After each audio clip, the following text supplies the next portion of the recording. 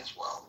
So if you do not want to be streamed live, I would say leave now. And the cool thing is the creators of this app, they created a button called Leave Quietly. It's in the upper right. You go ahead and press that button if you do not want your voice to be streamed. So, yeah, we stream rooms here. Yeah, stream rooms. Recording is amazing because then you can hold people accountable for the claims they make, and then there's proof later on, and you don't have to take people's word for it. Just saying. I'm a bit of a salty girl today. What made you salty? Talk about it. No, I'm in violation of a rule, so no, I'm just salty. No, I'm giving you permission to just kind of mention it real quick.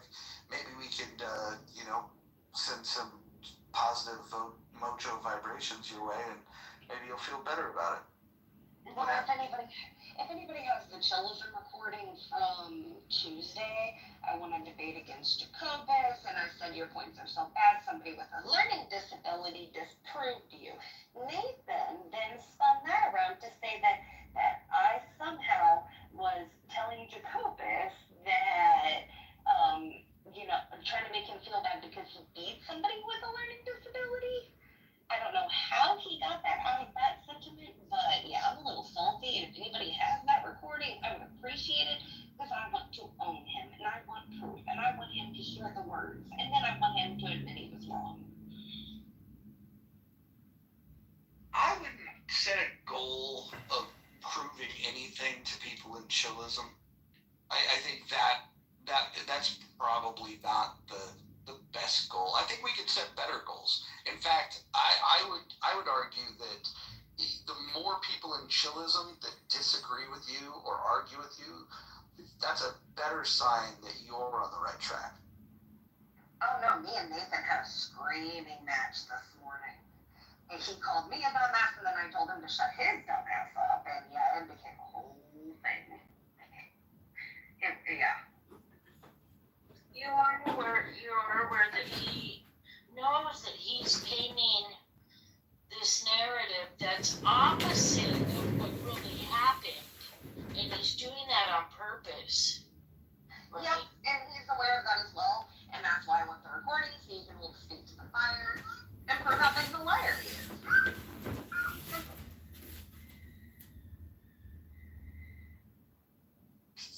Is anyone in here familiar with Robert's Rules of Order? Anyone? Yeah, so in Robert's Rules, you can propose to suspend the rules, and then we bring it to a vote, and then if we vote to suspend the rules, we can do that. And so when it comes to any of the rules that we have, there's some that would be non-negotiable and not up for changing, like the threats of violence or the doxing.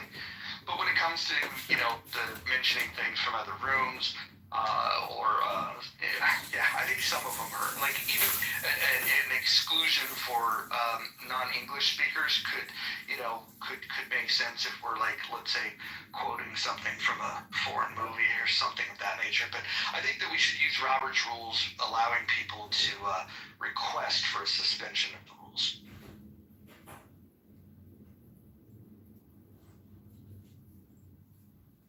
Hey.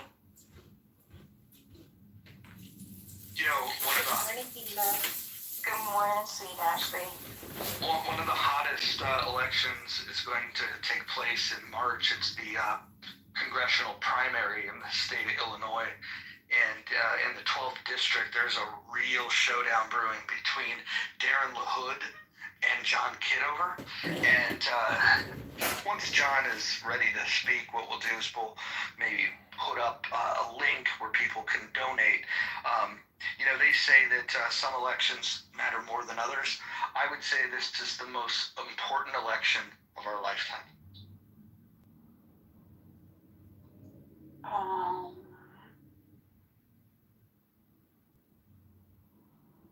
Oh, good suggestion. Can we get LaHood in the room? Well, here's what I would highly recommend is when we talk about these things and we're streaming it live, get a link of the YouTube live, because I doubt he's going to download this app. but send it over to his campaign. I'm sure you could reach out to, or he's got an operative right here. You could reach out to, if you look in the goo, you can see where it says Darren LaHood, U.S. Congress. Just go ahead and click on that person's profile and send them a back channel message with a link to the YouTube video, and maybe he can get it in the hands of the greater LaHood team. And we welcome discussion, debate. We will platform LaHood simply because we want to be fair and balanced in here. And while the creators of this house are unapologetically in support of John Kitover, we also believe in democracy, and so we want to hear from Darren LaHood. So if we can get Darren LaHood here, he would have a place here. Absolutely. I might even give him a mod badge.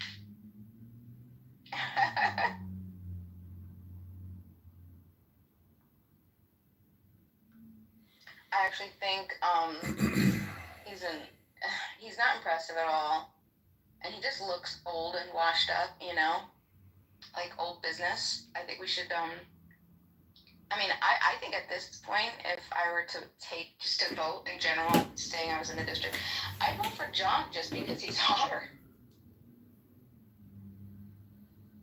Mentally and physically. So Bima, glad you're bringing up the aesthetics because it's important in these elections.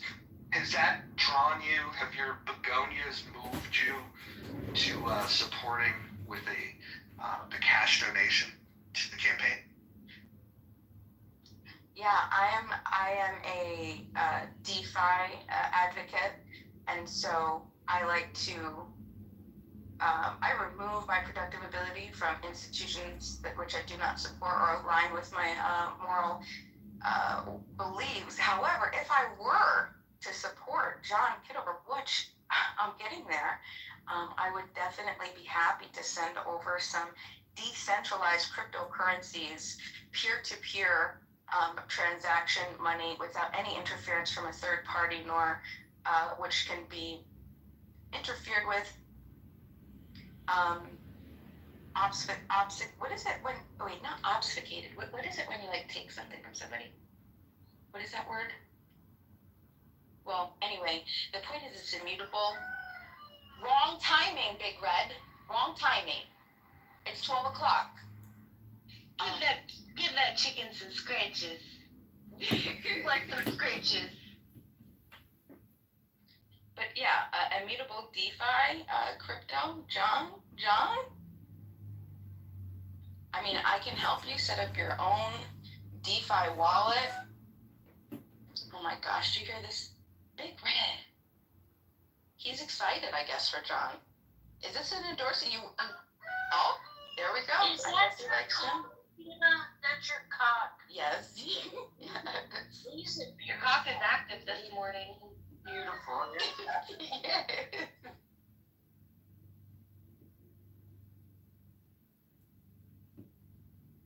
They're always active in the morning. Oh.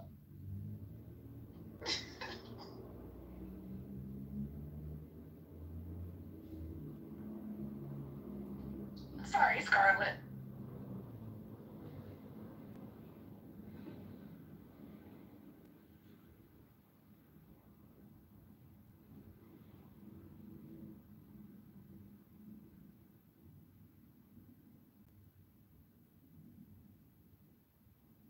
No, not obtain, Cindy. Is it obfuscate? It's not obfuscate. I can't say it. Obfuscate. No, what is it? That's probably not a thing, but it's the word when you take something from somebody, and it starts with an O. Not obstruct. Jeez. I agree, Cindy. Any points? Yeah. Any suggestions? Cindy's very passionate about my existence on the app, and I'm very flattered.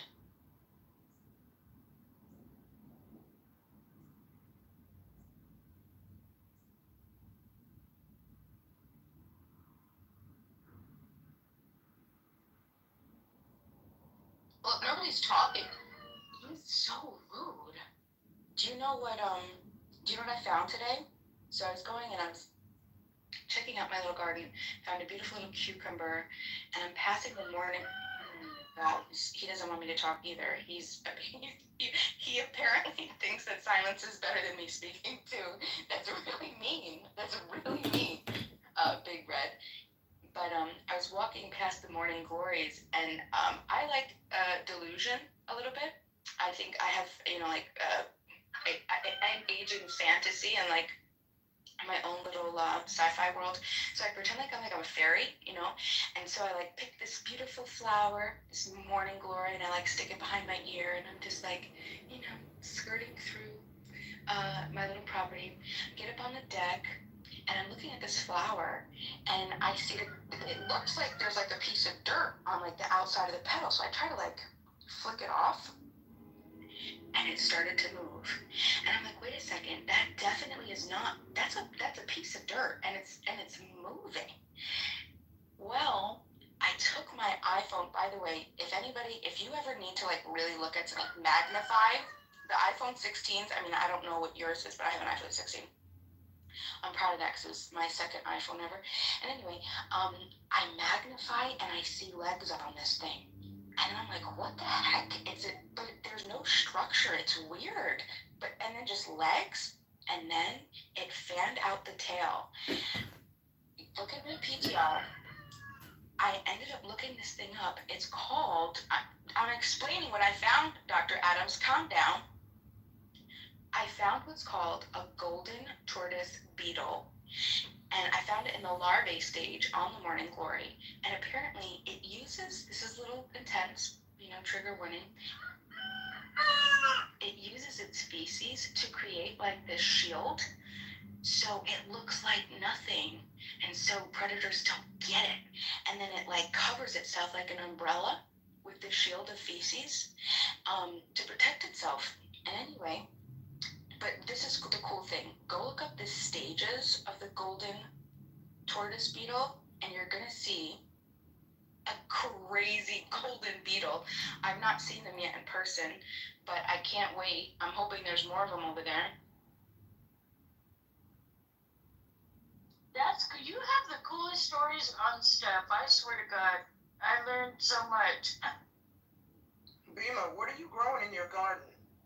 I do a little gardening too, so I'm just curious. You grow what, mostly flowers, herbs, fruits, and vegetables? Yes, all the things. Right now, I only have tomatoes, cucumbers, green beans, pumpkin, garlic, corn. That's it for that. Only. I love how you got only. Girl, that sounds nice. Pumpkins too? Nice. Peppers, very nice. And I'm also starting to do edible landscaping. If anyone has any recommendations, like, echinacea, yarrow, all things, burdock root, things that I can use, please send me these recommendations. Where do you buy your seeds from, if you don't mind me asking? Is there a website you can recommend? I do have a website, but I also... I am under the tutelage of one of the most amazing anthropologists and organic farmers in the world right now, and he has a movement known as the food justice movement. And he has his own seed bank, which I'm talking, these are heirloom and organic. Heirloom meaning these seeds have not been changed in any way, and sometimes for hundreds or even thousands of years. So they're very expensive seeds, very, very expensive. And he has the seed bank. And that's usually where I source. My chef, Jaffe Kabuli, is where I get my seeds. And if Mojo and the team would like, we could probably get Chef Kabuli to come on in and give a little lecture, one of his lectures. If you check out my bio, and you guys could ask him questions and engage yourself. But if you check out my bio, there's a website there. Right now, he's doing a tour. He just spoke at the UN conference. He was invited to the UN food summit. He spoke there, honorary guest.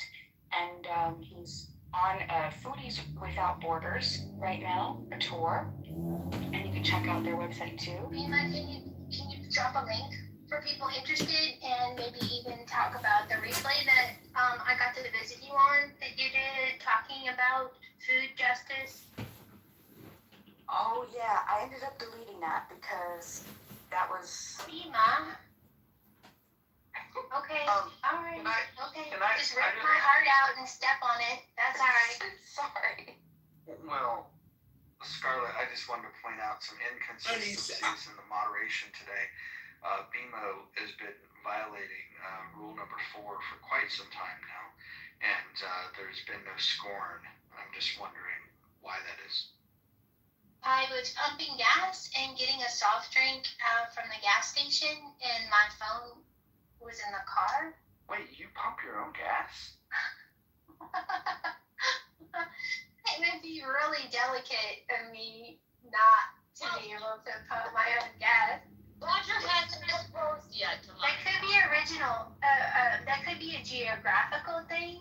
I know there's some parts of the country where even men are not allowed to pump their own gas, which I think is kind of strange, but Yeah, in Oregon, they pump the gas for you, but isn't that strange? But Scarlett, I just want to say this. If given the opportunity, I would love to pump your gas. Roger, Okay. excuse me, I'm so sorry, Monica. Roger, you need to propose marriage first. To pump gas? Like, what are you talking about, Chris? You are very well capable of taking care of Monica, and now it's time for you to propose. We're done with this whole like romantic flirtation thing. There is no romance. There is no flirtation. Just mutual respect among the moderation team of the Mojo Positive Vibration Experience. Perfect start for a marriage. Well, sometimes it may sound like it's something more than that, and I can understand how people get confused, but don't confuse my respect and admiration with anything more. She's a lady; should be treated as such. Can we normalize men pumping gas? Because I think that's the greatest thing that has been lost in this society is women having to pump their own gas. 100%. I never have to pump my own gas, honey. You must be in Jersey. No, California, my husband pumps my gas. I only get out of it when You know, I heard Don has a superior gas pumper. I only pump my own gas. You know, it could be a pride thing. You know, some people stop at the first pump, but you know, some people know that you can fit a little more gas in there if you like, you know. So Scarlett, let me just say You gotta this. twist it and shake it a little bit. Scarlett, let me say this. I would not stop at one pump. darling. Am I to be mistaken, or was that an innuendo? not for me. I don't do those things. No, we were talking about pumping gas. For those of you that have your minds in the gutter, you guys need to. That's a you problem. I'm gonna go and take a cold bath. Sorry. Mojo gets around apparently. Some people wake up with a full tank every morning. Oh. Damn. And others with an empty tank.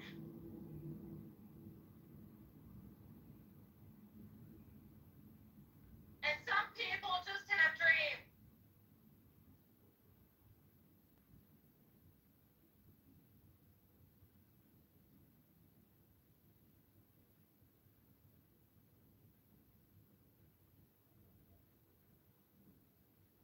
Bima, do you know how to keep Bill alive? Because mine always dies. Did you say Bills? Bill, as in D as in Delta. Bill as in Oh, Dill. No, I don't have any experience with that. Okay. I wish I did, but Chef very well though. Scarlett, do you have a large tank? What is the average tank? I don't know. I just know that some tanks are a little smaller and it requires less to fill them up, and then others have larger tanks and it requires more to fill them up. Like I was a Highlander, so Can I please direct everyone to my PTR to check out the larvae stage of the golden tortoise beetle? And you can see the umbrella, that umbrella of crap, he curls it over himself like an umbrella. Isn't that crazy? It's fanned out right now. I waited for him to open up, but isn't that crazy? That's so cool.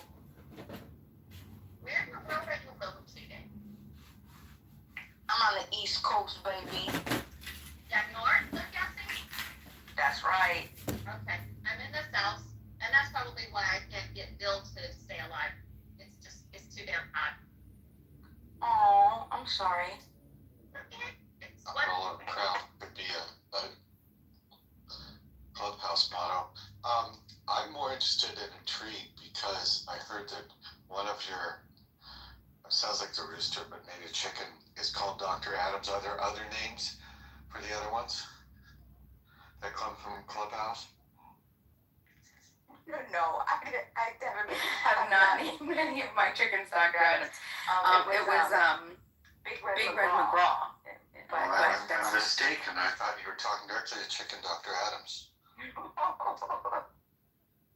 So you have a big red cock in your backyard.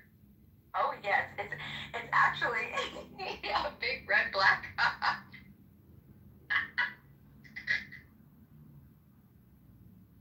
Because he's a black copper moran.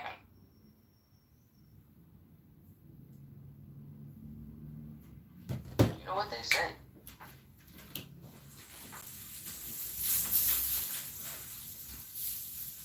If anyone wants to exchange eggs, I would like to, put this forth as an Agora type-esque opportunity. If anyone wants to exchange chicken eggs, I'd be happy to do that.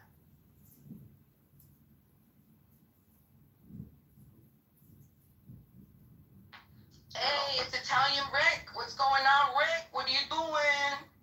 Oh, God. Hey, what's up? What's up with you? Bada bing, bada boom. Everything's fine. Today it's Fed Agosto, and it's a holiday. Nobody's working, not even the hospitals. How did this happen?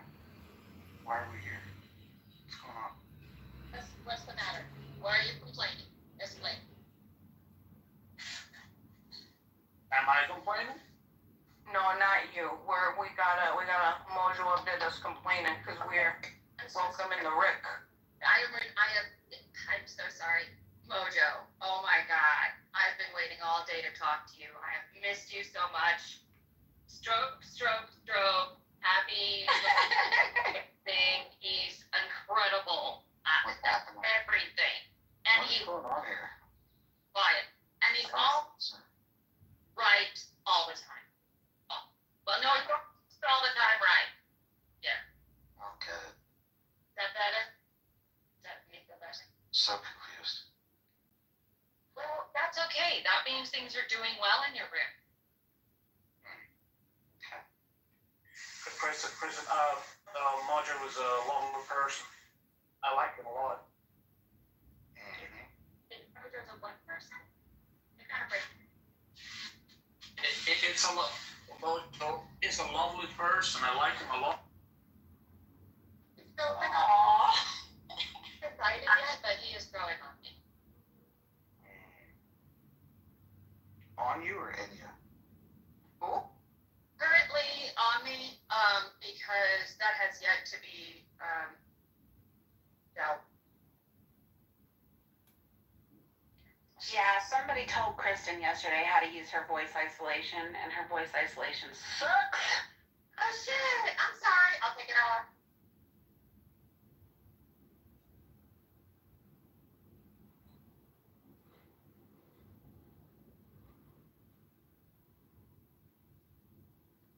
I like how we woke up to a really chill room, and then others woke up and joined the room, and it was less chill, and now we're back to chill. There's like this up and down vibe that we have here. Do you like the old up and down? I do like the up and down. Dippity, is this any better? So much better. All right, cool. So back to flirting with Mojo because he needs some today, and it is Friday, and so he needs more. Oh my God, that scarf is amazing. Where did you get it? I want to touch it. Man, I don't do compliments well. Well, practice. I would like to bring attention to the 31 votes for the poll that we have above. Brought us to a grand total of 103%. So, way to go. You guys are overachieving in these polls. I like being part of the gay ones.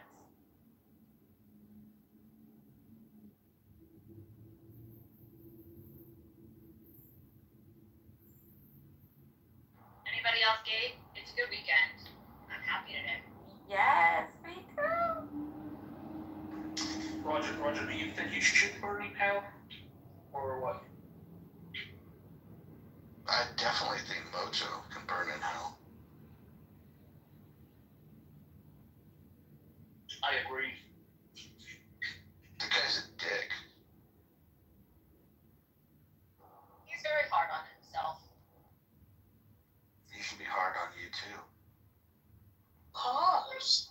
I mean, that's cool. That sounds interesting. Yeah. I mean, you kind of have a competitor. I may be visiting Bima in her backyard. You gonna visit her backyard? Yeah, she's got a big black cock back there. Thought it was red. I think it's multi-colored. Yes, see, she knows. She pays attention. Kristen, Yeah. Kristen, you're a racist. Why is that, darling? Because you see color. Oh, okay. What color are you, dear? I think I exist outside of this construct of colors. It's more like a vibration. So you're mixed. You're biracial. Okay. I kind of consider myself more peachish pink on that kind of color scale, but people usually categorize me into white.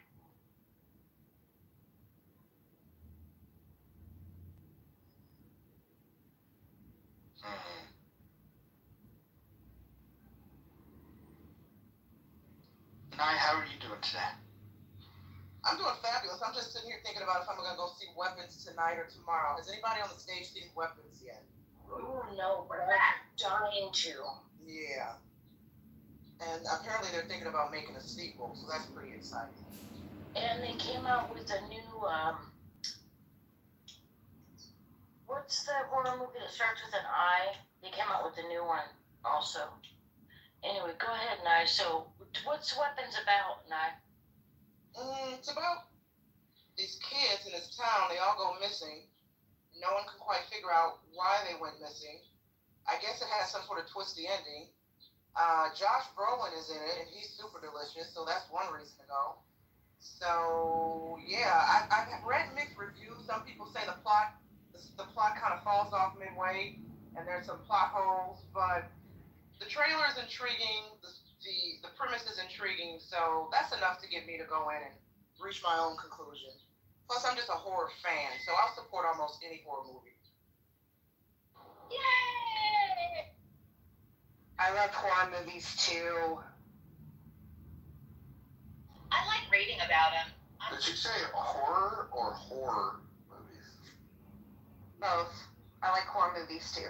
I was wondering if somebody was going to comment, but I'm glad you did, Mojo. Your mind is exactly where it needs to be. On Monica? Absolutely. So will you guys come visit me in Italy or not?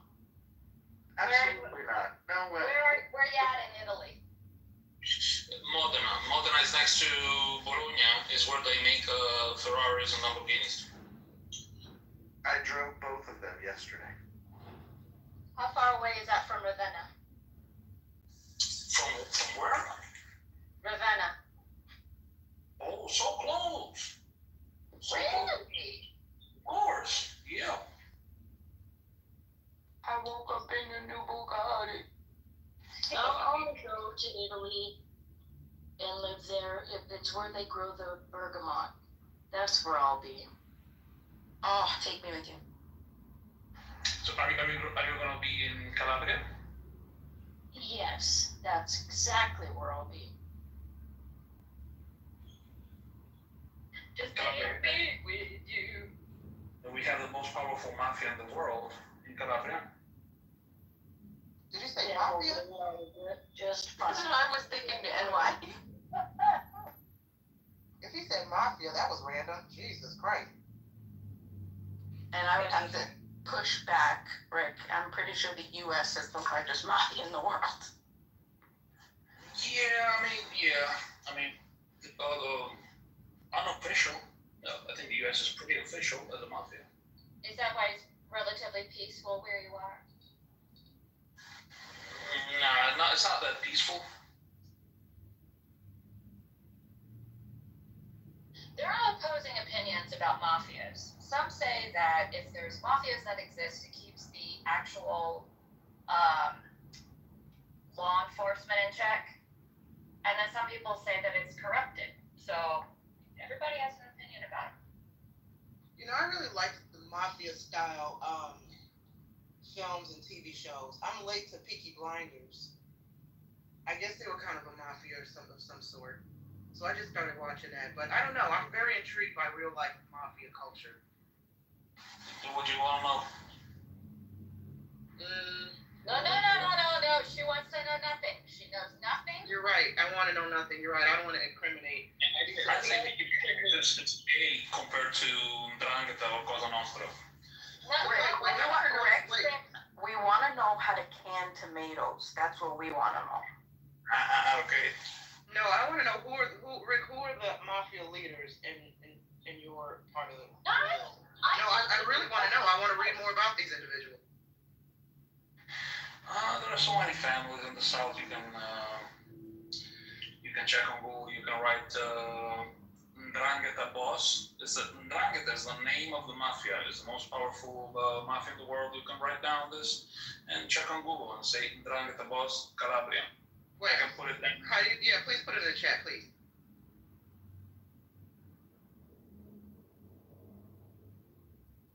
That's where I'll be.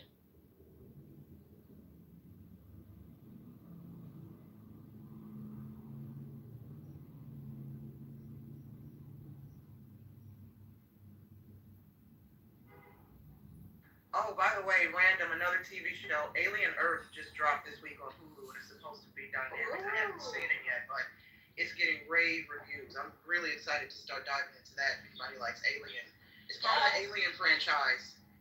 Like aliens and like an ancient alien thing, or no, like Sigourney Weaver, the Alien movies. Oh shit! No, thank you. I'll read about it though. It's awesome.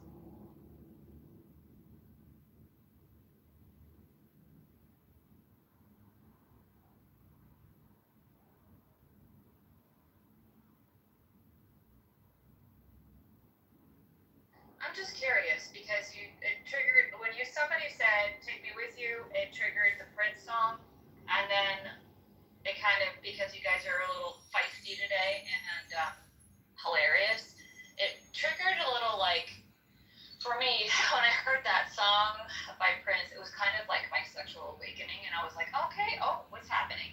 And I'm just kind of curious. Anybody else? What was your song that you're like, oh no, what's going on? I'm no longer a kid. Pop That Pussy by 2 Live Crew. Oh my god, are you serious? Ah! That's when the innocence was lost. That was a rough awakening, man.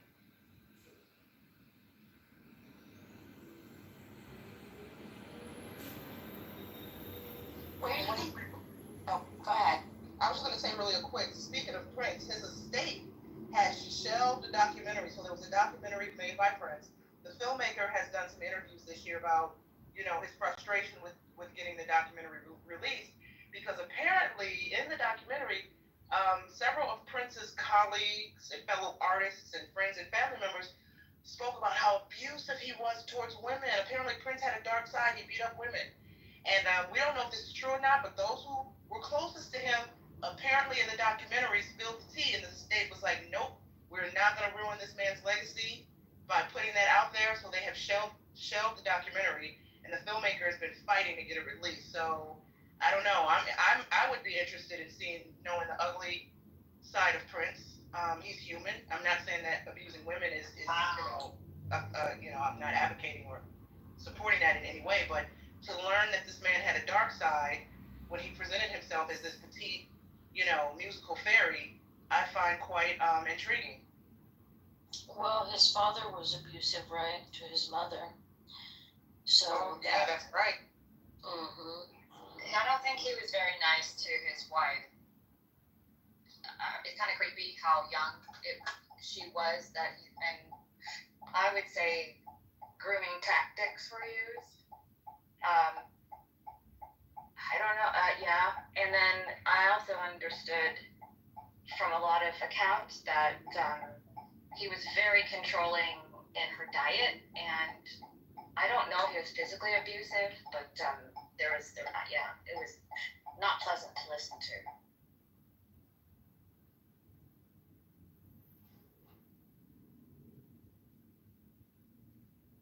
Rick, thanks for that link, Rick. So my nephew's uncle on the other side is dating Apollonia. So we'll have to ask Apollonia. We'll ask her.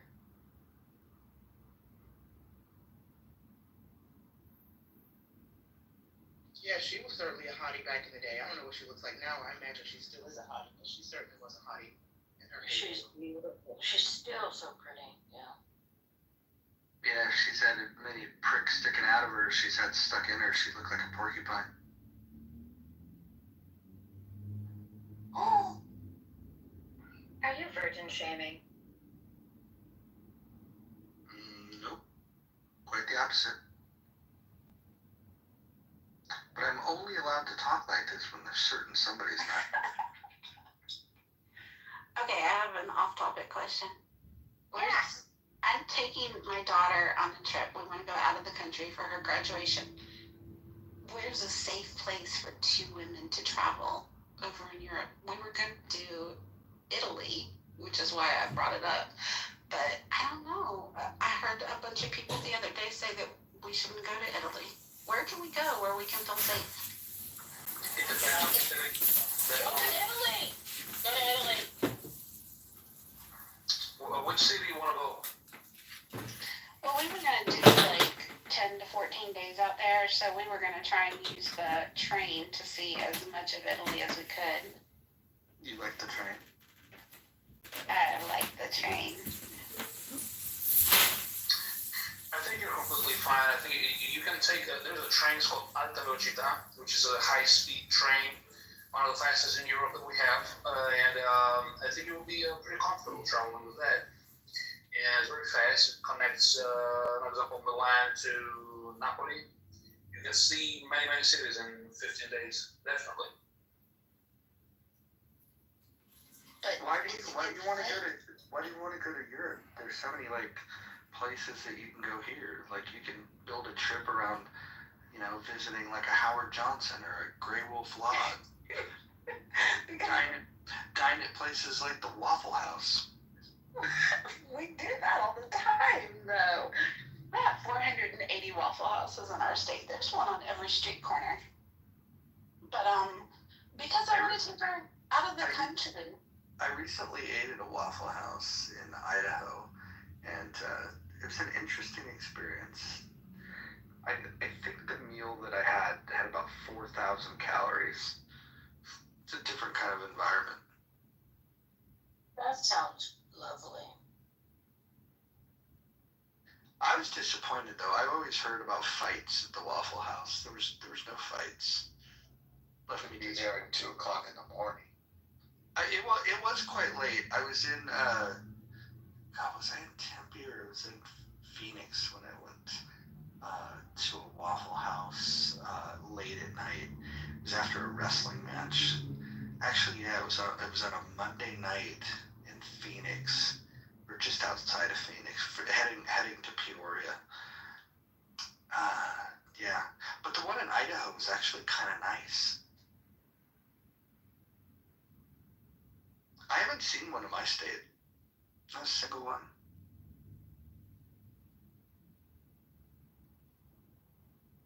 David, where's there a Waffle House around here?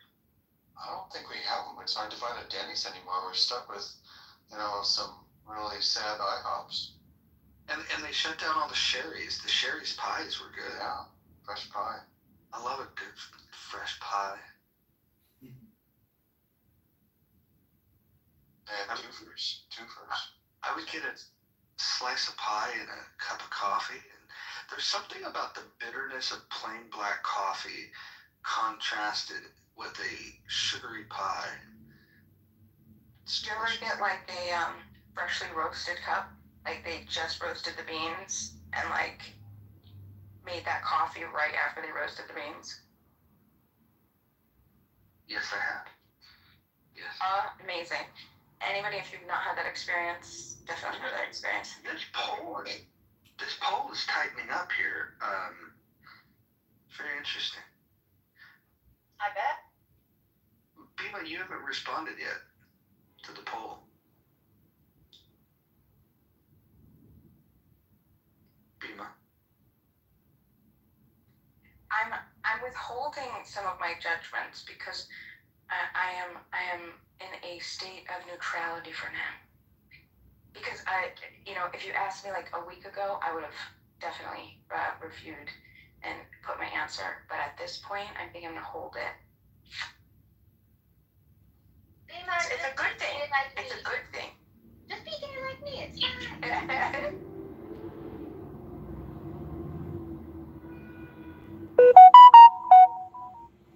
Speaking of coffee, you know what else is really good with coffee? And this is something that I learned about, like these cottage laws, right? So when I went to Texas, I'm from the East Coast. Texas, whole different experience. I had like legitimate culture shock, okay, in the best way. It was just, I love the state of Texas. And so, because, I'm a lowly, poor, impoverished, I didn't graduate high school. I have no education, barely read. I do I was doing food deliveries. And would you know that I got my first order? Well, it was the first order among a bunch of orders that brought me to like this person's house for pickup. Normally you pick up at a restaurant.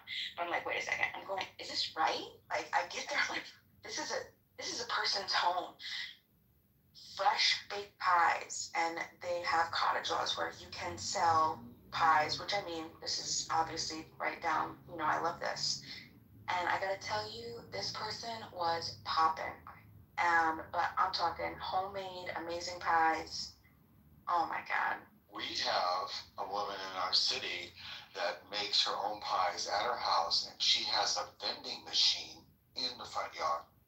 And you can buy that pie fresh out of the vending machine. That's amazing. My mother makes pies, homemade, everything, and they are so good.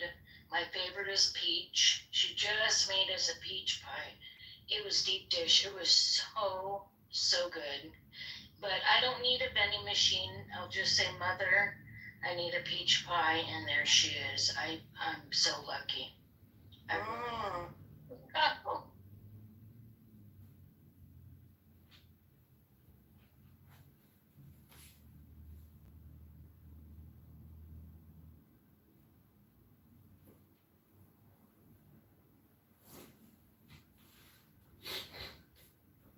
Now you guys are making me want to go get the stuff to make a pie.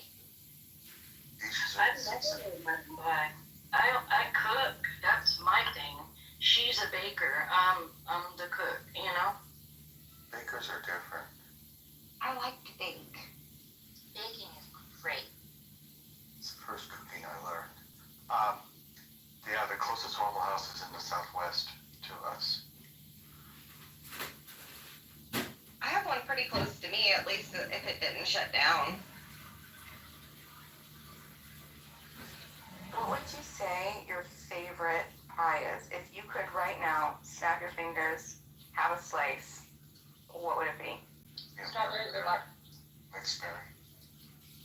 If it magically didn't have pumpkin, I love pumpkin pie. I know, basic white girl, but I love pumpkin pie. Pumpkin's good. I like key lime pie a lot. Oh, It has to have a graham cracker crust. Is this good? Oh, so good. Is cheesecake its own thing, or would you consider it a pie? No, cheesecake and cake. It's okay. I've got cheesecakes all day right now. Got New York cheesecake. It's You guys are making it very hard to stick to a diet. I've been very strict lately.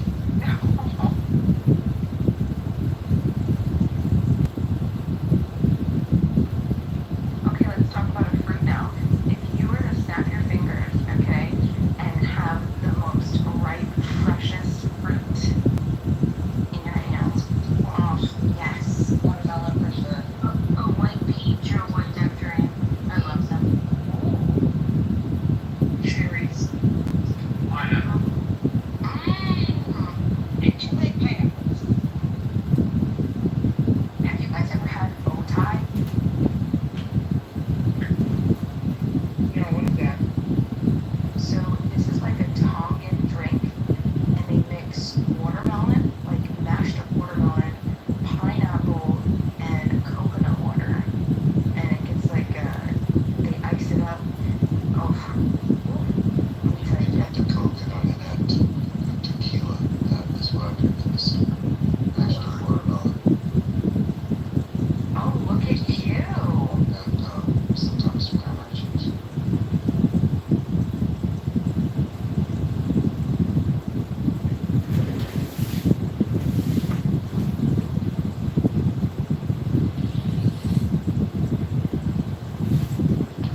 I don't want to deviate from the subject. I'm just curious because if I don't ask now, I'll forget. Friday, ADHD brain needs more coffee. Does anybody know of a device that you put under a car door so that it doesn't leave a dent into somebody else's car? Parking lot. This is a party's already parked every night in a garage. Yeah, I parked in the garage, and it's pretty good, but most of the Atlanta parking lots just suck. Any there nothing. The space is smaller too. But there's everything from boat bumpers to just Google it. There's a million cars. Yeah, I know, but I'm not often for my shopping. That's why I'm asking if there's only I just choose another parking place. That's why I asked if it was free. Yeah, I can't do that either, but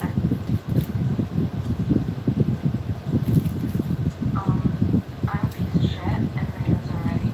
When I was younger, I was even a worse piece of shit. And I had bought this car, and I was so obsessed with this car. And I hated when people would park next to me. And so I took a corner parking spot, and I would park at an angle. I was that horrible individual because I was so tired of people disrespecting my space. And I never got any dents. I got a lot of shit for it, but I never got any dents. I'm in a class joint, so I can't do nothing nefarious.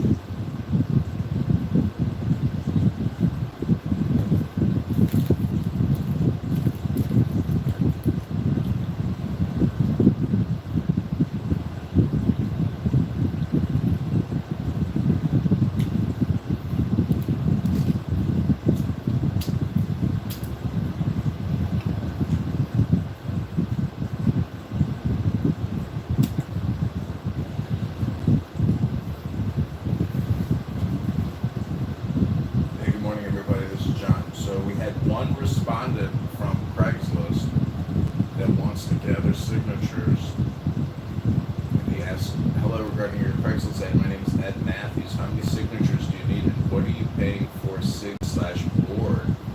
I told him 15 an hour, which is not a lot. A lot of people want $15 a signature, but we'll see what we can organize and convince him to work as experience with this matters. When I ran for committee person, I met a professional signature gatherer who for 20 years has been getting judges on the bench. He charges 15 to 35 a signature. But we are live, and we're live on X, we're live on Clubhouse. Welcome to the Mojo Experience, a super positive vibration. And we're live.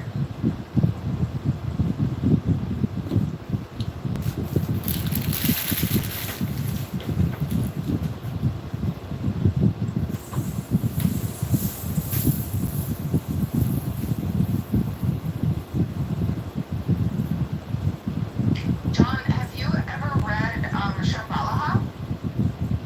No. I love you so much. What is it, John? Oh, I'm reading it right now. I got it out of the archive.com, or I think the archive.org, so it's free. Anybody can check it out if you want.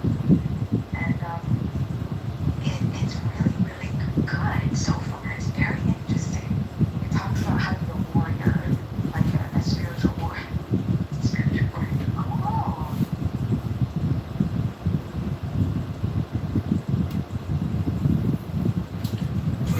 I feel like this campaign needs more strength, so I just want to quickly read something about strength if everybody can concur or agree that they want to hear something about strength.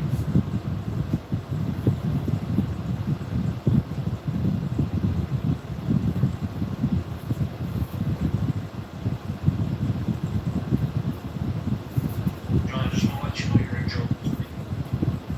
Oh, that's okay.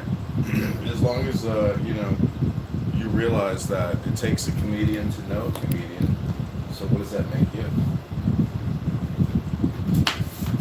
I will be a perfect politician.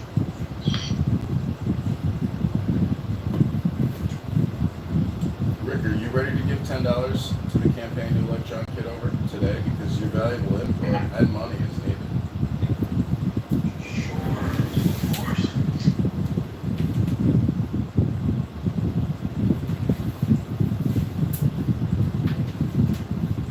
Well, thanks, Rick. I hope together we can change the world and make it a more peaceful place for everyone, with no terrorism, no hate speech, and absolutely no trolling on the internet. John, how can you even think that you can scam an Italian? It's our job, not his. How can you think that?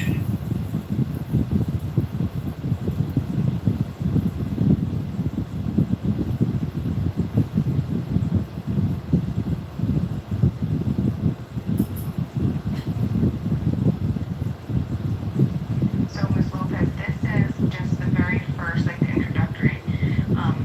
So the index, so you could get an idea. Let's see. The index has how to be a warrior, creating an enlightened society, discovering basic goodness, the genuine heart of sadness, fear and fearlessness, synchronizing mind and body, the dawn of the great eastern sun. So you get the idea. And so the very first little intro paragraph is the Shambhala teachings are found on the premise that there is basic human wisdom that can help solve the world's problems. This wisdom does not belong to any one culture or religion, nor does it come only from the West or the East. Rather, it is a tradition of human warriorship that has existed in many cultures, many times throughout history. So exciting.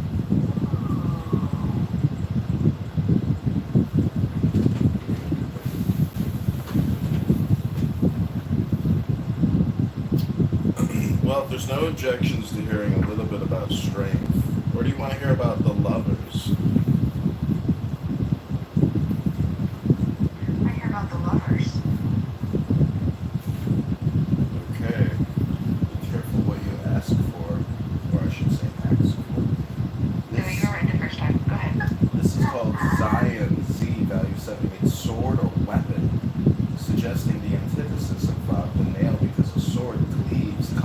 divides and separates.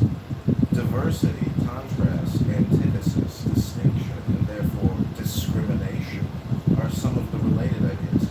Discrimination implies nice perception, acuteness, sharpness like sword's edge, sagacity, and so on. Smelling is the sense attributed to Zion in the Book of Formation. The sense of smell has always been associated with keen perception and sagacity. An old Kabbalistic maxim says, properties are discerned by the nose. Our everyday speech has a number of phrases like smell out to suggest approach to truth. East above, the direction assigned to Zion is the line bounding the eastern side of the top of the cube of space and joining the top face above Mercury to the eastern face, East Venus. This line, however, joins the top of the vertical line northeast Emperor to the top of the vertical line southeast Hierophant. The combination of east and above suggests the working together of the subconscious power of creative imagination and the self-conscious power of acute discrimination. Gemini, the twins, is the zodiacal sign attributed to Zion. The name of this sign suggests duality, division, and other ideas related to the meaning of the letter. It is difficult to tell twins apart, and to do so requires nice discrimination. Gemini is ruled by Mercury, Kitover the magician, sometimes personified in Egyptian mythology as the jackal-headed Anubis, representing discernment and sagacity because the jackal's keen smell of smell. Gemini governs the lungs, collarbones, shoulders, arms, and hands, all in pairs. Gemini people are said to be given to inquiry, investigation, and experimentation. They often engage in mental pursuits.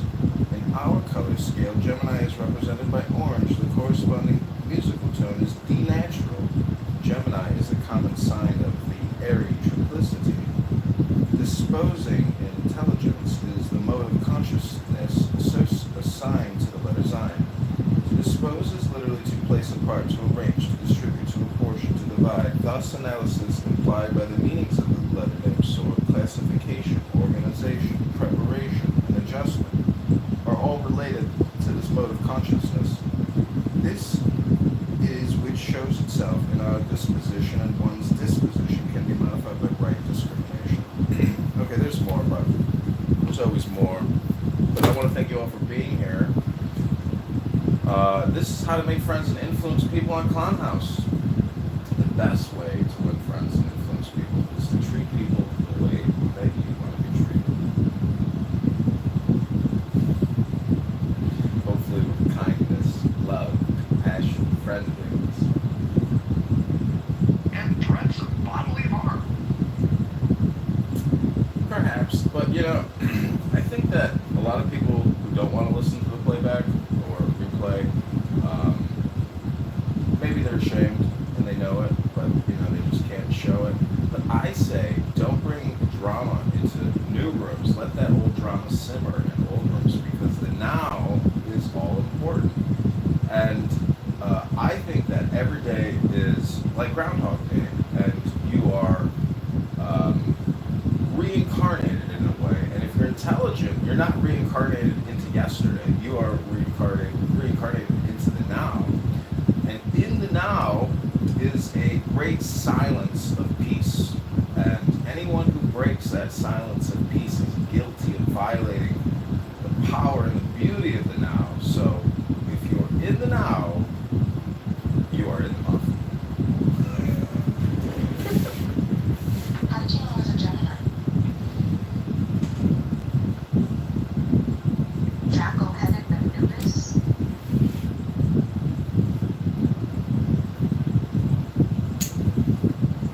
John, did you hear or did you see the thing I tweeted to Karen?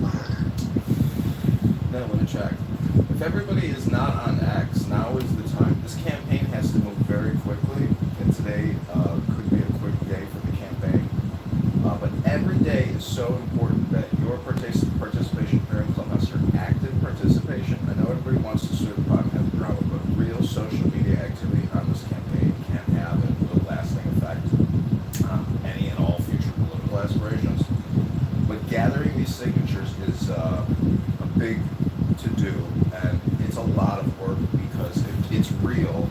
And I don't know if anyone here has ever gathered signatures, but to get someone to even put their name, their address, and sign is very difficult. Most people literally scribble, and when you go to the challenges, you realize very quickly how horrible people's mark is at their signature, and therefore, it's a time-consuming task to actually capture a valid signature that doesn't get rejected by a challenge. So there's a huge time component to getting these signatures, and the people who gather the signatures, if they're unprofessional, and generally they are because they're being paid very little, they don't give a shit what you fill out, and so that's part of the training piece in getting individuals motivated, that their direct work and focus there can help this campaign get on the primary. So those are my thoughts. And Bima, I didn't know you were John.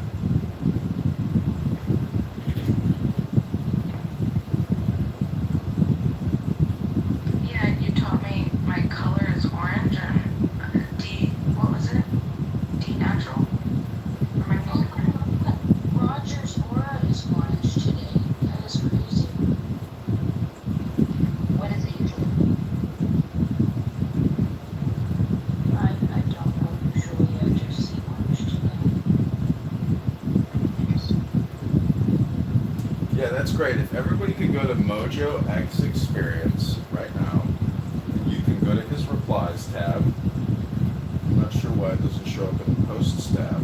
But you may want to post something to the actual profile as opposed to just reply Mojo, and then maybe even do a Grok query. Say, hey, ask Grok, say, hey Grok, why should I vote for candidate Congressman John Kitover versus Rhino vaccinologist, gun grabber, something like that. And that type of content with Grok gets a lot of views. And if everybody in the room has an X account, you can retweet it and tag or. Can you put the link up there for the Mojo experience? Sure. Mojo, do you want to pin your X account to the top of the room?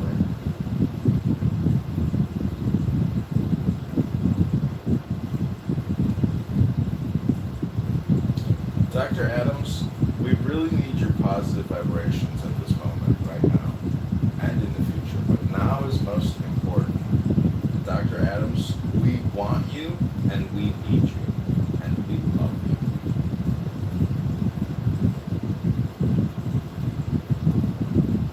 But that's okay, Dr. Adams. By playing the opposition when the opposition won't even talk to me, you're still one of the best solutions to this quagmire, which is how do we get press and how do we get signatures. So Dr. Adams, even though I'm roasting you, I want you to know it's true.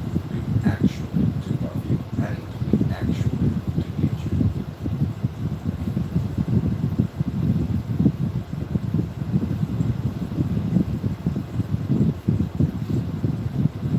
So this is what Thomas Massey's going through. 4 hours ago, he posted that next 3 billionaires posing as MAGA, Kentucky, just released a poll that claimed their smear campaign against me is eroding my job approval rating. The pollster is notoriously inaccurate, but this helps them advance a false narrative. Will you help fight back? Secure.thomasmassey.com/donate. And an image of MAGA Kentucky's advertising campaign has turned Thomas Massey's polling numbers upside down, leaving him exposed and extremely vulnerable in the Republican primary election for Congress. So, see how negative publicity, negative press, you can turn it around upside down and use it in your media to generate contributions. Well, I may be trying to do the same thing here at Clownhouse. For example, Abby, well, actually, we can't talk about the former rooms that take us out of it now, so let's just learn how to make friends and influence people here at Clownhouse right now. I tried to add, I didn't hear Ryan respond to ask if we could get this X profile. I just tried to add it, it's not appearing. I don't know what's going on. I don't know if y'all can click on that link above, nor can I even remove it, because I don't think it's gonna take me to the page, but I tried to. Yeah, it takes you to his X account. It does. Okay, perfect, okay.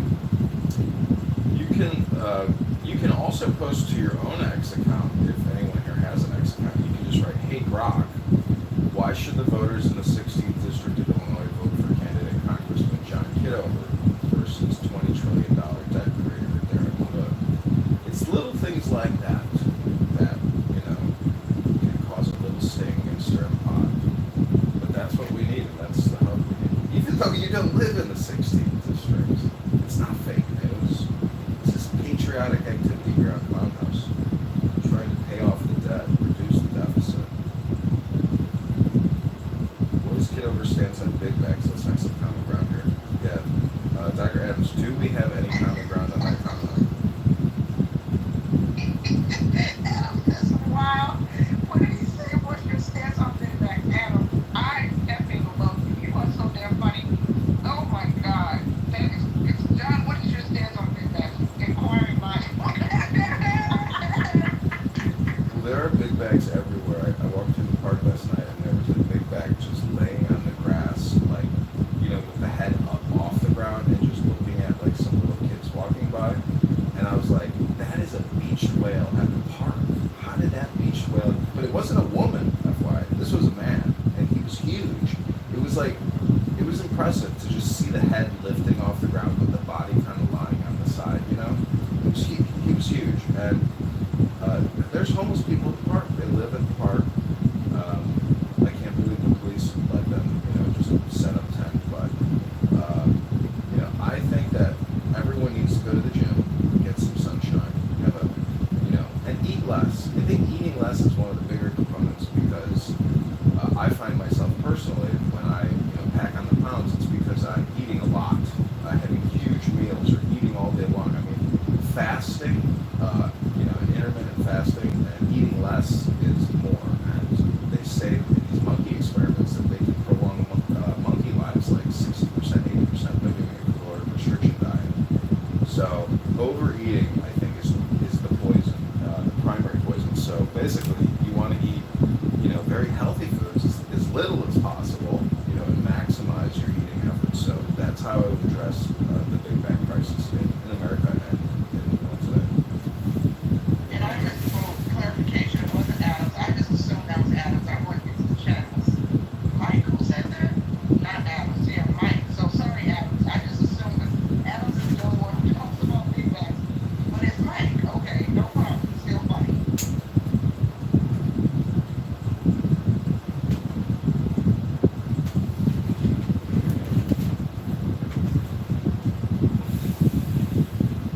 And Ro, it's good to see you back in the room. And I just want to remind you of the house rules about not breaking in prior drama from other rooms. So in that way of being in the now, all of my recordings are actually compressed in the now, but exterior on YouTube, if that makes any sense. Or Instagram.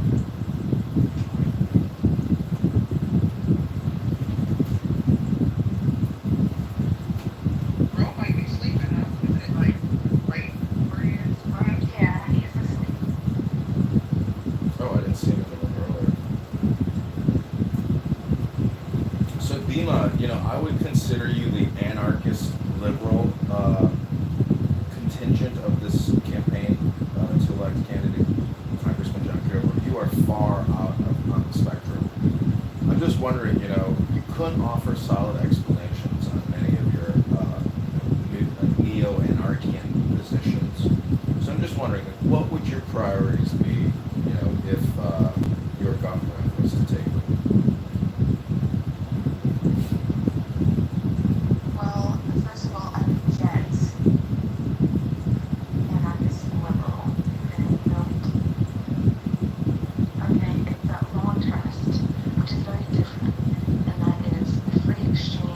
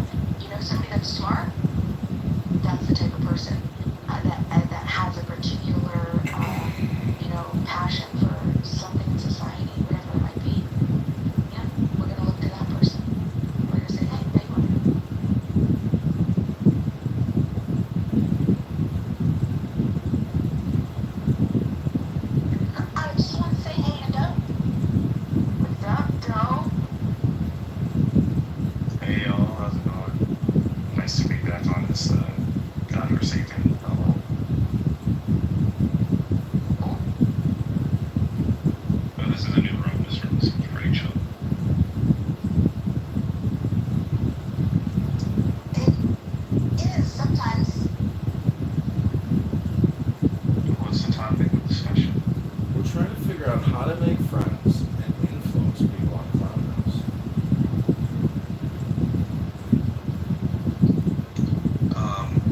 Why exactly would we need to do that? Because I'm running for Congress and we need as much social media digital support as possible, from campaign strategists to AI strategists like Dr. Adams there posing as an aide to the Darren Lemon campaign. What are you prepared to do for freedom today? How are you going to make a change right now, Doug? Oh boy. Well, are you seriously running for Congress? That's right. We're running for Congress, and today we have our first campaign signature vote gatherer to put together petitions and ballots so we can get in the March primary. Which district are you? 16th Congressional District of Illinois. Rockford, Peoria, Bloomington, Normal, Illinois. And I'm assuming GOP. That's right. Abraham Lincoln's Liberty Party of Freedom for the African American people of the United States of America.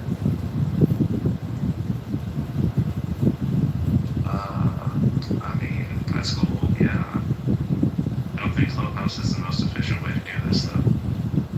Well, we're taking the message to the masses on X and YouTube right now. Some of the comments on YouTube for today: why all the phones? Look, everyone, it's a homosexual. That was an actual comment today. So that account's called Staying Off the Grid. So I have a question for Ashley. Have you seen the new Battlefield 6? It looks so good. Go watch the trailer on YouTube. Go watch the trailer on YouTube right now, dude. It looks sick. I'm literally in the process of buying a PC this weekend just so I can get Battlefield 6 myself. And then we're watching some Call of Duty zombies together. Yes, 100%. That's Warfare, obviously, but you gotta watch the trailer for Battlefield 6, Ashley. You're gonna see yourself. That shit looks amazing. Oh, I'm gonna go watch it right now.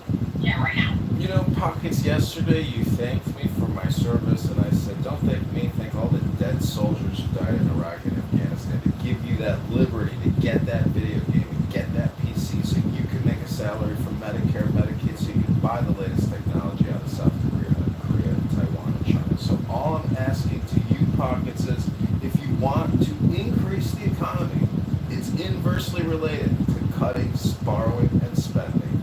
And therefore, you need to stop the spending, Pockets. We're in a state of austerity.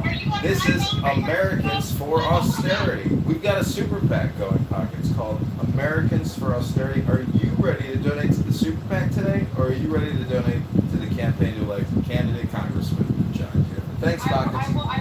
I will when you get rid of that iPhone. 100%. I'm gonna sign up for the free beta right now. Yes, do it. I'll stream it in the Discord even though I'm not supporting to listen because Nathan's a liar. I will be watching. It's literally gonna ruin camping for all campers.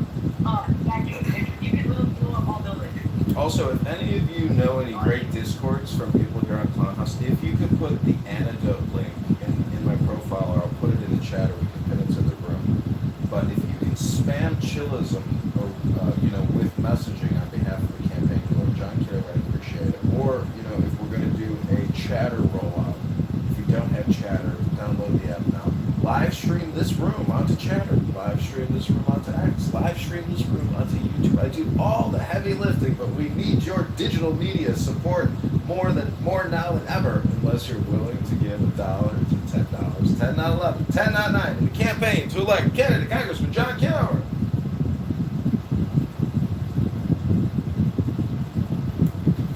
John, I have a question.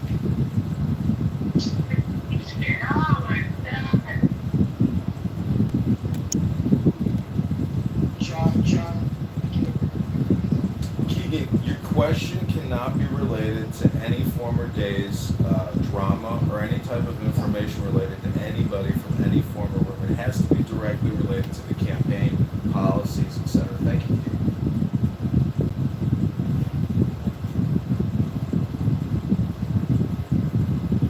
Okay.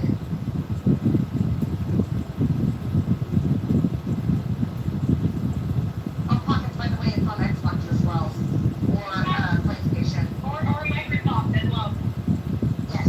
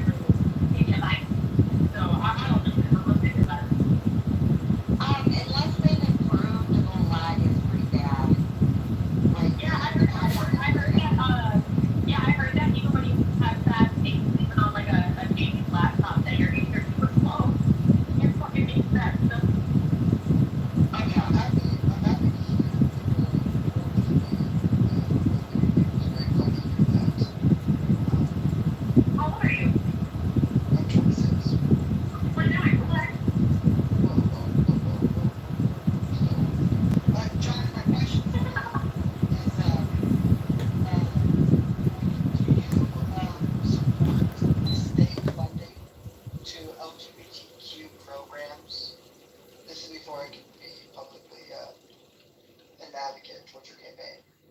No, absolutely not.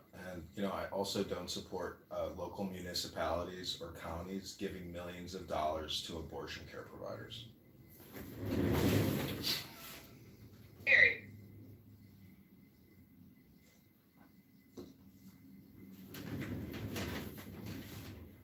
So I hope I knocked out 2 home runs for you there, Keegan. Any other questions you want to ask? As of right now, no. As of right now, you have my full support. See, it's wonderful when principles are aligned. So Keegan just let us know his particular position. See, what's unfortunate is sometimes the state and politicians will take your tax dollars, theft, and then put it towards things that are against your moral compass. And that's not nice, and that's not fair. So if we just go with John Kitover, just take the funding and bring it back and put it in the hands, the direct agency of individuals, how can you fight with that? Your moral principles will stay intact, and you'll be able to wake up and live a great life every day. Thank you for that, Bima. Okay, so we're gonna transition this show, this morning retinue. We are apparently not repeating the same cycle as the past 3 to 4 days. The tornado has blown out of Oklahoma City, and it looks like we have clear skies in the campaign to elect candidate Congressman John Kitover. I'm looking at a beautiful blue sky right now at the beach with the Lady Hawk, and we have a surprise guest here on the Lady Hawk at Montrose Beach. Give it up for Hakima. Hakima, come on over here. I got the clubhouse room going. Where you at? Hakima, come on over. Put that margarita down. Come on over here, Hakima. Yes, I got an extra bathing suit for you, Hakima. What happened? I said the tornado blew through while you were sleeping, John. Oh, that's good. I like to sleep during large storms. Let other people ride it out. I'm sleeping. Oh, I'm a spectator. I love watching that chaos. We need a topic. Definitely needed a topic, yes. Well, can I ask some questions for John, actually? Can I ask some questions for John? Oh, yeah. So, John, I'm looking at your website. So, what would you say you describe yourself as in terms of the current Republican Party? Like, which, I think it's bifurcating in certain senses. Not even bifurcating, like, there's like 4 separate categories. But would you describe yourself as more aligned with Trump and MAGA? Is that how you identify? Well, I do not identify fiscally or economically with the big, beautiful bill supporters. But I do support Trump's strength, his courage, his mercurial political, capabilities. He is, to me, an American hero. And he resisted what I would consider like a deep state Democrat attack, which is contradictory, to essentially our good sensibilities, our American way of doing things, fair, truthfully, transparently. So, but to me, the biggest issue that I have with the Republicans having, trying to get into Congress now and working in trying to become a committee person, is it's definitely the debt, borrowing and spending, and especially the 100 trillion in unfunded liabilities, but the 37 trillion of funded liabilities and spending 2 trillion more a year that we don't collect if we're collecting 5 trillion. If the Republicans aren't actually trying to set up a way to permanently cut our spending and our borrowing by having a balanced budget in that amendment or act, we won't just keep kicking the can down the road, and it doesn't matter who's in charge, whether it's Republicans or Democrats, because the debt is what's all important. But from a cultural perspective, the liberals and the Democrats and transgender mutilation and abortions and vaccines at large for a Wuhan virus made and funded by Dr. Fauci. We are living in clown world, and I gotta say, if you want to continue living in clown world, that's up to you. But in the campaign to elect candidate Congressman John Kitover, we are letting all the constituents in the 16th district know that Darren LaHood is a rhino vaccinologist, super debt creator who poses as a Republican, but he's not a Republican. His daddy's a Democrat, and he's a Democrat. And if you want to say the swamp or the deep state, he has a lot of seniority in Congress, and he supervises a lot of spending. And you can just do a comparison on Grok. If everybody here wants to do an exercise on how to determine how people vote, just ask Grok to do a comparison of Darren LaHood's open secrets and the HR acts and determine what percentage of his votes are attributable to his donors at Open Secrets. So we need you to take direct action today. And this is the hardest, most unbelievable thing is people will sit here and listen to me for hours, but like 1% of people will actually do any digital physical footprint, activity. So follow Darren LaHood on X right now. Follow John Kitover IL on X right now, and please help do some digital marketing operations for the campaign today. I hope that answers your question. Thanks, Doug.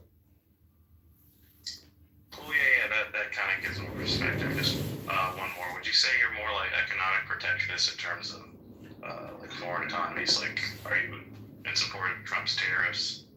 I think the following election with the GOP will be interesting because there's still the economic protection side that's been, kind of originated with Trump. And I think J.D. Vance would probably be the type of person to carry that on to the GOP when 10 years ago this would not be the norm at all. So would you say that's what you align with, or you're more, you're not as strict on that? It's a very simple answer. It's a variable solution or a smart contract. If it's smart to do it. If it's reciprocal and strategic to get new business markets open for U.S. corporations, we'll do it. But we don't want to get taken advantage of. And if we can't compete in their marketplace and they're dominating our marketplace, well, then maybe it makes sense to use some strategic, smart contracts to force an issue and come to some type of solution with, foreign governments and foreign manufacturers. I mean, that you do everything smartly and in a business way. Does that make sense? I get it. So you're just more pragmatic about it. That's what I got from that, at least. Yeah. Okay, that's cool. I don't know.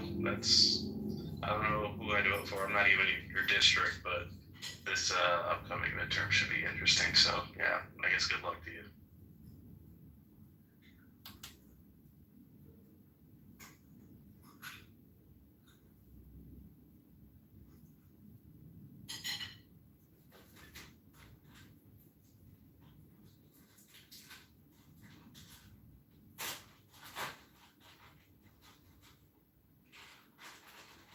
It's so funny, John. My dad and I were talking last night. I called him and I was like, dude, let's do a political ideology test together. And we're literally almost 96% the same with political ideology. But I asked him, one of the questions was, what is a good attribute that you want to have as president? And my dad literally said, I want our president to be feared. He was like, I want people to be scared as fuck of our president. He's like, that's the type of president I want, is one that people fear. And so I thought that was interesting when you were saying, you like Trump's courage and his, boldness and, type of stuff. Was, my father was just saying that he wants someone to be feared by the people. I thought that was amazing.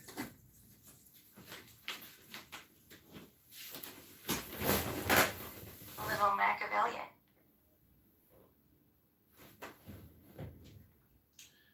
Big shout out to Mike as well. Thanks, Mike, for donating to the campaign to elect candidate Congressman Kitover. I know you and I have been talking on this app for many years now, and I've critiqued your public speaking. We've talked about communication, theory. I'm just wondering, Mike, why did you decide to give to the campaign to elect candidate Congressman John Kitover when you voted for Kamala Harris and J.D. Vance? How did I melt your heart, Mike? Oh gosh, I like you on a personal level. I think that you're a good human. I think you're smart.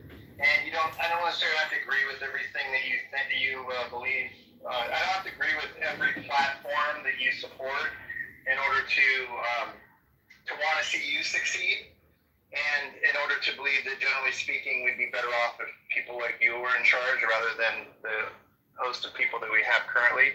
So, in short, I just don't need to fully agree with you on everything to want you to be successful. So, I donated to that for that reason.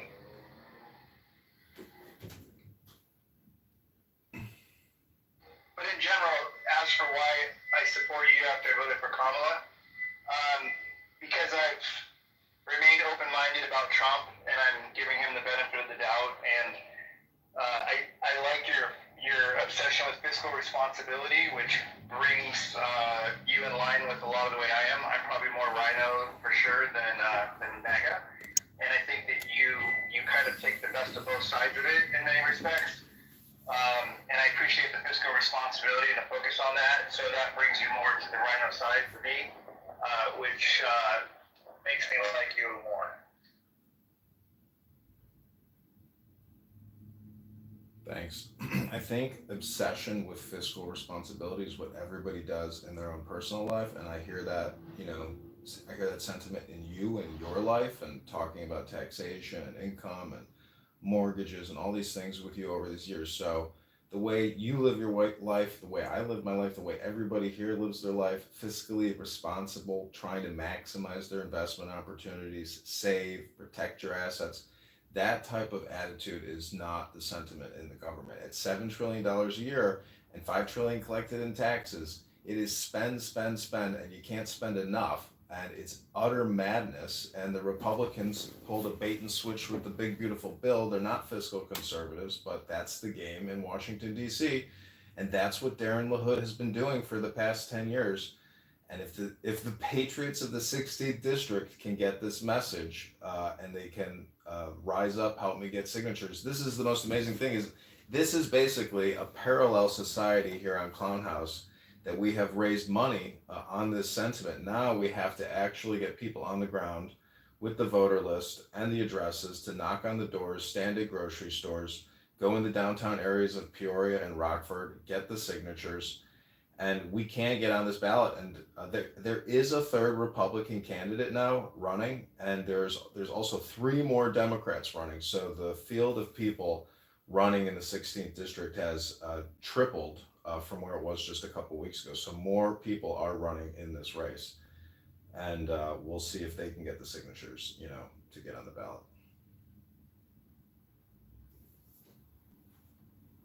The big beautiful bill, I never spent a long time looking at it.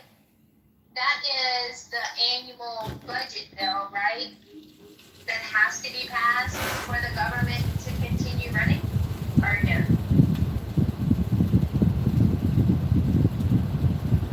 I have no idea.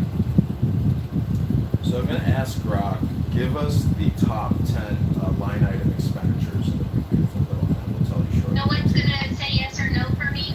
So Scarlett, so there's a different budget that happens after October 1st. It's basically, there's an actual budget act that was put in place in 1970. So you can't do any budget cuts, anything related to the budget until October 1st. So what you do is you implement all your raises first, like all the products, everything you're going to implement ahead of time with the big beautiful bill, and then you do the budget cuts after the fact during the full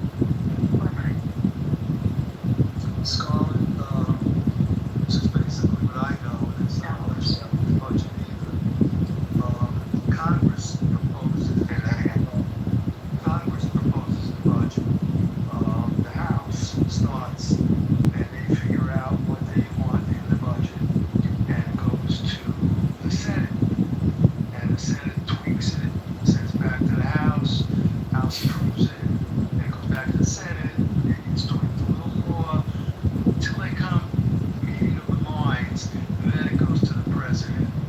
And if the president likes it, he'll sign it. And a lot of times presidents sign bills they're not crazy about certain aspects of it because they can't touch certain areas. Or if the president disapproves and sends it back, they're gonna fight again.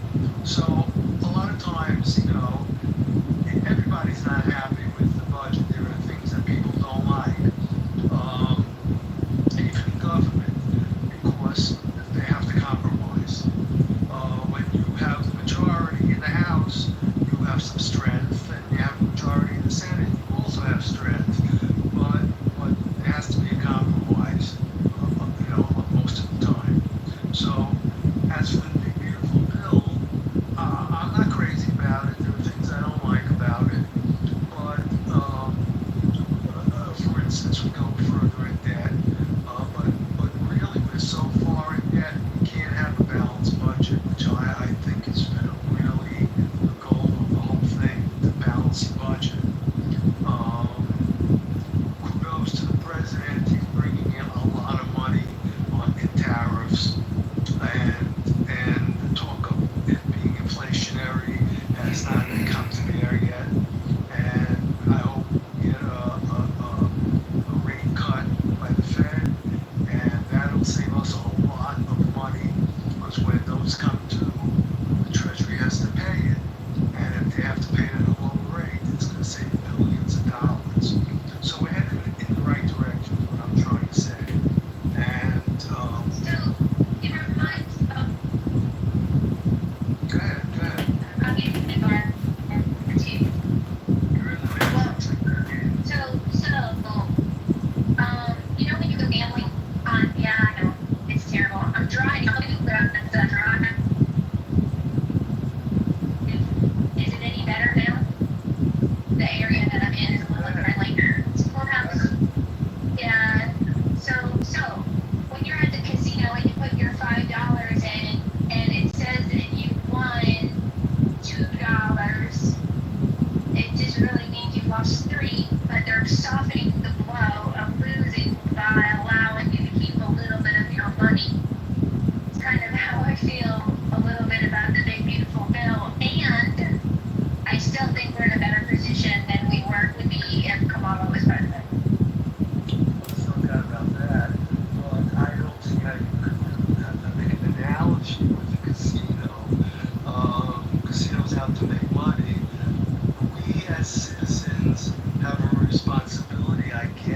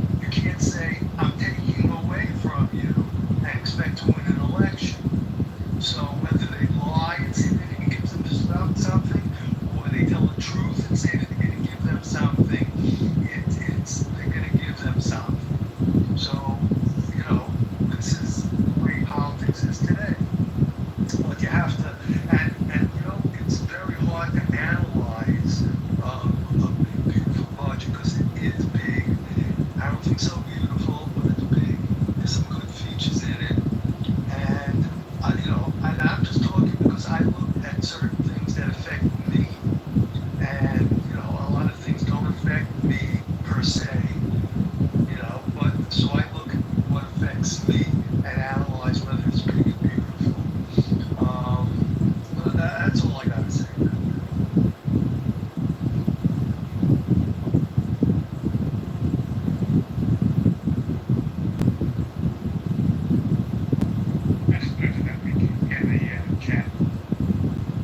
So, Jules, I actually think my gambling analogy is pretty good, considering what you just said.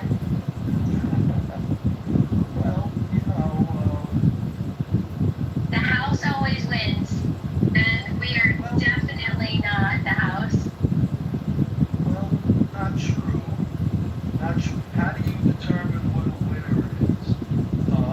Is it the tax you pay and what you get in return for the tax you pay? Is that a winner to you? Depends on the game that you're playing. Well, we're talking about, all right, well, I say that because half of Americans don't pay income taxes. So they're getting, Well, let's get more specific. The bottom 50% of Americans, bottom 50% of income earners, pay a total of 2.3% of all of the federal income taxes, or the top 50% pay 97.7% of all federal income taxes. I would say that we need to stop saying that we need to tax the rich more, and we need to open up an honest dialogue about taxing the poor more.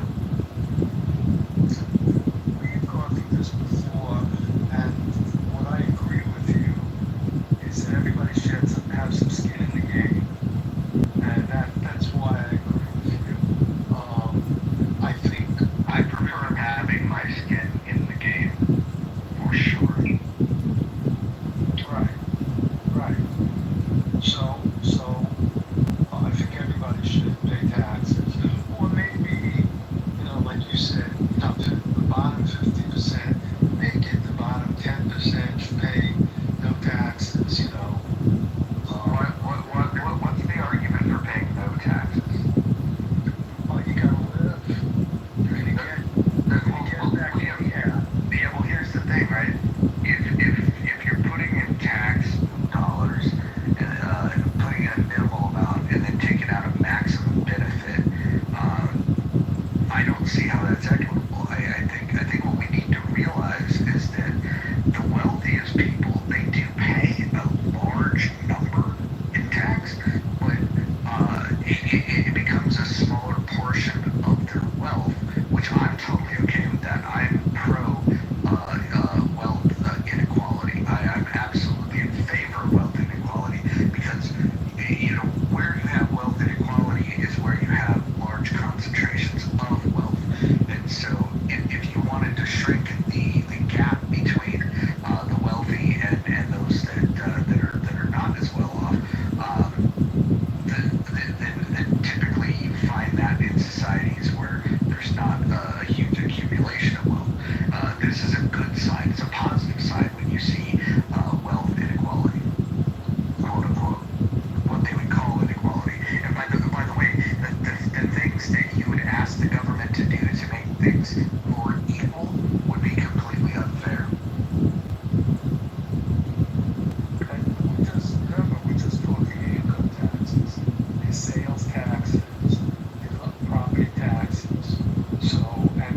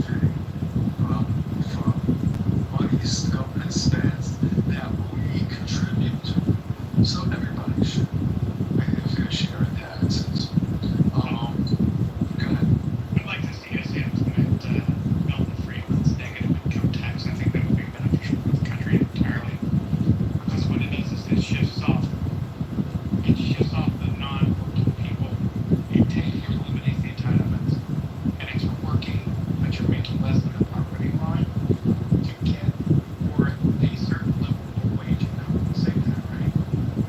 If you make less than that, then you get back in the income tax at the end of the year up to that amount, right? We're paying this, we're incentivizing people to work, but you have to work. You have to do 40 hours, and if your job is paying you, do little to make up to that point. The government subsidizes that, but no entitlements. They're all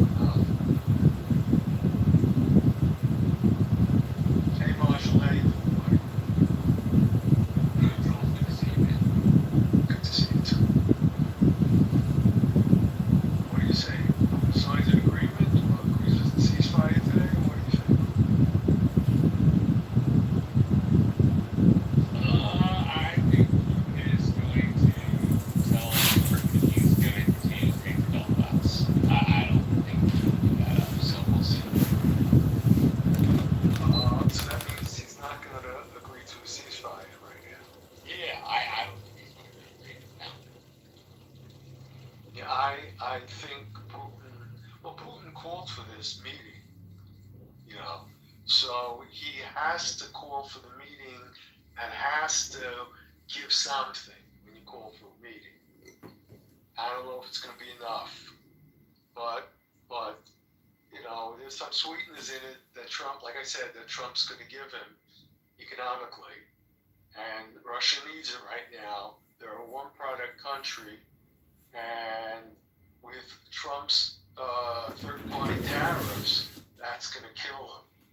That's going to really hurt. So he has to come to the table and realize he got to get what he can get, and then his economy could flourish. But you got to realize this. I know he's a maniac, so I don't know if he's going to. You know, I think I'm 50-50 on this. I don't know. I would love the ceasefire for starters, and then get into nitty gritty. But that's step one.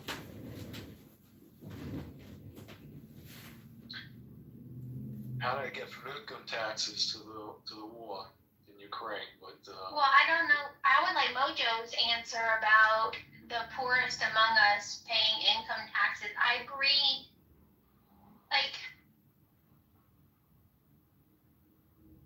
I really did like the item in the Big Beautiful Bill that able-bodied adults from this age to this age who didn't have children should have 80 hours a month of some kind of work. Charity work, volunteer work. I liked that. I thought that was good. Can someone tell me why an able-bodied person couldn't or shouldn't be required to do that? They should work, you're right. But isn't it preferable for them to work on their own, that they want to work? I don't like the government forcing someone to work, but then again, I don't like the government paying someone not to work. So I have to lean on the side that you're saying, that they should work if they're capable, yes. They're not saying they have to work in a coal mine. They're not saying they have to work picking up trash or cleaning out sewers. They're not they have incredible flexibility about where and when they work during the month. So I'm struggling to find a downside, and I haven't heard an argument yet where able-bodied adults who are living on government assistance can't give back to the community in some form or function. The way you put it, there is you're 100% right. You can't be wrong the way you put it. Oh, that's scary, Jules. I'm sure there's a hole somewhere. No, you're asking for where the hole is, but I love the way you put it. You know? You not only have a good voice, you have a common sense good voice. You're right. You're contributing to society. We are a society. People are taxed too much now. We're giving more than we should be giving from our taxes, and we're not getting the benefits that we should be getting. I'm not gonna lie though, Jules. I have, some girlfriends who have multiple kids, right? Not multiple baby daddies. They're actually I know women who are, both parents are in the household, 4 or 5 kids, right? And these moms, man, the shit they do throughout the day blows my mind. I don't think I saw her sit down once from when she dropped her kids off at school, because she also has I think a 6-month-old baby, my little nephew. And I think, for some it's very hard to volunteer those extra 5 hours throughout the day. When your kids are at school, you're cleaning the house, you're making dinner, you're doing the laundry. So sometimes it is a little difficult for, both people in the household to give those hours. Because, the dad's working and she's at home taking care of the house. So I feel like, it'll be a little hard when it comes to people with bigger families or more kids. Wait, I'm gonna ask Monica something really quickly. Sorry, Jules, I'll make this really quick. Monica, Okay, you sure. asking about able-bodied Americans who collect benefits from the government? Yeah, that's what I understood. People were saying, oh, they cut Medicaid, they cut Medicare, they cut. And from what I understood is they added requirements for those, and look, now I didn't do a deep dive. I was busy. I was distracted with a myriad of other things, likely Sydney Sweeney and blue jeans, but so irrelevant, fluffy things. But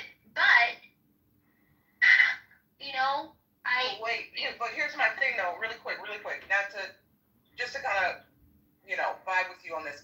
Here's my take on it. If they're able-bodied, meaning they're able to work, right? They have no medical reason or disability that prevents them from working. So they're able to work, yet they're collecting benefits from the government. And you're asking, why don't they give back to the community? And I'm thinking to myself, if these people don't even want, if they're unwilling to do for themselves, meaning just go out and get a job, right, without depending on government assistance, why would they help the community? They can't even do for themselves. That's how I look at it. I should say they can't. They're unwilling to do for themselves. They would rather have somebody take care of them, i.e. daddy government. And so I'm not sure that these people have the mindset to be motivated or inspired to give back or help their community. You see what I'm saying? I feel like there might be a little selfishness there. Like they feel they're entitled to the government. I think. Yeah. Let me just jump in quickly. Pockets was talking about a married woman with children or a woman working with children. Either way, the woman working with children is filing a tax return, and the married woman, even if she doesn't work, she's filing a joint tax return. So I'm not talking about them. That's number one. I'm not talking about married couples either. Okay. So all right. So I'm talking about a woman who's working, you say. So she's. No. I'm talking about a woman, because with Medicaid, they're gonna, the requirements they have for Medicaid now is that you have to put in 20 hours of work or volunteer work throughout the week to qualify for Medicaid if you're willing and able-bodied. So that's where I got to the point where women with multiple kids, mothers who are stay-at-home mothers, their Medicaid is going to get cut because they're not putting in those 20 hours of volunteer or work, but they're spending most of their days taking care of the household and the kids. So it gets, to me, that's where I'm like, this is going to be a little difficult, or it's going to have to be, the red tape's going to have to be cut for certain households. Yeah. But the ones who who don't have kids, who are just fucking soaking up these benefits and, are really doing nothing with their fucking lives except getting their employment and Medicaid, yes, 100% kick them the fuck off, go put it to work. Right, not contributing to I don't understand. If you're a single mom and you have 5 kids and you're not married, where's your income coming from if you're not working? So they live in the same household, right? So in the eyes, I guess in certain states, it would be considered a common law there, but they live in the same household. So they're just not married. But you do not have to be married to be claiming each other's kids and to be getting Medicaid for your kids. You do not have to be married. So you're questioning why we should require people able-bodied to work 80 hours a week because there's 20 hours of volunteer work or work. 80 hours a month. Sorry, 80 hours a month. Yeah. So you're suggesting or you're questioning why we should make them do that because there's a group of people who have a bunch of kids who are not married, who live in households with men already working, and it might not be okay to force them to work. That's what you're suggesting, right? Well, yeah, when it comes to stay-at-home moms who are not married or filing jointly, their Medicaid is going to be tough as well. I mean, part of me wants to say it's a decision to have 5 kids, and if you can't work, if you don't have the energy to work in the first place, you shouldn't talk about 5 kids when you're not married. I mean, part of me, look, at some point we have to hold everybody individually responsible for their decisions and say, if you're going to accept money from the government, then you're going to put it into the system. in a form of manual labor that equals your ability to do so, regardless of how much time you have on your hands, or whether or not you have to take on a second job, i.e. the 20 hours a week in addition to your full-time job, which is taking care of your 5 kids that you chose to pump out without getting married to a guy that's in the house with you. Does that make sense? Like, I don't have much empathy or sympathy for that. I think that if they're able-bodied and they have 5 kids, that they should maybe be forced to do what everybody else has to do to survive, especially if they're taking money. First of all, why are they taking money from the government if they're in a house with a guy that's working anyway and they have 5 kids? Why is that happening? Mike, what do you think? What do you think about a proposal that adjusts federal income tax based on obesity? Damn. I'm not saying this to be joking, but like you're clearly like if somebody is obese, they're going to have higher risk for heart disease or diabetes or any other of these types of comorbidities. And my question would be, if they're going to be the biggest drains on the system, not to mention living a shorter life, which means being productive for a shorter period of time, wouldn't it make sense for us to consider establishing income tax rates based on your health? Well, they should have to pay more in their health insurance based on their health, for sure. They should have to pay more based on their weight. If they're 600 pounds, their health insurance shouldn't be the same as somebody else's. But that reminds me of my idea about like airplanes. Like an airplane expends fuel to move a pound a certain amount of miles. So if you weigh 600 pounds, you instead of buying 2 seats, you should just get charged by the pound. So you just step on a scale and they see how much you weigh, and then they calculate that based on the fuel, and then that's what you pay for your flight. I mean, let's put them up against that too. Like realistically, yeah. I mean, I thought about that a long time ago, and I'm like, nobody would want to do it, but I don't really give a fuck. They weigh my luggage. Why does 10 pounds make a difference on my luggage if the chick next to me weighs 360 pounds? So what should happen is you and your luggage should get on the scale, yes. And then the total is how they should bill. 100%. That way, if I want an 80-pound bag, I can pay the 30 pounds for that, but I don't have to pay for my weight. This way, what if they just said, okay, you've got a 250-pound limit, right? And let's say you weigh 250 pounds, and let's say you have a 30-pound bag. Well, then you got to pay for the 30-pound bag. But if you weighed 150, right? If you weighed 150, you can bring a 100-pound bag and still meet the 250. 100%. Yeah, and then you don't have to worry about making them buy 2 seats. Like if they pay twice or 3 times as much as a normal person, they get the amount of seats they need to fit their fat ass in safely. If it's 2, then it's 2, but it's not 2 because a fat person buys 2. It's 2 because the person weighs enough.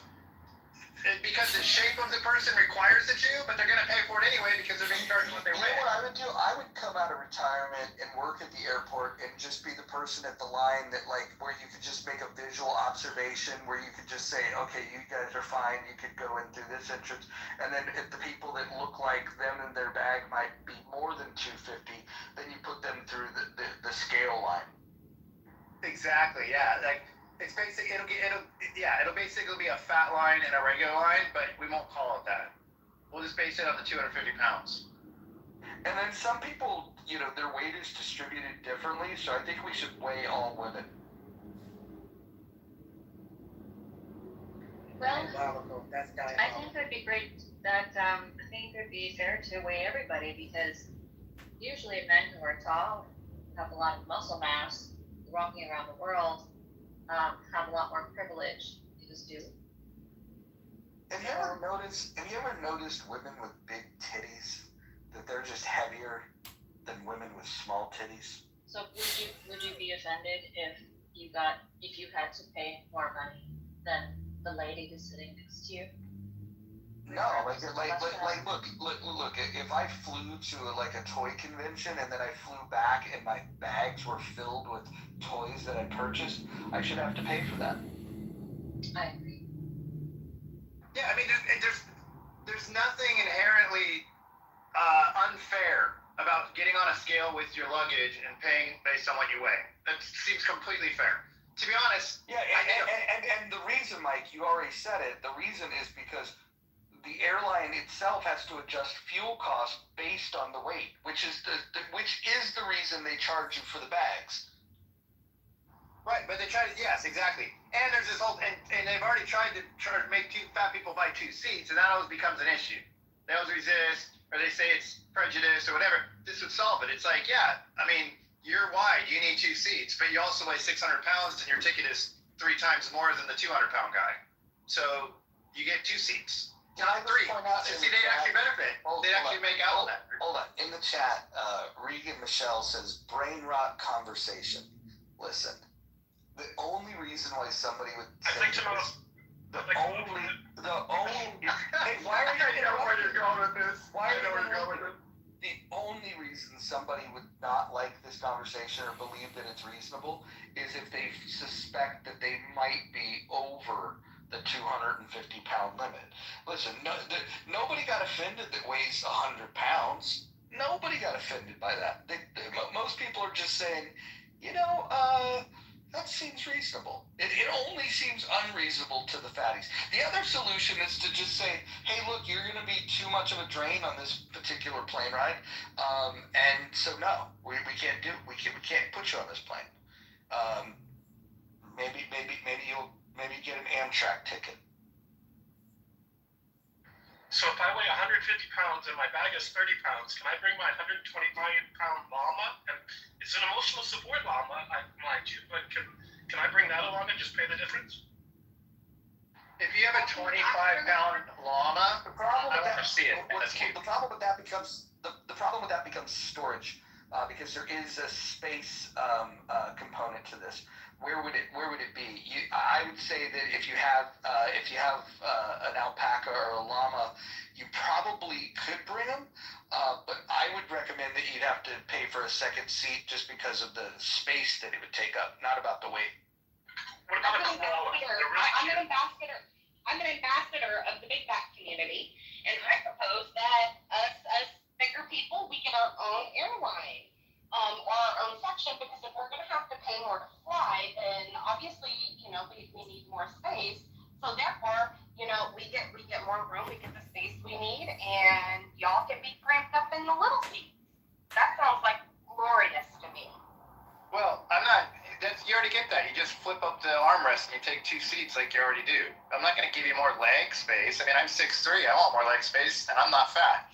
So it doesn't mean you're gonna get more leg space because you're big, but you can flip up the armrest and get 2 seats. Yeah, hey, I want to bring something up, and I'm only gonna bring it up briefly, and I don't want to make this a big deal, but there was a room the other night, and when I went to sleep, there was people left modded, and in that room there was some doxing that took place. And really it's just some rude behavior. And I've heard about this from multiple people. I'm not even going to call out the people by name, but let me just say that should you find yourself at the end of a long day getting a mod badge in a particular room, whether it's this room or anywhere else, it's probably not a wise thing to participate in a conversation about doxing other people. A, it's a dangerous practice. B, it's a violation of the house rules here. And C, it just, once people recognize that you're participating in that, then they'll take defensive measures. And I know a lot of people might block those people because they deem them as a doxer. So again, that's the last word I'll say on it. I don't really need to open that up for discussion. I just wanted to say those words out loud for whom it may concern. So can we get a reset? Why are the gays always asking for a reset? Oh my God! Not everything is about faggotry. Let's put the faggotry down for a second and focus on the conversation, Roger. I think with my allyship, if you look at my PTR, I am showing strong allyship. I can talk to the gays how I wish. Okay, I'll give that a pass for this Friday. Thank you. Mojo is the gayest. No objection. Mojo is the gayest.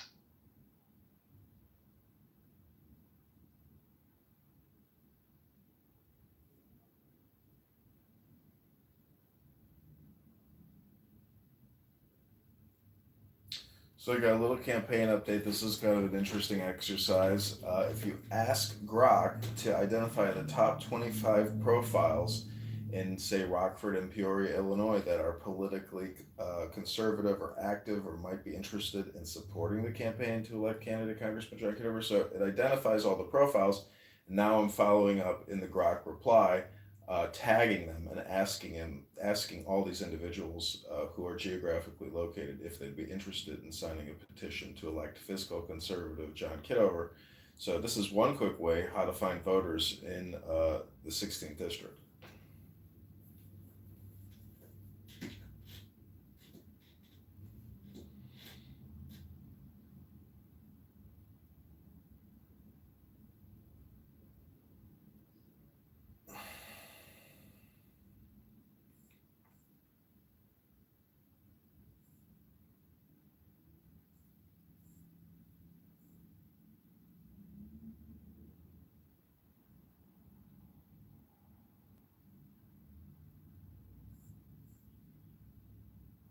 Oh, isn't it a great time for a reset?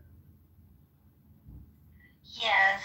They were just discussing how when you go and fly on airplanes, they should be charging people based on the weight of themselves and their luggage instead of, the whole one seat, two seat thing. Thank you, Senator. But you the best. And Mojo suggested that all women be weighed, and women with big tits tend to be bigger than women with smaller tits. So all women should be weighed for tax purposes. What if we taxed women based on bra and panty size?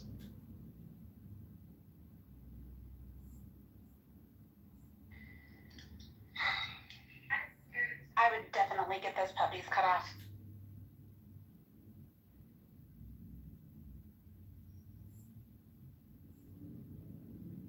Go into a surgeon and ask them for a tax reduction. Exactly. A mastectomy might help with the flight thing too, because we can shave off a little bit of the weight. All the women will go get mastectomies, and none of us will have boobs anymore. It'll be great. I can cut my titties off, ladies. Do you for the tax deductions? But yeah, we'll just go ahead and pay them taxes. Well, maybe you could get a tax sponsor. If you get with a guy that likes them big old titties and just have him sponsor your tax. I was thinking that, but I didn't want to say it to sound whorish, but that's exactly what I was thinking. Mm-hmm. Maybe I cut out, but I like how everyone assumes smaller titties means less tax. I think it should be more. Well, no, we're trying to tax by the pound, and I think the easiest way to assess that would be on boob size. I mean, it's unnecessary fat kept in the upper region. Anything more than a mouthful is a waste.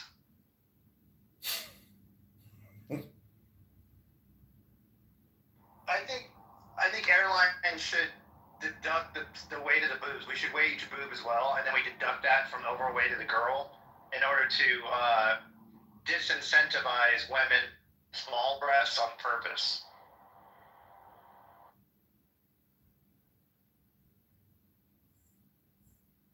Like, we don't want women getting breast reductions just so they get cheap fights. Like, maybe it's almost like a write-off. Like, we should write their boob off. Or what if you're a big girl and you get a special where you can bring your flat-chested friend and flat-chested women fly free, kind of like the bags do. Yes, yeah, I like that. You know what? Coming from the chairman of the itty bitty titty committee, I support everything you guys said. I think this might be cultural because I feel like men of color want some titties in their life. And no disrespect to the white dudes, but yeah, y'all tend to like them real slim and no titties, no ass, no thighs. So yeah, I guess it makes sense. So now go into a room with some black dudes, they would disagree. But now here's the thing: the people that like big titties and small, tight little pussies, it's because they have big mouths and tiny penises. Like if you have a big penis, you probably don't want that. Yeah, I was gonna say something, but it's kind of foul and explicit. So yeah. It's Friday. We'll allow it. Yeah, I can't even say it because it's okay. the guys packing, generally, not all, they want some titties. Because then you can do things with them titties. You can motorboat, you can titty fuck. You know what I'm saying? So yeah, shout out to the guys that like titties. You know, you dig? I've been very blessed to sometimes I get real jealous. I'm like, damn, y'all want some tickle bitties. Like, I really want that shit so bad. But then other days I look at my friends and they're like, my fucking back hurts. When they run, that shit hurts. I'm like, okay. There's some like positives and shit and negatives to both sides. But I wish for tickle bitties all the time. My mom got hers done as well. We just come from a little itty bitty titty committee family. Well, Naya, what about us mid-tier cocks? Like, where do we fit into this whole thing? Like, we're not like, like Asian deficient cock size, and we don't have the brother man tubu-coo problems. Like, what about those that are just, we're like the Goldilocks of cocks. We're just right. Listen, as long as a man knows what to do with his cock, it's all good. The size really doesn't matter. As long as he just knows how to work it out, and he's creative with it, yeah, that's all that really matters. But if some titties, if a little extra titty meat scares him, I don't know. That sounds like, he might have to work on that. And I would encourage that guy to stay with the itty bitty titty committee. Don't deal with the big titty girls. So we need to have this conversation, right? So, because there's fat girls and then there's thick girls, and some people get confused on what a fat girl and what a thick girl are. And we could describe what a thick girl is, but just understand, you will not get called thick if you have an ugly face. In order to be considered thick, you have to have a pretty face and then have those dimensions that people might say is thick. But if you're ugly and you have that same frame, same exact frame, people are just going to say you're fat. And so the line oftentimes between thick and fat has to do with how pretty their face is. I don't think I'll argue that. I hadn't really thought about that. That's something to think about, things that make you go, But I suppose so. From a man's point of view. And if I were a lesbian, I suppose I would look for pretty face girls if she was a little bit on the chunkier side. Yeah, she would have to have a cute face. Yeah, I think I agree with that. I think I know a lot of big, ugly people. So I would disagree. Yeah, but you got. But honestly, I think thickness makes girls prettier. Wait, hold on. Hikima, your vote really doesn't matter here because you are not very picky when it comes to women. You've had 11 children with 17 women. Like, this is like, it's a feat. How does that mean I'm not picky? I'm not confused. You'll fuck anything, is my point. No, every one of my baby mothers are beautiful women. Would you fuck a female girl? I don't know. What are you talking about? I won't even ask that. I want to hear from Trillian. Trillian is one of my favorite blacks on the entire planet, on the entire app. Trillian, tell me what your thoughts are. Well, thank you, and you're one of my faves too. Blacks, it depends on the photo, and then other. I guess now you're in the other face. To medium-sized dicks, absolutely. I like the story that I read, Goldilocks and the Three Dicks. One was just right, absolutely. Why do I need a huge monster cock pounding me? I feel like the only women who like that have been abused as children, and I hope they heal. As far as being thick, I'll be honest, I don't like being thick. PTR picture of my body for reference, because I notice it attracts a lot of poor black men, and I don't care how that sounds. I don't want poor black men looking at me, because they think I have snacks and food, and I'm cooking home-cooked meals. You can't make this shit up, and it's so funny. But hold on. Yeah. Somebody read rule number 7 to Trillian. No use of the N or K word. I don't know what the K one is, but there's still time for me to figure it out. That's fine. But anyway. Okay, I've been working out though, I will say. So I've lost 30 pounds. I feel like I want to lose 60 more. Get it, girl. One of the best ways to lose weight is to shake that thing. So I also second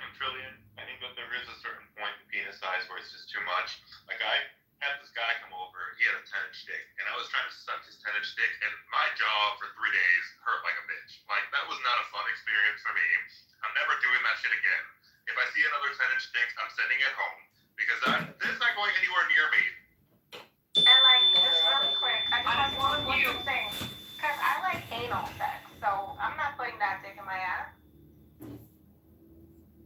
Wow. Your mother's Okay. Hold on. I'm gonna unfollow you just so I can refollow you for that comment. That's amazing. I also want to just give a warning. If Scarlett returns to the room, we have to change the subject immediately. No, we don't. Yes, we do. There's no fucking way we have this conversation in her Ah, presence. dude, we gotta bring the freak out of her, man. Come on. Nope. I know she's weird, dude. I know. Pockets have the same feeling underneath it all. Yeah, Like it's nah, a quiet one. Listen. I know women don't like listening, but I'm telling you, this is one that I'm fucking 100% right on. Listen, there are not a lot of classy women on this app, right? There's not a lot of them. She's the classiest, so we don't talk like this in front of her. No, I'm gonna message her right now. I'll be like, do you like anal? I'm gonna message her right now. Don't do that. What you don't get to hear, like with our friends, we get to hear the This things you is don't get to hear. the final Mojo experience. Super positive vibration, part 1. Wait, hold on. Ashley, listen. Ashley, listen. If you think I don't hear from the hoes on this app what y'all talk about, believe me, I know all the fucking dirt. Mojo hears everything. Listen, I want to explain something to you. Mojo hears.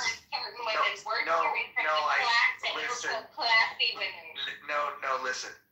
I'm only referencing one classy woman because they're rare on this app, and I'm just telling you that while you may have whorish discussions in your little circle of whores, there are some women that don't participate in that. Some women they rise above that. And I could say that Scarlett is one of those. She does not have these conversations. Not here, not there, not anywhere. That's because politics gets her off, man. Come on. Wait a minute. Well, Ashley, you have a circle of whores and I wasn't invited? What the hell? Wow. I will add you to my circle of whores. Thank you. You're one of my hosts. Wait, hold on. I'm not gonna let you be one of my hosts too. If someone doesn't start a fucking house right this mute your Doing it now. Mute your goddamn mic. Somebody start a fucking house called Circle of Whores. Didn't I hear you say that all black women are whores? What? What did you say? Didn't you say that your opinion is that all white women are whores? No. I'm not a racial essentialist. In fact, the whitest of white women that I know on this app is the furthest thing in the world from a whore. I could have sworn you said something like that. Nah, people make up shit about me all the time. Add me to the circle. Add me to the circle of paid whores. Don't get all bougie about it. A whore's a whore. Come on. I gotta do garden tools. Because it won't let me use whores. You could use it if you take inspiration from the title of this house. You could just run the words together and you could say whatever you want. Good idea. Y'all remember in Cat in the Hat when he said, "You dirty hoe"? And he said, "Sorry, baby, I love you." So I want to announce something about the campaign. Marshall has said that he's too busy this month to fly out to Chicago for an all-expense paid trip. But we do have somebody who randomly responded to a Craigslist advertisement today. They wrote, "I'm more inclined to work as a campaign manager or field director. I'm in Chicago now. I have a team in place. However, they work per valid signature. Please contact me at your earliest convenience to discuss this further. Thank you." So what I'd like to do is call this individual and tell him that he's on a conference call with our campaign HQ and see what he's all about. Is anybody open to having a conference call in 10 minutes with this individual? Fuck yeah, dude. Let's do it. Hell yeah, I'm let's gonna do do a it. great voice though. I gotta do an accent. It's gonna be weird. Alright, I had to get creative, but I will share the link to the circle of whores. Even when I ran them together, it wouldn't let me.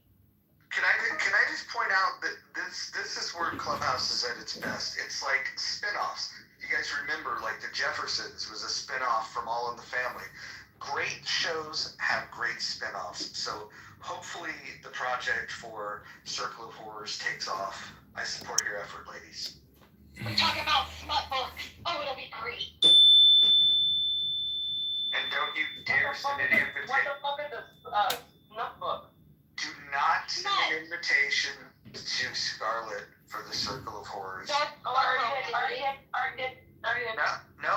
I'm telling you. Listen, you guys are gonna get on my bad side. You're gonna get on my bad side. I will banish you from this fucking space. You cannot be in the muff if you're sending that kind of shit. Listen, I'm not a big believer in banning books, but I do ban houses from being broadcast to innocent women. Okay. Clean it up. Everyone clean it up. Everyone clean it up. Get your minds out of the gutter. So yeah, racism is horrible. Welcome back. Good shift. Wow, my goodness, what have y'all been doing in my absence? You don't want to know. You just sit there. I want to know the link to that red bubble that you're wearing in your shirt right now. In your shirt, I mean in your picture. You can Google it. I think it's Target. And that's a legitimate ad. I didn't make that into a meme, although it is a meme now. I just think it's hysterical. And, my sense of humor is not the sense of humor of everyone. But I think if we have a sense of humor at all, it helps us deal with the difficult stuff. And this t-shirt means a lot to me. I might buy it. So you like to force your opinion on others. Is that what you like to do? No. Wait, so what? So apparently, time out, this shirt means even more to you than it does to me. So you tell me what this shirt means to you. No. It's common sense. You just pointed out that people need a better sense of humor. So you want to put on a shirt that offends some people, right? Hey, wait. I said my sense of humor is not the same as everyone. I don't know why you're just framing me today, but I've got time for it. Follow the rules of the room. Follow the rules of the room. Do not cut off. Yeah, thank you. But you cut her off, of course. You think? Hey, hold on. Order in the court. Look, we're gonna do this. Who has a sexy reading voice that can read the rules of the room? Can someone do this? That's easy. Do you mind? You have a lockable. Let me have the rules and I will read them to the room.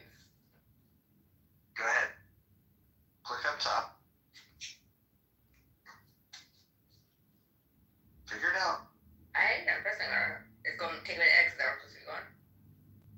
Oh my god. I got it. Okay, and I'll I got it. So the rules. No threats of violence, no doxing, stay on topic, keep your shares brief, do not interrupt speakers, especially mods. Mods may interject when appropriate. The N and K words are forbidden on stage and in chat. Don't spam the chat. Do not bring drama here from other rooms. English only. Keep families out of your mouth and no speaking while eating. I like that one. That was not sexy at all, and your microphone sounds crusty. What the hell's going on? Oh, that's too bad. Suck it up. You used to have like a really clean microphone. What happened to it? Yeah, I dropped it and it broke, so you better deal with it. Put your cash app up. Maybe we'll do Sean, you don't have a fucking speaking role here. Pockets, would you consider doing us the favor? Would you consider Pockets doing the favor of singing the rules to us in a recording that we could play? Because your singing voice is so lovely too. That I think would be awesome. Personally, I don't know how Mojo would feel about it, but I think it would be lovely. Now I see why people don't like you, Scarlett. Well, hold on. If Scarlett thinks it would be lovely, then I think it would be lovely. I'd like to get back to a timeout question about her shirt in the ad and what's the message behind that ad? being a black woman. What's the matter with that? Does she look black to you? Are you gonna judge her lived experience, sir? Like, what's your problem? So you're just gonna be disingenuous and sarcastic? Got it. Done. It's very small of you, Scarlett, to find joy in, well, a lot of people do that, right? But most of the people do that are very small, tiny people. And if that's okay, Just say you hate black women. That's all. You hate black women. That's fine. You can hate black women if you want. If you want to hate black women, you can. I won't. I told her she's passive aggressive racist. Hold on. She's a very strange girl. And Mo, that's your figure of affection. It means you're very strange too, Mo.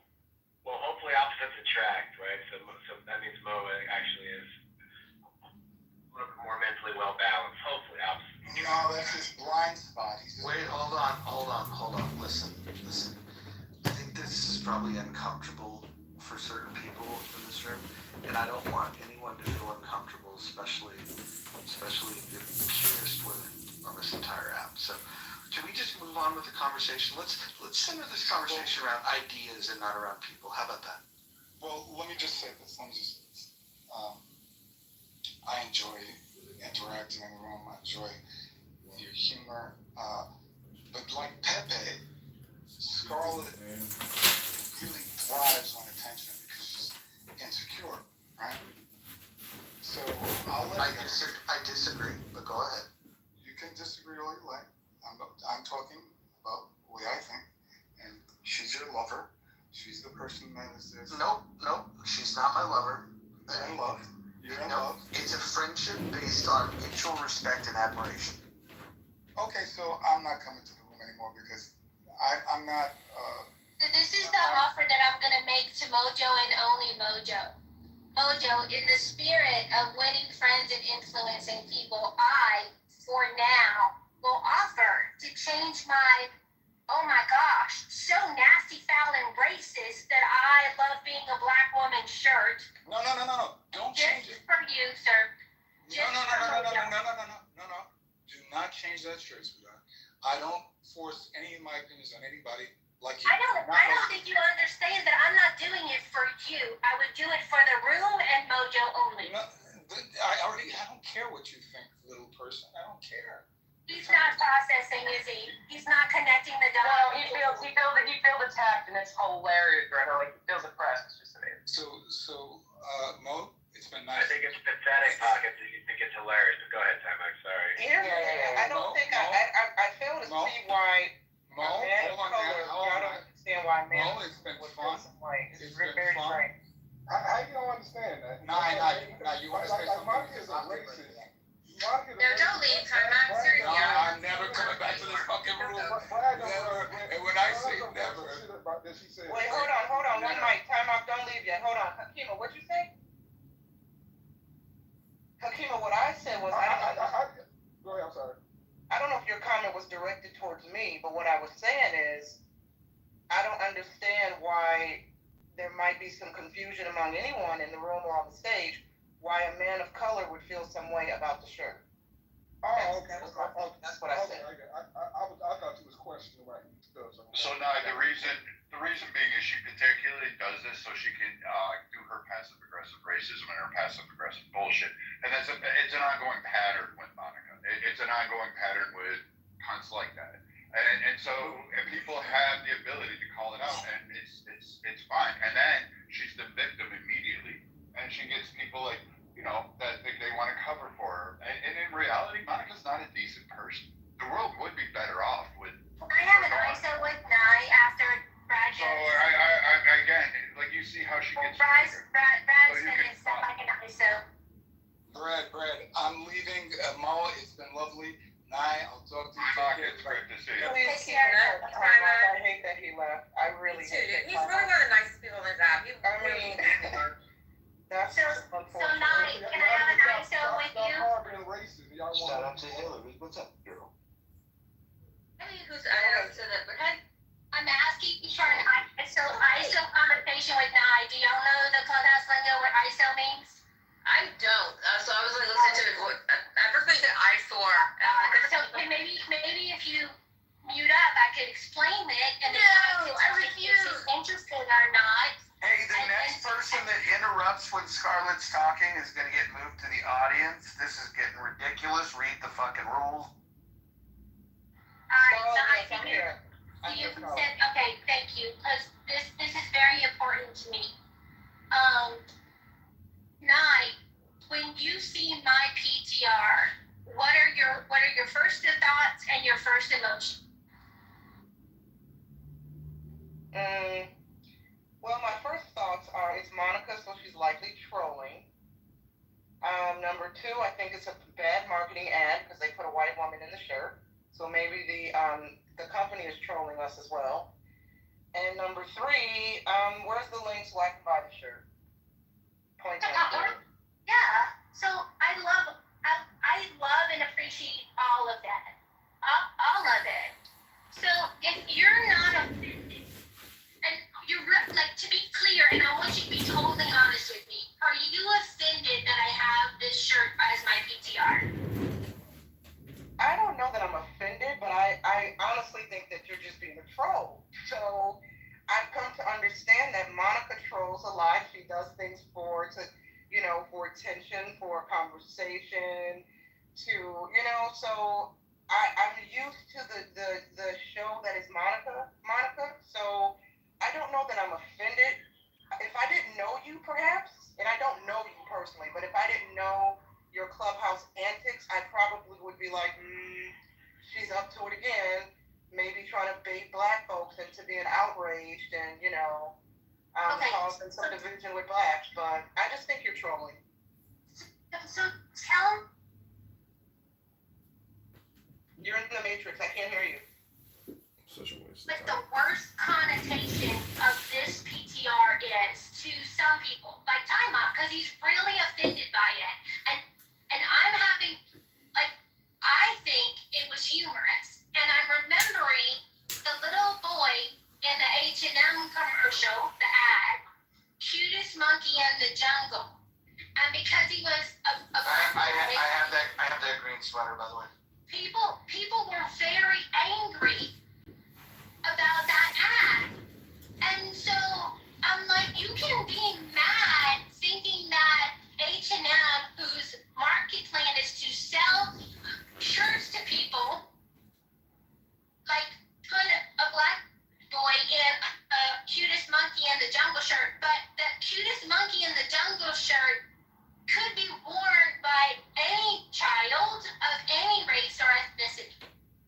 True, but this show's a black boy, and we know the racial stereotypes and connotations associating blacks with monkeys. That was the casting director could have done a better job with that ad. The director, the PR firm, the ad agency, but that's calculated. That wasn't an accident. That they selected a black boy to wear the cutest monkey in the jungle. I remember that ad.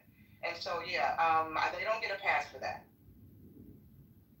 Okay, like fair enough. And I'm almost done with the ISO, and then we can open it up for desperate discussion. When the ISO is complete, I would like to wait. Almost done. So comparing that faux pas, that either nasty troll or a stupid oversight, where does this shirt rank in that spectrum of being offended and offensive?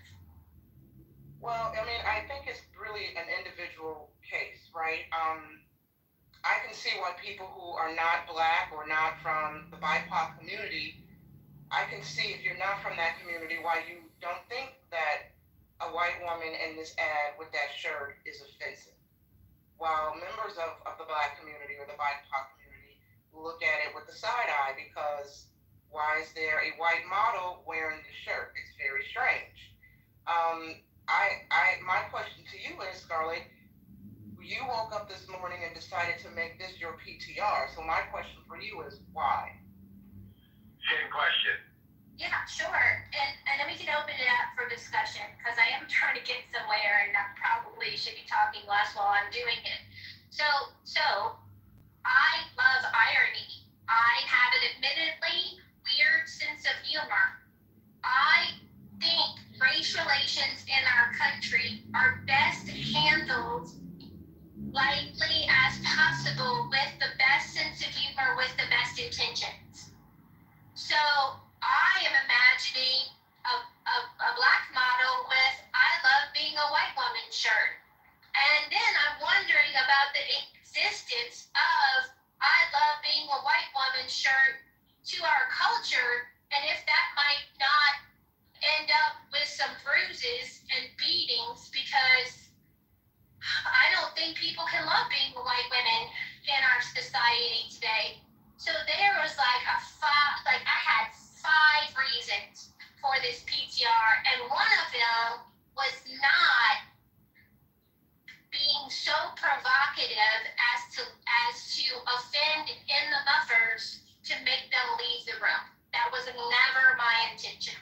And that's why I offered, for the good of the room, with Mojo's direction, that I would bank this in my PTR album for today.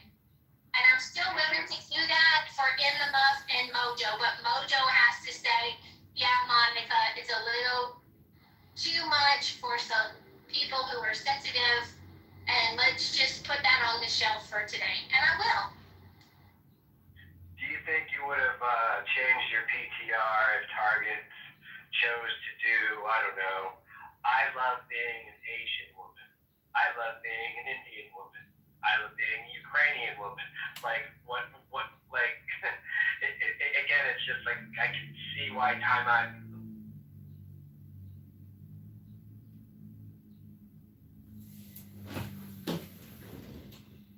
Did he go into the Matrix? Because honestly, sounds like it. you know, I can't hear him. I just want to say that at some point, There goes crazy Monica. She's just trolling again.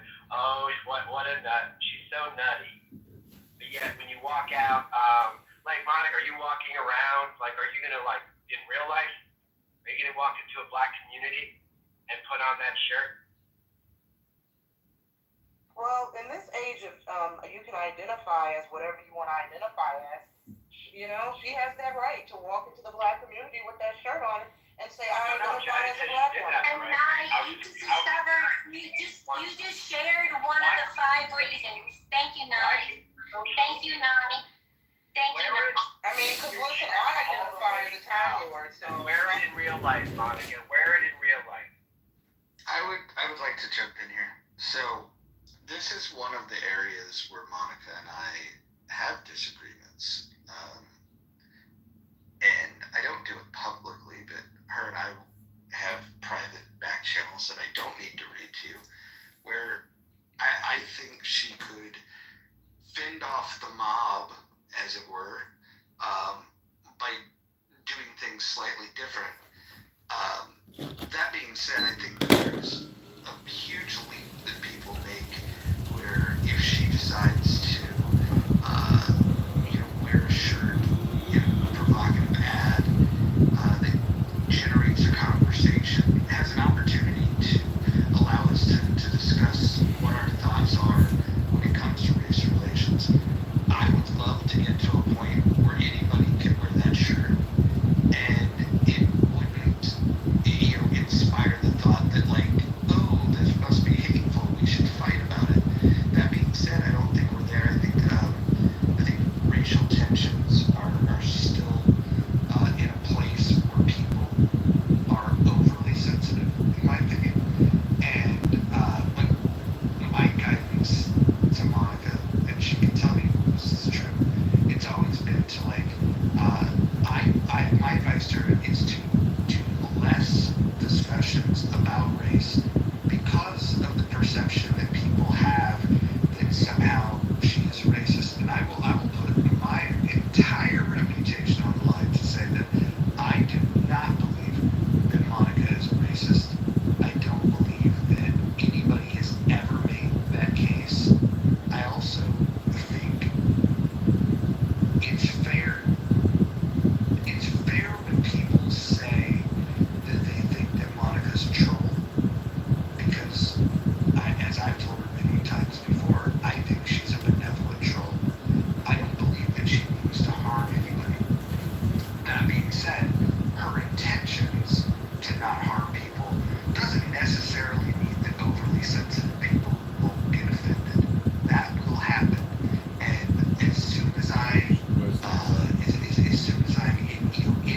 Hi, welcome to the campaign to win Kitover.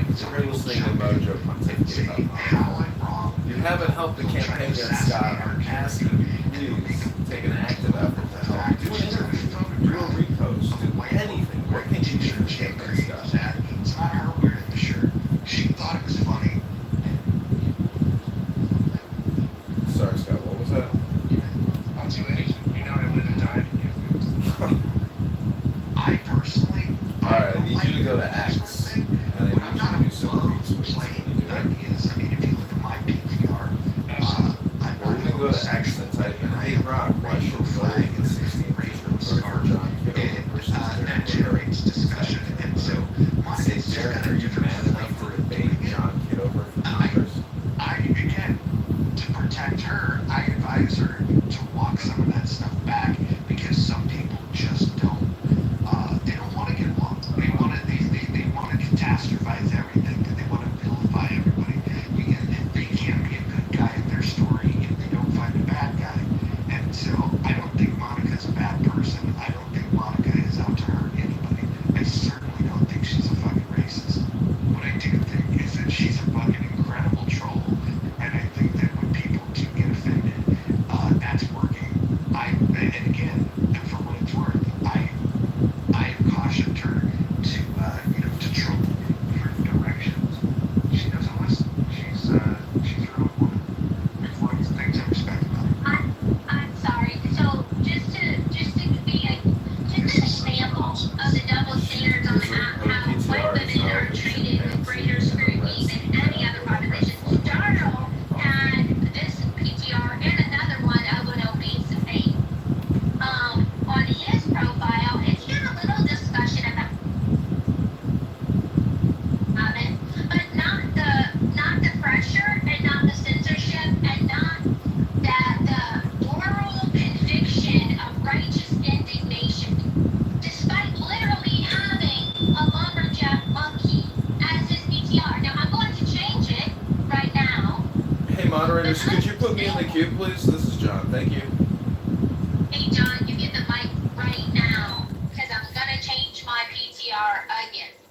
So the campaign does have a response from a Craigslist job applicant who claims he's a field director with a team set up in Chicago who can get signatures. I'm asking if in 12 minutes we do a hard stop, a room reset, a title reset, and we call this gentleman at 2 o'clock who claims he's willing and able to help the campaign. Also, Antidote just made the first wire transfer into the bank account today. It takes 2 to 3 days, and it was for $500. So thank you all who contributed, and thank you very little anyone else who has claimed and done libel and slander about stolen valor and made death threats on the app. Thank you so much, everyone.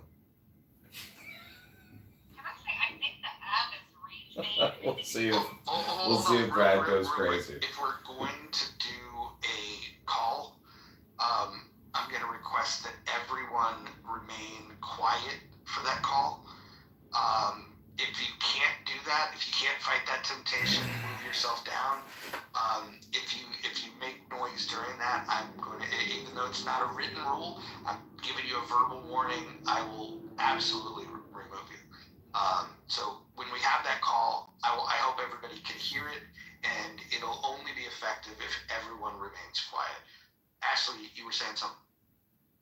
I think like the campaign on the shirt is rage bait. I think it's obvious, but I went and looked it up because I wanted to see if Target, if they had gotten any blowback, had removed it, and I see Walmart actually has that same shirt, but it's a white. Yeah, I don't know if you saw my Instagram, Scott, but go to John Kitover, and I basically outed Brad for making death threats against people on this app. Looking out for Jane, beautiful Jane, poor woman, horrible things were said, horrible things, insane things. Yeah. So I'm sticking up for Jane. Chat doesn't cross the threshold. Jane is a Kitover fan. For using it in their PTR. I wouldn't go as far as saying it makes them a racist for using that PTR, but it's hard to ignore the bizarre magnetism and feeling so compelled, feeling so called to immediately, hours after the ad comes out, to rock that PTR, because if Target says it's okay, then I'm not a racist. Look, just an observation, and again, for what it's worth, and the last comment I'll make, I'm not a fan of the shirt. I'm not a fan of Monica choosing this as her PTR. That being said, I think the overreaction from some of you it helps me to understand why Monica might want to do it. Maybe what she cares about most is exposing overreactions. It's the underreaction. I'm still, Yakima, can you tell me why love being a black woman is bad? I mean, when you're not a black woman, you have the reputation that you have, you walk around with a shirt on saying that I love being a black woman. When you're not a black woman, how is that okay? It's clearly race baiting. It's rage baiting. And anyone that chooses to participate in rage baiting or race baiting is a racist. So if I wore a shirt, I love being a white woman, what would your reaction be, sir? There's absolutely nothing wrong with you loving being a white woman. You wear a shirt saying I love being a white woman. Kudos to you for loving who you are. And see, that's interesting to me because I would never want to wear a shirt saying I love being a white woman. Because you're more proud of being a black woman of what you're not. That makes sense. Akima, would you wear a shirt saying I love being a white woman? Can I finish? I wouldn't dare wear a shirt like that, but I would be nice if I finished the sentence without you jumping off the mic. You can't, Hakima, because she can violate her own fucking rules that she wants to go on. What if I wore a shirt that says, because some days I do identify as a rich Jewish woman, a rich Jewish white woman, when I'm not identified as a Time Lord. So can I wear a shirt that says, I love being a rich white Jewish woman? Would that offend anyone? I'm just curious. Yeah, hold on. That would be epic. Hold on. I'll go to Cafe Press right now and have it printed and shipped to you if you want one. And I'll wear it in my PTR. I would love that. It's not going to go over well. Why, Hakima? It's funny. Hakima, it'll be an interesting case study to see what the reaction will be when a black woman wears a similar shirt. It'll be an interesting case study. Social media experiments. I love social media experiments. They're going to call you a black people. Me too. They're going to call you a black people. You know what would have been more clever by Target in this non-binary identify as this, identify as a toaster, if they actually just flat out said, I love being a woman. I love being a man. Hakima, Scarlett, you did read a book. Walmart has an ad of a white man wearing this shirt and rocking it. I think that's hilarious. Scarlett, you did read a book with Hakima the other day, didn't you? Wasn't it called The Tao Te Ching? You both read a book together. What was that book about exactly, Scarlett? You read a little bit, and Hakima read a little bit. Do either of you remember what you read?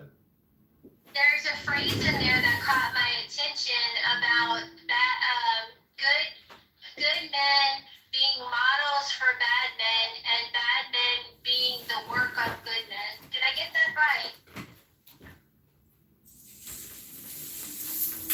Scarlett, I have a better idea. Why don't I wear a shirt that says, I love being Monica? What the cow? Could I have one? I love being Nye? So we can be friends? Oh, man. I want to grow up to be Nye. Hey, Monica, why do you relate that phrase to race? And we're talking about race, and he actually remembered something.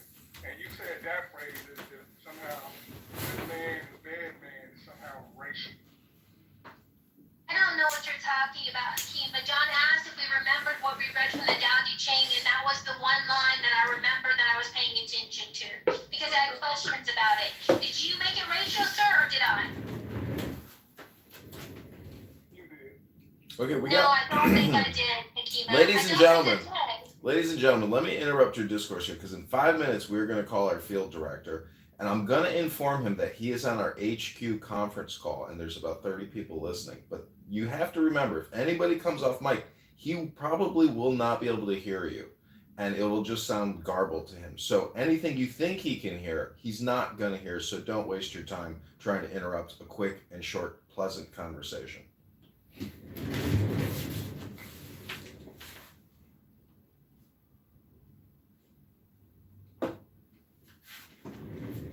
So wait, you're gonna fuck around with a guy who's actually looking for a job on your fake campaign?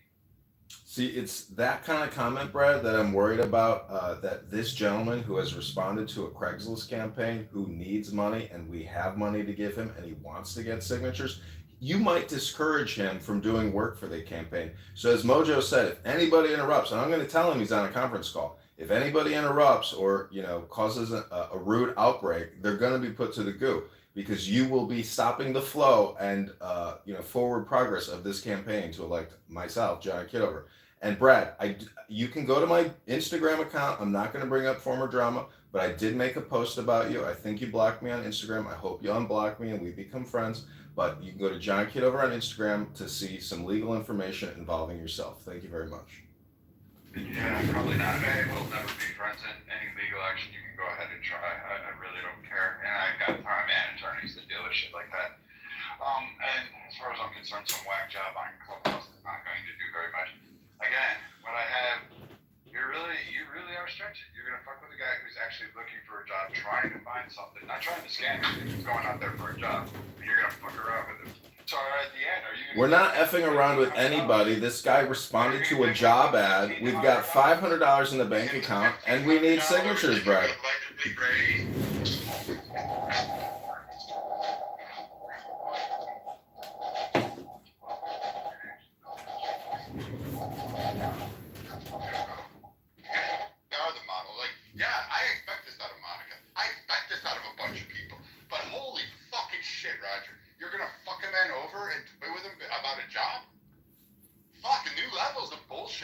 These guys have. Monica, you're a fucking piece of shit. Where did you all of a sudden get your empathy from, Brad?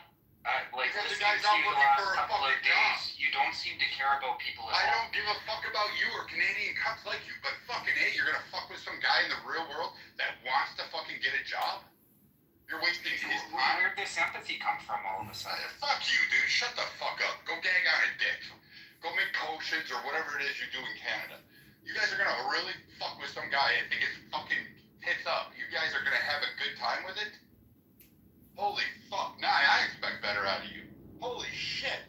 I didn't expect serendipity. I expect better out of you. You guys always brag about your moral authority over and over, and you guys think this is a fucking joke to I didn't expect to hear an unempathetic statement from your mouth, but you really surprised us here. Hold on. He said he expects better out of me. Brad, sir, this has nothing to do with me. This is all John's work, John's campaign. I am just chilling in the muff, co-moderating in a space with people that I really enjoy sharing conversation with. This has nothing to do with me. What am I supposed to do? I don't control John. I don't know John. I don't know these people. I don't give a damn. Like, 1 minute. All right, everybody, I just updated my PTR. That is Darren LaHood with Speaker Johnson. Mess with some poor guy off of fucking Craigslist who's probably out there job hounding. Because I know this. I got candidates that are lined up that are asking for work, that are sitting out there, and I have like 400 fucking candidates to go through a position that I may have two. Like, I hear their complaints. They're telling me it's rough. Scott, you see how hard it is to organize people? This guy who's fucking out there beating the pavement, who's actually looking for work and trying to find something. This is completely insane. I know, it's like dealing with people on the psych ward who are extremely aggressive. Amy goes by? What the fuck? Like, are you like into torturing little fucking kids? Do you want to watch a pedophile fucking do a child? Are you guys like that desperate for fucking content? That's what you're akin to doing here. Okay, I updated my PTR to Darren LaHood, shaking hands with Speaker Johnson, and Darren LaHood is on the left. That's who we are going to defeat and remove from Congress in the 16th district. Now, Brad, your negative criticism is taken and noted. Everything is live streamed on YouTube and in other rooms, so please refrain from speaking as we call our new field director from Craigslist. And everyone in the room who thinks that this is a joke, well, that's okay. Get your dopamine, but go to John for Congress. And also, Mojo, if we could do a room title reset and pin the link for donations, because I think it's moments like this where people are going to go into their heart, dig deep, and know that road raging on Clubhouse, screaming and shouting everybody down and constantly coming into rooms every single day to repeat yourself is the definition of madness and lunacy. And that's exactly what I'm fighting against in Congress, in the Senate. And I think the big beautiful bill, which adds $2.4 trillion to the deficit, and that Darren LaHood voted for, is a complete travesty, and it's theft, and it's fraud, it's waste and abuse. And I want to encourage everyone to repeat the mantra: stop borrowing, stop spending. Say it with me, everybody. Stop borrowing, stop spending. Okay, Mojo, if we could change the room title, pin the link. I'm ready to call our field director. Some poor guy who wants to get a job. Way to go. Okay, you're breaking the room. You're breaking the house rules, Brad. You're not a mod. You're not I'm objecting. I'm objecting that you're breaking the house rules. Please refer to the house rules. Jesus Christ. Do you think anybody's gonna vote for you? You don't even know your own district. You don't know what's going on. You're fucking thick as fuck. You're the dumbest motherfucker on this app. You are retarded. Like, shut the fuck up. You're just fucking scamming some poor guy who wants to get a job to feed his family. You don't know what he's going through. You don't know what last leg he might be on. He's answering Craigslist lags, which means he's desperate for fucking anything. And you're gonna fuck Why around are you with him? pretending to care about people? Jesus Christ. I'll fucking care all day long, dipshit. I wore a uniform and tried to protect Americans. You want a fucking booty clap because it provides you some mild fucking entertainment perfume maker. Go back to Canada, suck daddy's dick. Stay the fuck out of America's business. I don't have the link to the donation page, but I will say this: as someone that's hired campaign workers before, you have volunteers and then you have paid positions.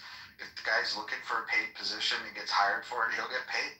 I don't think anybody on this stage is pro-slavery. Yeah, we've raised $1,000, and we're going to have an open and transparent conversation with this gentleman that we respect and reply to our Craigslist ads. So Brad's accusations are a violation of the room rules, and it's wasting our time and slowing this campaign down. I'm willing to sit here and be patient and take our sweet time to come together to, donate to this campaign and call this field director and see what he's all about, because a lot of people really like this work, and I've worked with very enthusiastic people who love politics and being on the ground, and the marshals of the world that love shaking hands, meeting people, and organizing for politics. So I'm going to refrain from mentioning former speakers in this room, and I'm going to leave all former drama out. But my Instagram at John Kitover, if you're not following me yet, I have written a legal warning to Brad to refrain from doing any more libel or slander against me or this campaign. And if everybody's ready, we can call the field director and see how he responds. And I'm going to inform him that we have some heated people in the campaign HQ. And, if they do break the rules, as Mojo has stated previously, if anybody speaks up and interrupts this call, they will be immediately kicked to the goo. And I'm going to tell our field director, the rules of the campaign HQ conference call.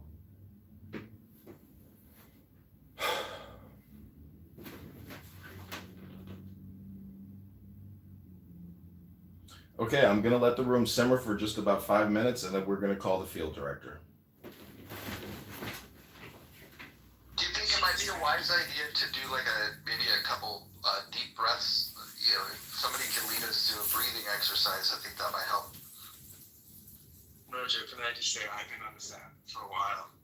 This is great content. And this is fantastic. I just want to affirm everything about this. Was it great contact when you needed financial help and people had to pitch in and people were begging for you online? That was great contact, wasn't it? Since you're so quick and easy to jump on that one. I just said I'm enjoying what's going on. What did I do, Brad? I'm just saying I think this is interesting. Yeah, to fleece some fucking poor guy who's looking for a job. Yeah, it's great. Says the fucking Christian minister. Take your holy roller ass and fucking move it on. Brad, what did I do today? Nothing, Scott. Good to see you, Scott. I'm glad that you're here. Sig, we got Scott in the house. Nice, good Scott, guy. can you do a Trump impersonation from Mojo, please? We got some Moose. We got William. We got Hakima. We got Mike. Bima. Great gentleman in the Americans. Number one. Bima, Go ahead, Bima. Mojo. Yes, sir. Can you please walk us through a breathing exercise? Just instruct people to take a deep breath and breathe in, breathe out. Can you do that for us? Can someone just stop her when she's breathing in, and then we can just see how long it takes before her evaporation? Yes, let's close our eyes. Closing eyes and take a deep breath in. Hold. And a deep breath out. 2 more. Deep breath in. Hold. Deep breath out. Wrap the plastic bag around your head, and then we can just be done with this and hearing your voice. And the last. Deep breath in. Hold. Deep breath out.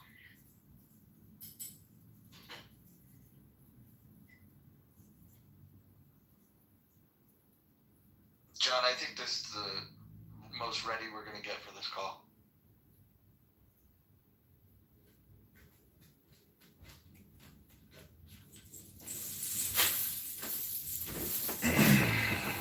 Okay, let's do the call. Remember that since somebody's so fucking happy about it, the next time you guys want fundraisers, the next time your kid needs fucking surgery or you can't pay the lights, you need mechanics, you come to me and you ask for money, you've asked for kidney transplants, you've asked for wheelchairs, you've asked for fundraisers. I'm gonna remember this, literally all of you, because you do this shit.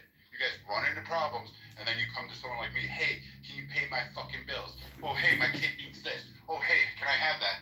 And a number of you have done that. And you know what? I'm really fucking disgusted that a bunch of you would actually toy with this guy off the street who's looking for a job. A poor kid that's fucking looking for a job. You're gonna toy with him. And get your kicks out of it? The fuck, man? Now I know why. You spare me your fucking political rhetoric. It ain't for change. You're just for fucking people over. You're sick fucking perverters. You guys are just as bad as the people you try to condemn. You're no different. Well, what does the application, or sorry, what does the job post on Craigslist actually say? Yeah, I'd be happy to share it with you if you'd like. I can put it in the chat. Maybe that's a good idea before we call him. Let me get you the Craigslist link. Please hold. Is he waiting right now for you to call him? No, he said call me at your convenience. I don't even know if he's going to pick up. I'm just saying, we're going to have to get past these road bumps before we can actually successfully conduct a campaign conference call.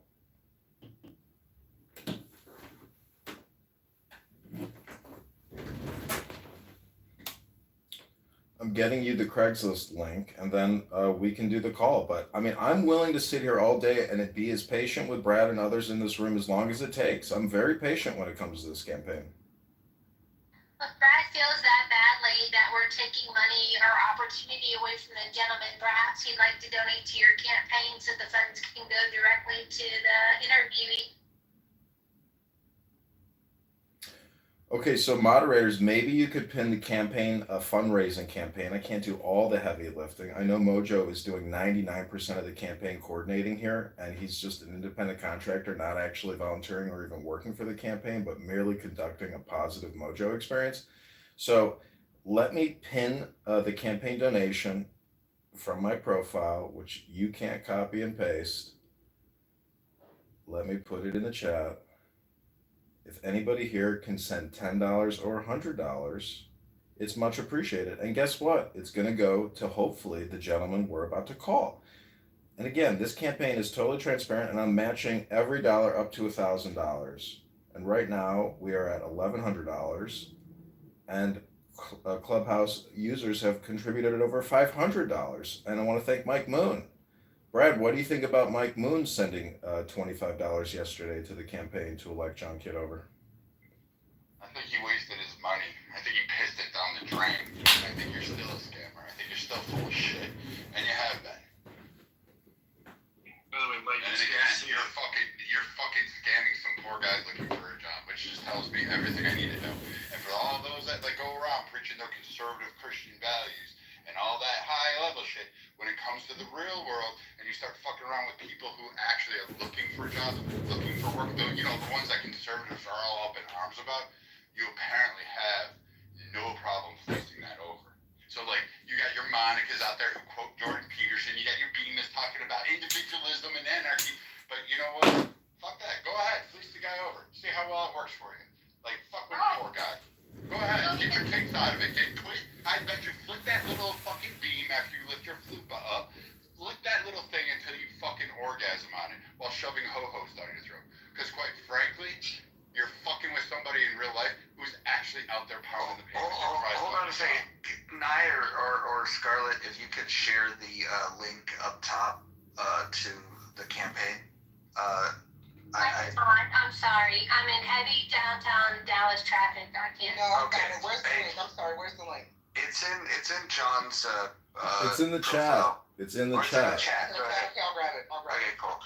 And Scarlett, don't tell people where you're located. Oh, yeah, that was a slip. I just want to see the Craigslist ad because I'm confused. Brad talking about things, but if it was Got it. Let me get it for you. Hold on a second. clear about payment, maybe it was written in ways to get experience working campaigns, which there are plenty of newly out of college or even in college kids that would love to do that type of thing for free just for their resume. 100%. For whatever money can be thrown their way. I mean, I don't understand what Brad, he's not targeting people who are, what are you picturing here? Okay, link is in the chat. This is the ad in Peoria, and I put up multiple ads across the state of Illinois throughout the district. It's also in Bloomington and Rockford and Peoria. Those are the three major towns in the 16th district. Peoria, Bloomington, Rockford, and you can check them out. They're all on Craigslist. It all shows the other postings, and that's what I put up. I can read it to you all if you're too lazy to click. It says, Republican candidate Congressman John Kitover, #Illinois 16, is looking for Republicans and politically interested citizens to join the campaign in a variety of roles: door knocking and grocery store ballot signatures, podcast content creation on X, YouTube, Instagram, AI content creation, social audio content creation, treasurer, fundraiser, and event coordinators, etc. Compensation $15 an hour. Now, the gentleman who replied says that he's been working in politics for quite a while, and he wants to be paid per signature or board or for a full petition sheet with certified signatures. So, in order to call this guy, I would just encourage everybody in the room to take a deep breath, and I'm ready to give him a call if everybody else is. Yeah, John, can I just recommend this with the 500 plus valid signatures that need to be submitted? Maybe even though the campaign right now only has $1,000 in it, I would offer him $2 a signature for the valid signatures. I think that would be, as somebody that's donated to the campaign, I think that would be a wise way to spend that money, and see if he's okay with that. Is $1,000 your cap that you're able to pay him, or do you have your own money that you can pay this kid to? We will continue to raise money, but if he's getting $15, actually, if he's getting $2 a signature, that's something that you can promise, because you could offer $2 a signature. And in fact, if he surpasses the amount that we have, I'm happy to kick in more to be able to cover it. I mean, it's less than 600 signatures to get on the ballot, but they have to be valid signatures, which means he might need more signatures because the valid signatures is what counts. Hold on one second. I just also want, hold on one second. I also just want to address one thing Brad is suggesting or implying, that we're wasting this man's time. I have spent many days here now with Mojo and yourself and other people here, and a lot of people here, their money is tied up in this now, Brad. And I want to be as transparent about this as possible. So you can watch the YouTube live right now. I put the link in the chat. I'm going to inform him prior to the start of the conversation that the conversation is and will be recorded, because he lives in the state of Illinois. So I want to make sure that all of this is documented prior to this call, because there shouldn't be any legal complexities about this campaign conference call. So Mojo and other moderators, I am asking you to please enforce rules and not waste this gentleman's time, because in my opinion, Brad is projecting. He's wasting our time, and if he starts interjecting, he'll be wasting his time. And now, Brad, you'll become the hypocrite. So don't waste his time, don't waste my time, don't waste anybody's time in this room. This is all transparent and fully legit, and I'm wasting a lot of time doing this, but I'm telling you, it's all documented, it's all legit. How about this? I'm going to take it an extra step. I'm just going to remove everyone from the stage until the call is over, and then I'll bring people back up and we can discuss. Is that fair? It's fine by me.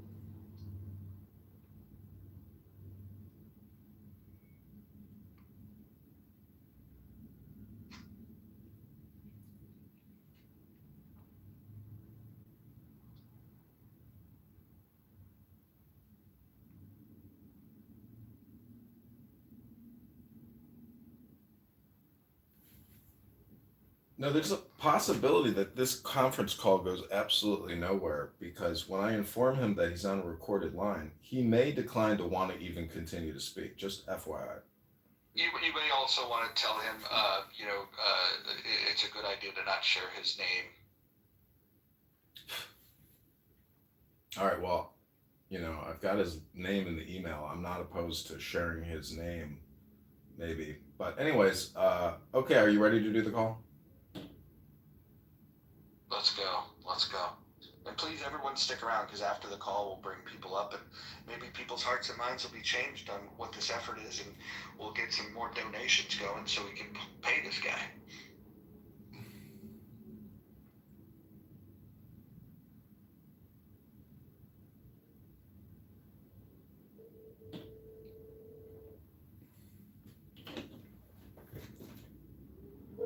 We'll see. He's got a New York number. Hello. Hey, Ed, it's John Kitover in Chicago calling you about the field director campaign manager position. How are you doing? Hello. Hey, can you hear me, Ed? Yeah, I can hear you now. How are you, sir? Hey, I'm good. How are you? This is John Kitover in Chicago. I'm calling you back about the field manager position, campaign manager position for vote signatures on petitions. Yes, sir. Hey, so, can you tell me your interest and why you want to work for the campaign, or where do you live, and how we can work together maybe? What are your thoughts? Okay. Yeah, I'm from Memphis, but I'm up here working on some state rep petitions with my group, and finishing up here, and so I'm totally open to working with you. Like I was saying, most of my guys, they work for a seed, they're pros, and so just want to see like what was your business scale model, how did what were you trying to do? We usually get a budget and come in, we knock them out, validate them through our app or your app, however you'd like to do it, and get them on in, notarized, and move from there. We've got demographics, whatever you're trying to reach, and then we go out there, boots on the ground, and get it done. Okay, that sounds good. Listen, I'm gonna let you know that I'm gonna put you through to a conference call with our HQ, who's helping me do a lot of the marketing and campaign strategy, digital strategy, so they can listen into the call. And the call is going to be live streamed onto YouTube. Are you okay being on a recorded line for the rest of the conversation? No problem. Okay, so Mojo here, is our campaign director, and he can listen and he can speak as well. I just wanted to, see, like, how much are you asking per signature?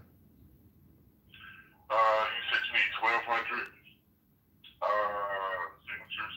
Correct. And what time frame you trying to do it by? September, March? What is it, Mojo? End of October? It has to be submitted by October the 27th.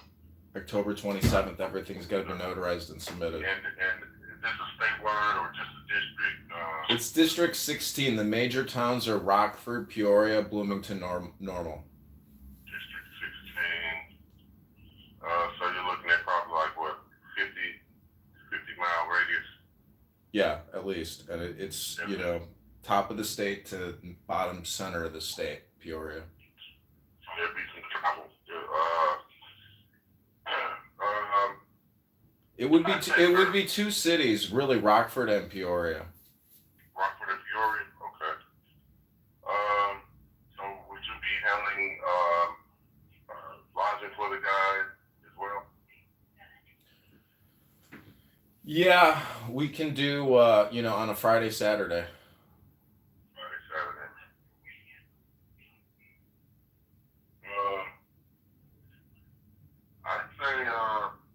I'd say anywhere from $8 to $10 a gig. Yeah, 8 to 10 a sig. So right now we only have a budget of $2 a sig based on our campaign contributions. We've got $1,100 in our campaign account, but we believe we'll be able to raise more, substantially more over the next 72 hours. We're doing a lot of new digital marketing and social media stuff on X. And we have other people who are listening in on this call. Just FYI, there's a lot of people listening in on this call that have a lot interested in this campaign. And so everything, yeah. What's the demographic area of Rockford and your district 12 that you're trying to reach? I know it's Republican. Is this a rural area or is it populated? Yeah, it's rural. I mean, these are the two largest towns in the district, and they're pretty substantial in size. So, any major grocery store, there's always going to be enough people on a Friday, Saturday night in Rockford or Peoria to do significant amounts of signature and petition signing. That could be major bars, it could be hotels, it could be grocery stores, it could be restaurants. There's a lot of people out on a Friday, Saturday, and within 2 weeks, I think the signatures could be gathered. It's just a question of, if you want to do it individually or you want to, get 1 to 2 people. But again, I mean, your help is really needed. You are the only person who has responded to our Craigslist ad, other than, where do you live, and can you maybe tell some of the people listening who might be contributing to your work? Because everybody listening will most likely donate to you. All this money is going to go to you directly. So what would you want to let the people know who want to give to you? Tell them about yourself and why they should trust you with their money. Well, I'm Edward Matthews. I've worked on several campaigns. I've worked on getting people on presidential ballots. So I've been a regional director with Ron DeSantis, Texas. I was on that campaign. I worked with jobs.gov. You name it, Vanguard. I have a track record. I can send you a resume as well. But I'm in Chicago right now, finishing up. I'm working on the 42nd district's state rep, and I've just finished up the 98 kick butt and got her on the ballot, Nona Parker. So I mean, we're killing it, and so I just happened to see this ad. Somebody forwarded it to me, and I was like, hey, let's shoot for it and see what's going on. I mean, because we're about done here, and so I take pride in my work, and so do my people, and we travel looking for Native Americans that are trying to do their due diligence and serve a shot to get on ballots. Okay, that sounds great. So are you comfortable sharing your name and your telephone number or your social media handles with people in this room that would want to contact you, speak to you directly, follow you, and get to know you before they send you money? Sure. Okay, so how can people get in touch with you? And I will repeat back what you tell me so everybody can make sure they can hear it, and I'll put it in the chat of this conference call. Okay. It is Edward Matthews. Well, actually, people are saying don't share your number. I'm not sure because so I want to let you know, Edward, that we have people also listening in on this call that are not happy with our campaign, but we still include them in the conference call regardless. So you're gonna get. What do you mean not happy with the campaign? Are they contributors that are not happy with the progress, what's going on, or is it broadcast? It's an open conference call on an app called Clubhouse, and I've been doing. Clubhouse is the app. You can join the Can you actually maybe download the app Clubhouse and join the room?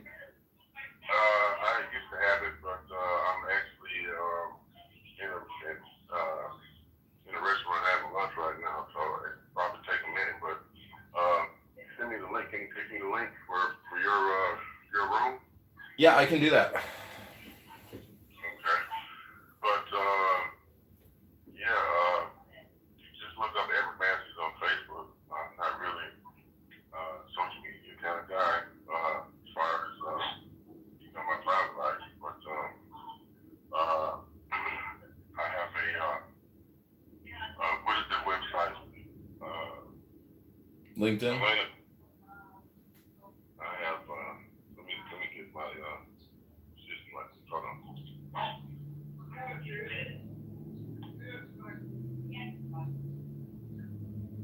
And by the way, do you have do you have a vehicle? Do you have transportation?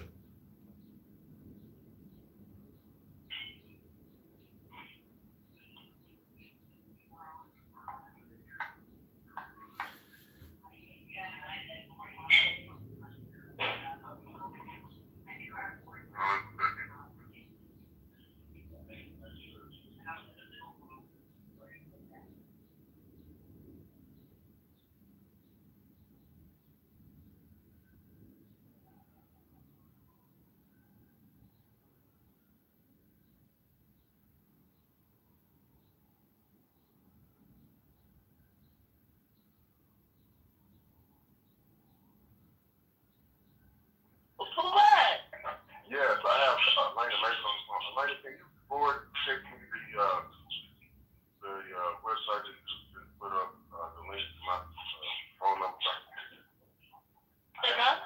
Can you text the Allport, the website that you just put up to me? I have this is Elena Mason. She does a lot of my web and administrative duties. She works with me.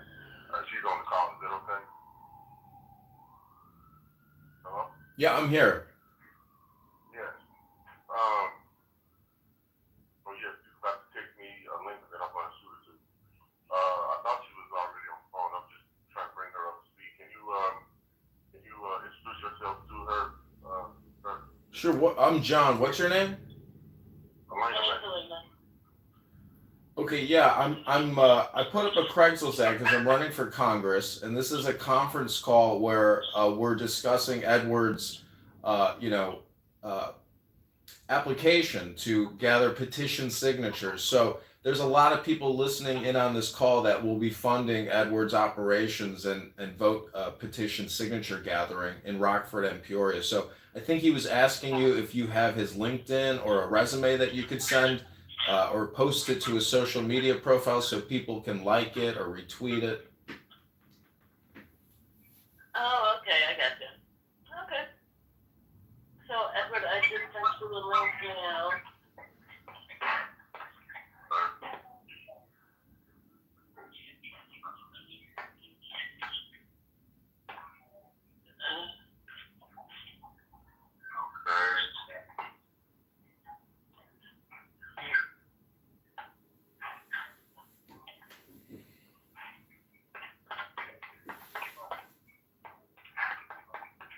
Okay, so yeah, I'm just sending this to you shortly.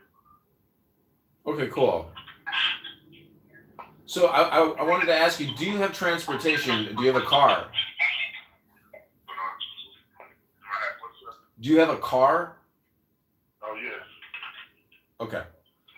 All right. Well, send me that resume, and I'm gonna send you the link to the Clubhouse room. And if you download the app, I'll send you the room, and you can come in here and talk to individuals who are going to be contributors to funding your vote petition signature gathering. So again, and you feel you're confident, you're the right man for the job, that you can gather these signatures. You've done this before, and you're motivated to do it. Correct? Yes. I wouldn't have called if I couldn't have did it. That's why I was asking. Yeah, 1,200 signatures is not a lot. But still have to look at the terrain. Everything sounds good until you get out there on the field. You know what I'm saying? Yeah. But yeah, so I probably wouldn't need 5 or 6 people. I probably just come out there and bang that out with a couple guys. So when you said $2 a signature, it's like $2,000. And that is the most that you could do. We right now the campaign has $1,100 in it. I would personally bring it up to $900 to the 2,000, but I'm 100% confident that based on the number of people we have listening in on this conversation right now, we will easily surpass the $2,000 mark.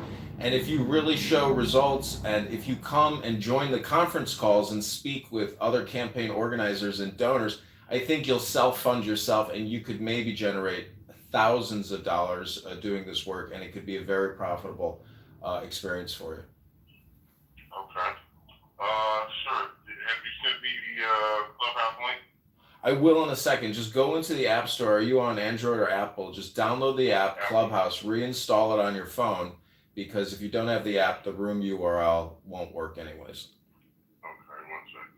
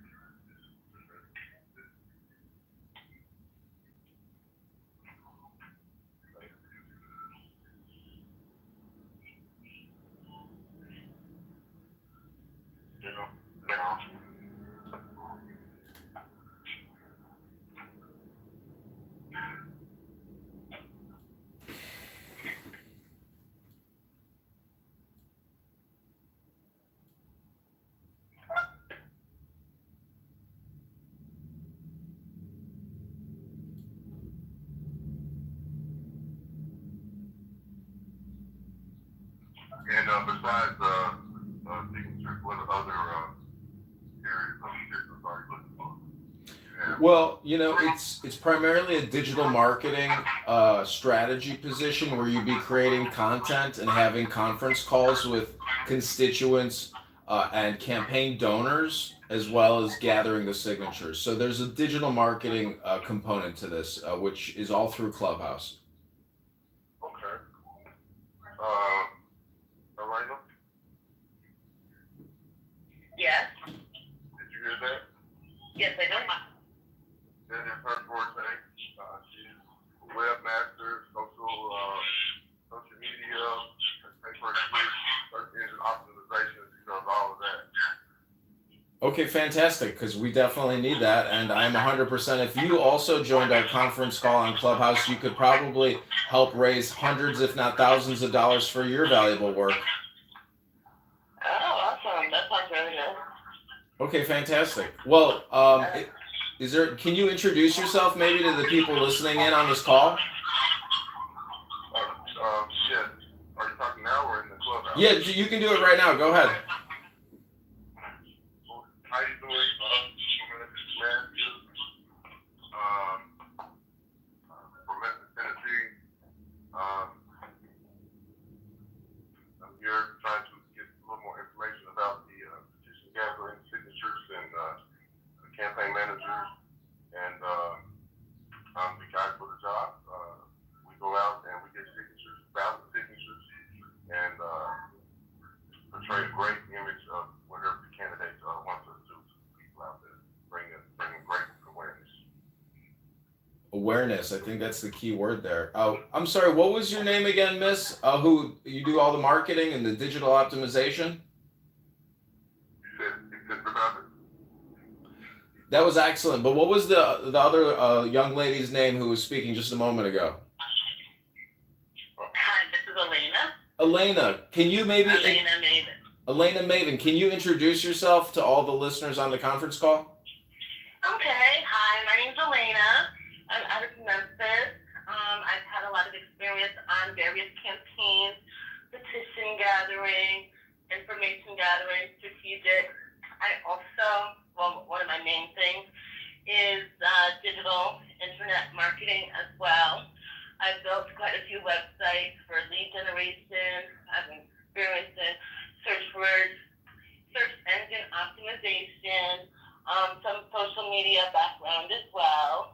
So that's a couple of things that I've been working on. Okay, great. Well, listen, I want to let you both know that you are the only two legitimate respondees to the Craigslist ads that we put up. I shared the Craigslist ad link with everybody in the conference call. The conference call has generated over 1,000 chats, and right now there's about 50 people listening in, and many of these people have donated to the campaign, and we're at over $1,000 in donations. And I want to let you know that all of the money we have raised as of now will be going towards you two if you both decide to join and help work on the campaign. And the number one priority is getting the signatures, verifying the signatures, and getting it all in by October 27th. That is the goal. There's no other goals, but that is the primary goal. So if we can get those signatures, we can get on the ballot box in March. And if you two are key, a lot of people are listening to this and they're excited that you've done this conference call, and hopefully you'll join the campaign. But is there anything else you want to tell people listening in on this conference call? Yeah, I'm really excited. With the information that I have, I'm definitely sure we definitely get it done. Definitely. Okay, when we end this call, I'm going to send you the link to the clubhouse room. And if both of you can join the clubhouse room, I'd like to introduce you to some other campaign coordinators, and we will tell you the next steps. How does that sound? Sounds great. Okay, thank you guys so much, and I'll send you the clubhouse link, and we'll talk to you soon. All right, perfect. Bye-bye. Okay, take care. Bye-bye. Okay, that's the conference call. Hope you guys enjoyed it. Listen, I'll give my feedback. I think in the future, I would probably not do this. That being said, I'm glad I got a chance to hear from people that actually do the work. This is the dirty part of politics that nobody wants to talk about, where somebody actually is doing real fucking work. We don't think about that. These are the people that do the real work, and I'm enthusiastic about them. It sounds like they have real world experience. This has motivated me. I will be kicking in more to the campaign today. So when we do the money bomb room, I will definitely kick in more. Hopefully people feel the same way. We do have a poll up above. Should John add these two to the campaign? Heck yeah, they rock, or heck no, they can kick rocks. I'm going to go ahead and bring people up and we can talk, get everybody's thoughts. I'm sure some of you are going to have some very strong and interesting opinions about this. I like them, and I just want to hear from everybody else and see what you guys thought. So we'll get those invites out and bring you guys back up here. Feel free to just jump in, just popcorn style, folks. Would you be opposed to make?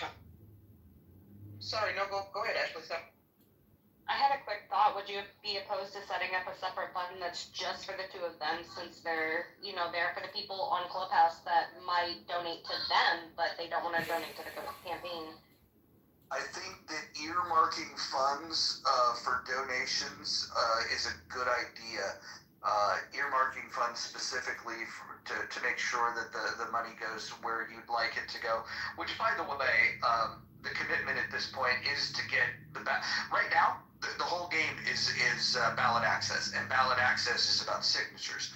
And so this is the most important component of everything at this stage of the game.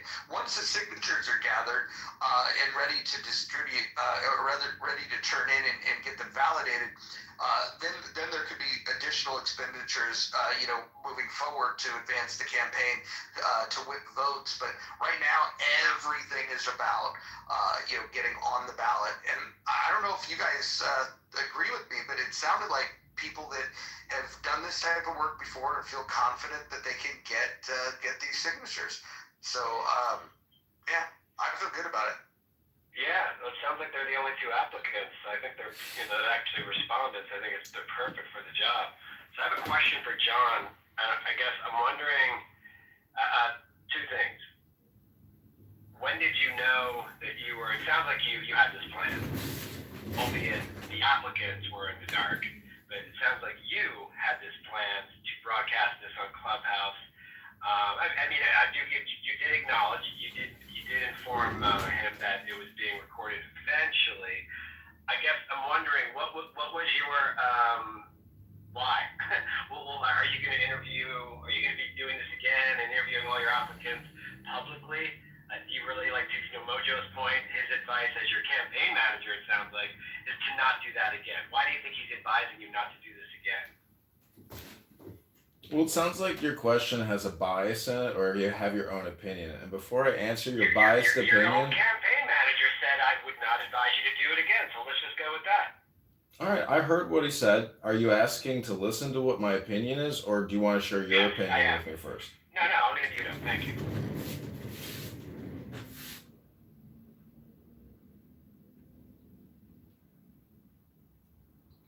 I don't know if you're talking, John, but you're muted. Listen, I am trying to be transparent because I think after yesterday's stolen valor, libel, slander, and extreme dunk down on John Kitover the roast, I'm a pretty resilient and flexible person. But I just want to say that, politics is not what you think it is. It's pretty insane, nasty, clicky, despicable, and just it's like an OCD, experiment in anger management. What I'm trying to show is what Mojo just stated is that real people, and I've worked with these people that worked on my committee person campaign here in Chicago in the 45th Ward.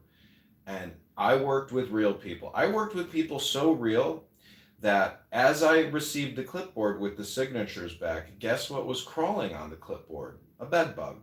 So we're talking about people that are sleeping in churches, gathering signatures at train stops here in Chicago. So Moose, if you're ready to kick in $10 to this campaign instead of complaining, and I'll tell us to any other complainers in the room, I'll address your complaint box for you, so you can retrieve them later.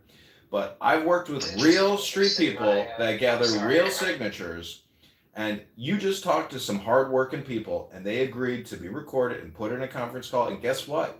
Moose, they're going to come to this room, and you can ask them your questions directly. Moose, how do you feel about that? It seems to me you're posing my question as a complaint, which in itself is then you calling the kettle black. I'm calling the kettle black because you're implying I was being biased. But you're receiving my questions as complaints. They were pure questions out of curiosity, which, by the way, you didn't answer. In the guise of being a real politician, if you want to manifest this thing for real, then yeah, by all means, deflect, as all politicians do. And I agree. Politics is a very dirty game, extremely. Both sides of the aisle are dirty. It's by any means necessary. But again, I was just wondering if you wanted to answer the particular point that your own campaign manager put out to you was advising you not to do this again in this format. Do you think that's? I heard him say it. Why don't you let Mojo answer? Mojo, can you address the question, please? Yeah, no, I'll address it. Look, I think that those conversations can be done private. I think that the exercise of exposing a little bit of transparency of just showing people that look, we're having real conversations with people that want to go out and do this type of work. They have experience and do this kind of work. Maybe it'll help people to understand that there are people that apply for these types of jobs and they want to do this kind of work. I just don't think that the vetting process requires a listening audience moving forward. But I do think it was a good exercise in transparency, and hopefully it'll motivate people to to think about the people that were on the other end of that call and think about the work that they're going to have to do. They're gonna have to put some miles on their feet, and it's not easy work. When Marshall gets in here, ask him what it's like to go knock doors. He'll let you know. It's there you go, Marshall. It's not easy. It's easy work, is it? No, it's not. And if you don't have the right attitude, it can be highly discouraging. For that job, attitude is everything, as in most jobs anyway. Yeah, I think for me, I wouldn't need to hear another one of those, but it was good to it's good for everybody to kind of be able to be a fly on the wall and hear what that was all about. And I also like the fact that when they realize oh, okay, I'll talk to the people that are listening. They're even willing to jump on this app and continue the conversation. I think these folks are great. I think anybody that's involved in politics should say, okay, this is cool. Maybe I'll have a campaign down the road that I need to tap into a resource like this. And so I'm happy that they're going to be jumping on the app. I think it's a good thing. I would also ask people to be respectful if they do and not badger them when they get here, they have an opportunity to to try to make change and get paid for doing it. It's not like he didn't offer them no pay. He offered them pay. It was very clear about what the terms would be. So if it comes to an agreement and they join the team, I think that'll be a good thing. In fact, that conversation motivates me more to provide whatever backing I'm capable of providing for this campaign. So I'm excited about it. But it sounds like for the most part, I look at the poll. 10 people, 10 out of 10 said that John should hire these two for the campaign. In fact, we heard nobody has voted that he shouldn't hire them. So I think the people that were listening to that were enthusiastic and could feel the sincerity and the experience and felt good about it. Okay, we've got one person that thinks that the people should kick rocks. Does anybody want to explain why they think that those two hardworking individuals, those applicants, should kick rocks? Yes, because they would be better off actually working for something in their field instead of the fucking state bullshit campaign and bullshit rhetoric and the clubhouse fucking antics that are going on in this room by admin of all fucking people. Well, first of all, my name is John Kitover. I'm running for Congress in the 16th district. And you know what, Brad? You can kick rocks. And you can go bake a shepherd's pie tonight and you can cry yourself to sleep. But this campaign is marching on with or without your shepherd pie. And your haggis. Hey, John, I was wondering if you already had these ideas of really getting your direction on your campaign out there to, I guess, the younger crowd. Maybe going to the college campuses around your area, trying to get these younger people involved. I think a lot of them, if they really like where your campaign is going, they might actually volunteer and actually help out to get signatures on the campus there. Like you said, there's plenty of train stops that they can go. I don't think necessarily door knocking is the only way to go, but I think there's other ways to go. And definitely, trying to get yourself embedded into some of these college campuses, with the younger generation, I think would be a great idea as well. Do you know why they door knock versus public gatherings? Oh, I know. Oh, I wasn't asking you much. I was asking Harry, but I'm asking. Yeah, because they see who's registered as a Republican or a Democrat, and they specifically go to these houses where they are registered as whatever vote or whatever party they're registered underneath. Well, also because you can track your work, right? Like petition signing is one thing, which I guess is what John's doing. So you can ask people there. But if you're trying to show to possible donors that you're going to have broad support for a potential base, you will want to both do the train stops and look into door knocking at the same time. I promise you, people, you can't reinvent the wheel. You can add some spokes, you can strengthen it, but campaign's been done with door knocking for a very long time for a very particular reason. And that reason is it is the most efficient voter contact method for the money. Always. So mix it up, but make sure you actually hit the doors. Hey Marshall, can I ask you a question? Do you think the display that was just John, the fact that you just took people who want to work in this, who are looking for a job, who responded to what they believe was an actual job, do you think that this by admin of all fucking people, the troglodyte of the Clubhouse for 5 years, do you think that this is actually something people should be donating?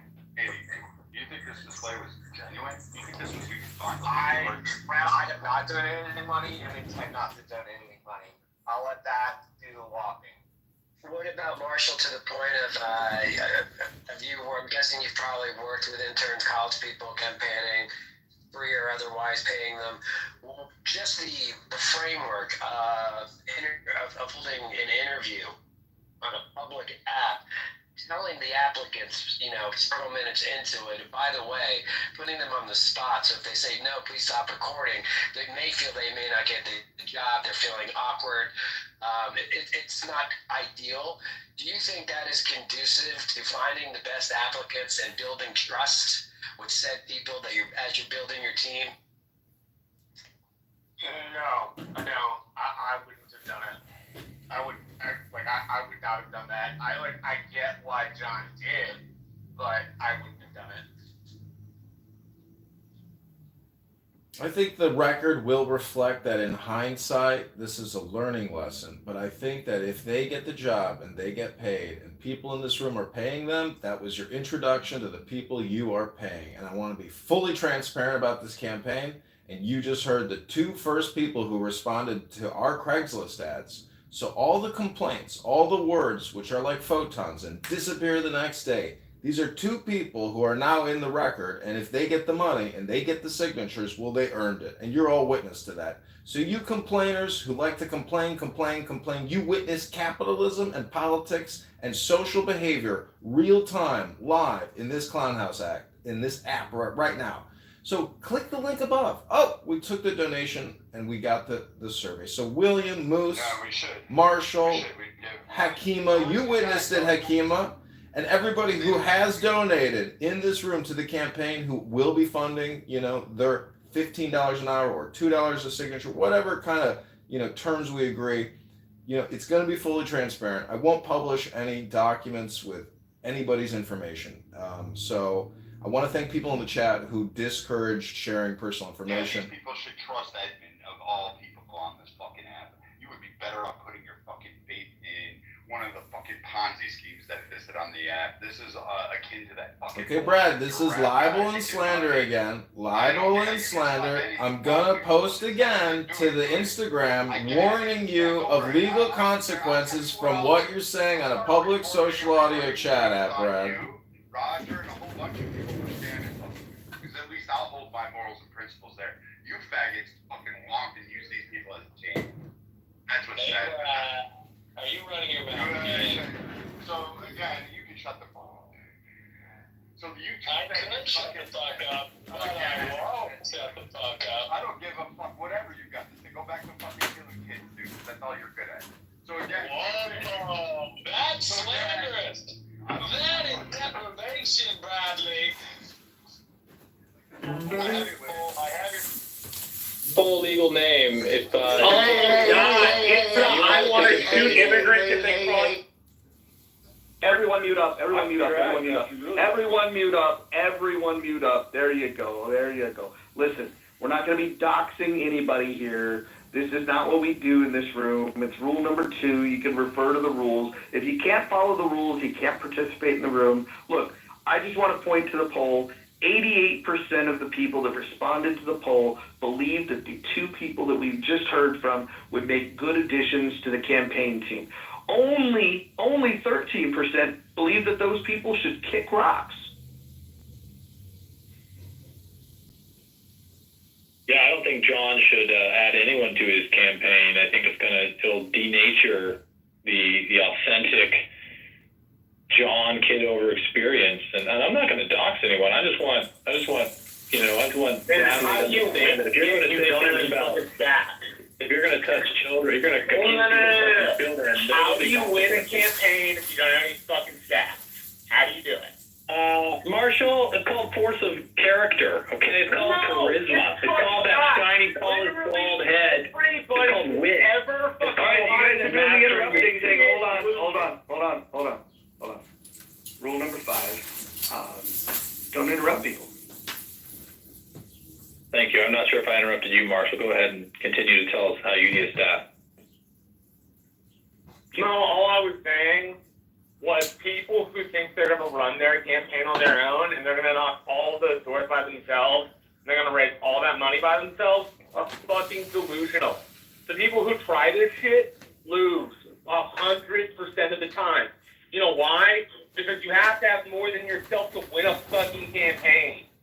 You may not think so, but you've never stuck your fucking hat in the race for public office. Have you? Did you vote for Trump, Marshall? No, I voted for Chuck Norris. It's irrelevant, so. No, it is relevant. I mean, if you it's not fucking relevant. It's not relevant. We were talking about hey, don't interrupt. Hey, Rule 5. Rule 5, Marshall. Rule 5. I'm talking. Rule 5, please. Mods, can I get a Rule 5? Yeah, we had a Rule 5 infraction. Thank you. All right, so just to be clear,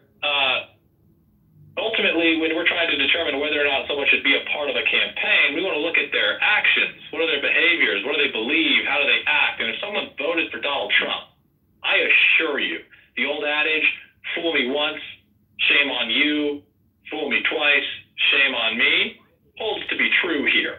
If you were stupid enough, and I mean stupid enough, I mean, the literal definition of the word stupid, enough, you've got enough stupidity to vote for Donald Trump not once, not twice, but 3 times, you are not going to add anything relevant to any kind of campaign that I want to be successful. And I want John to be successful. I do think that John is clinically insane, and I hope that will be a good shakeup for events in Chicago. So I don't want you, Marshall, to pitch your wagon to any star, because you're going to hold it down, you're going to bring it back, you're going to be a problem. You are a dyed-in-the-wool, staunch advocate for the status quo, whatever that might be, and whoever else established it. You don't want to break new ground.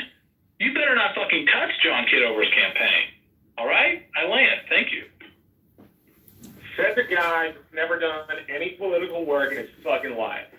Yeah, I and everybody in this room am going to take your advice seriously when you've never done the work before.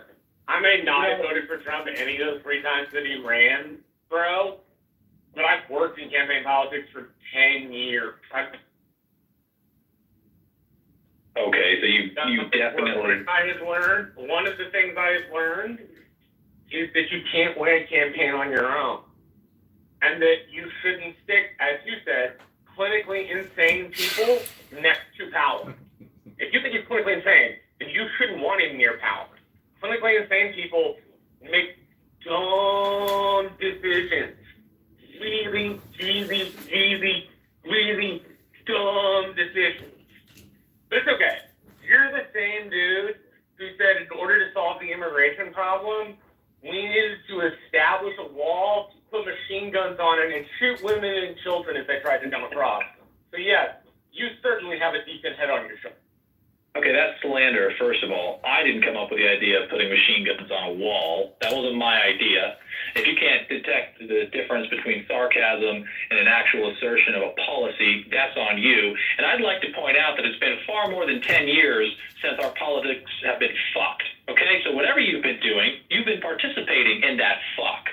And I don't want more of that. I think somebody who's clinically insane could provide a pleasant change of pace in the Chicago area. I think really the way to find out what John Kitover is made out of is to give him as much power as possible. And maybe it turns into a circus.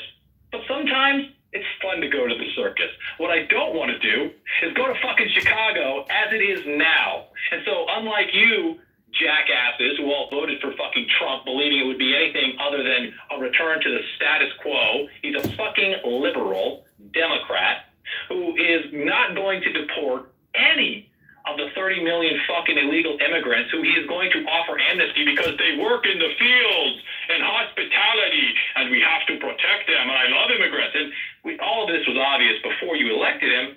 John is legitimately fucking insane. And you know what? I vote for change. I vote for John Kitover. Here, John. Fair winds and following seas, brother. Fuck you, Marshall. So you would willingly vote for bad decision making. Again, if you think somebody's clinically insane, they don't belong anywhere near power, which makes me glad that you don't have any power because you don't belong anywhere near it either. And your original machine gun idea may not have been yours, but it's one you promulgated. You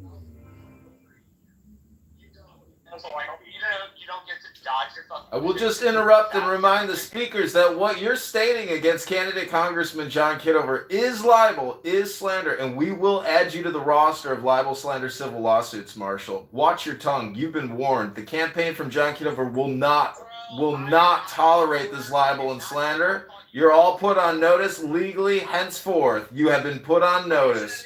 I think he's insane. Put me on the roster. I think he's insane, and I'm going to vote for him because sometimes the thing that we need to deploy is a tactical nuclear strike, and that's John Kitover. You don't like the way political things have been progressing in your city? Okay? Vote for John. And I'd like to address these accusations. These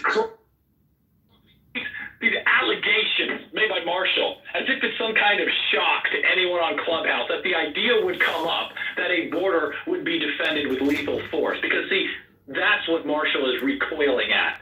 Marshall was shocked to his soft little core, his little pudding cup center, when he heard that Diogenes was hosting rooms where the idea was not only asserted, but confidently seconded that the border should be secured with lethal force, as all borders must be.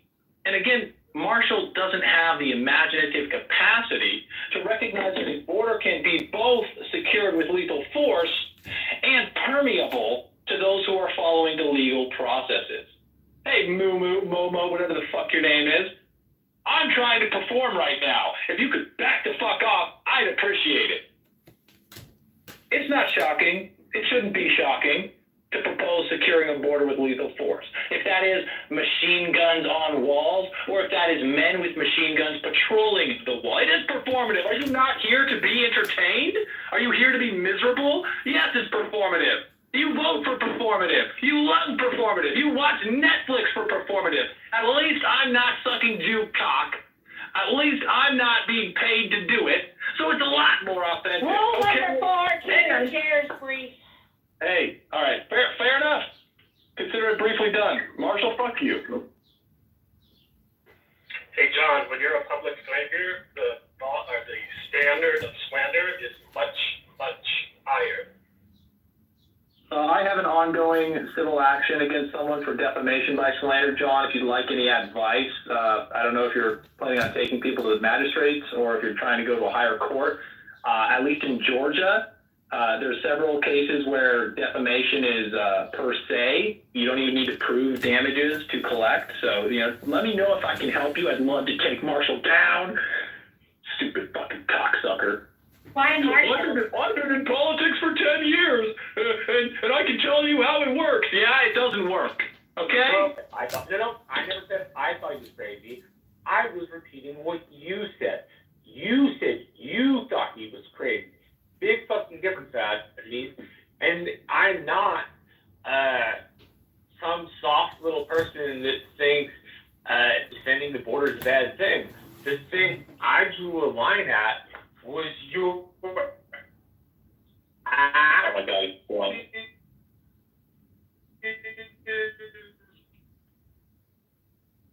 You're in the Matrix and you're drunk?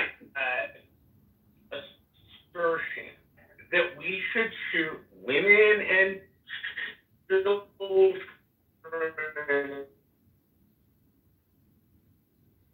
All right, he's in the Matrix. So, in case anyone's wondering what Marshall's going on about, Diogenes was the head of the Deportation Depot short-lived program. You're in the Matrix, Marshall. Don't torture us. Yeah, Marshall, you're in the Matrix. Marshall, you're in the Matrix.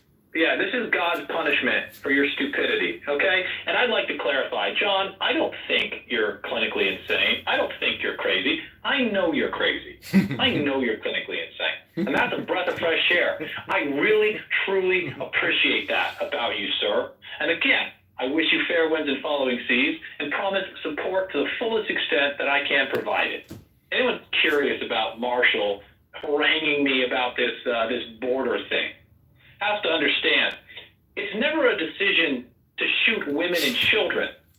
It's a decision to secure your border with lethal force. When you secure the border with lethal force, you'll find that the women and the children don't try to cross that border because it is secured with lethal force.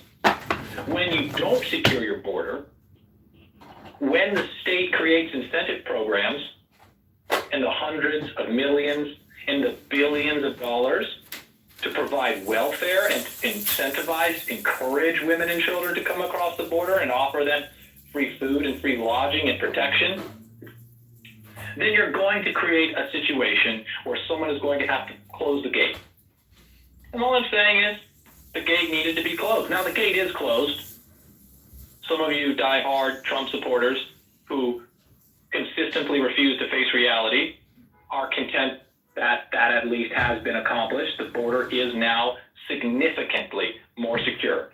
It is extraordinarily secure in consideration of the last administration's action. But what you're not seeing, what you will never see, what Diogenes Spooner told you years ago when he guaranteed you that Donald Trump would be president in 2025 is the deportation of the 25 to 50 million illegal aliens who were allowed, not just allowed, who were encouraged to come into this country to substitute the labor, to drive down wages, to drive up asset prices, and to help Donald Trump preside over the bankruptcy of the United States of America. Thank you, ladies and gentlemen. Vote for John Kitover. I'm just curious, what are your rules of engagement on arming the border? The rules of engagement for the border? What do you mean? Yeah, I mean, you understand what the words rules of engagement are? absolutely. Okay, So, I was enlisted in the most noble. I don't know why you had to ask him a question. I don't Yeah, know why did you you do had to do that. I'll answer that. That is a valid question. He just doesn't want to hear me talk. With the left woke moralist women who want to police everyone like little school marms in the hall, they hate it when I speak because I say things that make little Marshall quake in his boots and piss his little underwears. The rules of engagement are: you are 100 feet away from the demilitarized zone. You'd better fucking stop. You see the sign? It's in Espanol. And we'll, you know what? We'll put the sign in Chinese, Mandarin. We'll put it in Arabic. We'll put it in all the languages, in fact. You get near that wall, things are going to start going boom. And just like the rules of engagement that I had in Afghanistan, you're going to get an escalation. And the closer you get to the wall without responding, the closer you get to bad, bad, bang, bang. Okay? And see, I don't know what that's that not yell at unreasonable. us. Hey, no interrupting. We have a, hey, this is Diogenes Spooner paging the bond. We've got a Rule 5 distraction. Alright, so I'm gonna mute you so you can hear me. Nobody's yelling at you. You don't have to yell back. You can complete your statement, sir, without screaming at us, please. I'm not screaming at It's anyone. a safe fashion. You don't have to ramble on forever. Just make your point. You know what the point is. The point is you need to vote for John Kitover. Everything else is just gravy on mashed potatoes, delicious mashed potatoes. Okay, William? Thanks for the question. Next question. Your Thanks, rules of Larry. Thanks for the engagement are question. if somebody gets near the wall and you shoot them. The rules of engagement are that a nation is a sovereign and sacred thing. The most important law in a nation is that which delineates its border. There could not be. You don't have to ramble. It was a pretty straight question. Just answer it. And it's a pretty straightforward answer. If you can't listen to it, don't ask the question. Okay? The answer is absolutely. Lethal force must be deployed to secure the border of the United States and any nation. And where that integrity is at risk, lethal force must be swiftly and efficiently dispatched to address the threat. See, I told. Okay, so Marshall was not slandered by Marshall. You just reiterated all It that here. absolutely was slander. No, you're missing the point. If you were confused, I will happily say that. I don't have a problem with building a wall and putting machine guns on the line. I'm talking. I've got another Rule 5 infraction here. You can wait till I stop. I've given several pauses. Can we have So let's be clear. Can we have one mic? Thank you, Nye. Thank you. So I don't want anyone to be surprised. I don't have a problem saying we should build a physical barrier on the border of our country, and we should put some kind of defensive system with lethal capabilities that would in fact kill men, women, and children, or any other goddamn living thing that threaten that border. Yes, that's right. What I'm telling you is that Marshall... Oh my God! See? Oh, you got me, Marshall! Oh my God, you got me! Oh Jesus! I just fell right into your trap! Oh my! Imagine the pair. It wasn't a fucking trap, bro. That's the point, Marshall. That's the point. You think you're revealing everything to anyone? I lobbed the accusation that you wanted to shoot people. You then skirted around that and pretended like that was not what you wanted until you were asked a series of questions in which the end was, yes, I will shoot men, women, and children. Because Wrong. Wrong. I do not want to shoot men, women, and children. I have no intention of getting on that wall, and I have no intention of any men, women, or children dying, as I clearly elucidated for you. I would absolutely put good signage very, very big words, very easy to read words in several different languages that made it clear. Lethal force will be used. And I think, repetition teaches the donkey. And if you paid any attention to any of the brilliant rooms I did with many brilliant people, you would have heard, and you should know, you probably don't because you don't have children, and no woman would put up with you, stupid ass. Wait, hold you on, probably hold on, were hold back on, died. hold on. I have to ask John, I don't mean to interrupt, but I need to know something really quick if somebody wants to come up. John, is the gentleman you spoke to earlier Edward Matthews? Is John there? Probably, he's getting a good dose of what Clubhouse is all about. Well, maybe he can answer that in the back channel 9 unless help. Well, the gentleman is trying to come up, is what I'm saying. Is this gentleman that he interviewed on the phone? He's in the room listening to this madness. I clicked on his profile and it says invited by John. So I'm just, just doing a little, let's calm down a little bit if this is the gentleman that John spoke to, because he's in the room right now. If that's him, and if that's not you, sir, I don't mean to call you out, I'm sorry. But I know John, the gentleman that John spoke to over the phone, I know he invited him to the club. I know he sent him a link, and now we have a gentleman raising his hand wanting to come up. I clicked on his profile, said invited by John, so I'm just trying to figure out if that's the guy. He also has a funny head. Well, we're all hurling insults and yelling, and he's coming into the space, right? So it might not be a good look, I don't know. I hardly think we're throwing insults and yelling. I was doing a bit of raised voice, but let's be clear. This wasn't insulting. I think there's something for us to learn from Marshall's position and his estimation of mine on the border. See, the idea isn't that you want to kill women and children because you are willing to secure your border with lethal force. And anyone who's spent any time around women and children would tell you that they learn very quickly when you say don't do that thing, and there are lethal consequences for that thing. See, one of the things missing from modern society is corporal punishment, right? Somebody litters in Singapore, they get beat. And they learn, if I litter, I'll get caught and I'll get beat. I shouldn't do that. It's incredible to me that Marshall thinks he can equate being willing to use lethal force with a desire to use lethal force. And that's the kind of stupidity that gets us trapped in this constant political cycle of bullshitter and bigger bullshitter. Evil, lesser evil. And so Marshall shouldn't be anywhere near a voting booth. Anyone that would let him near a voting booth is doing a disservice to their country. But it is what it is. And I don't want to be long-winded. I already have been. I love the rules, guys. And I hope I'll be able to stop in more often. Hey, Brad. Is he gone? Is Brad gone? Tell Brad to go fuck himself. Tell Marshall to go fuck themselves. Vote for John Kitover. And I'll see you guys next time.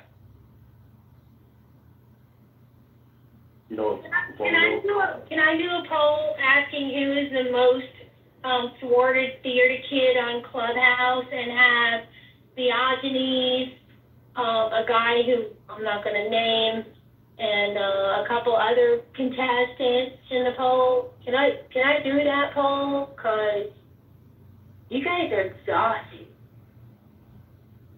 What he's saying makes sense. I mean, it's the same strategy we use in Iraq. When you're doing security, you're given an order to secure a perimeter.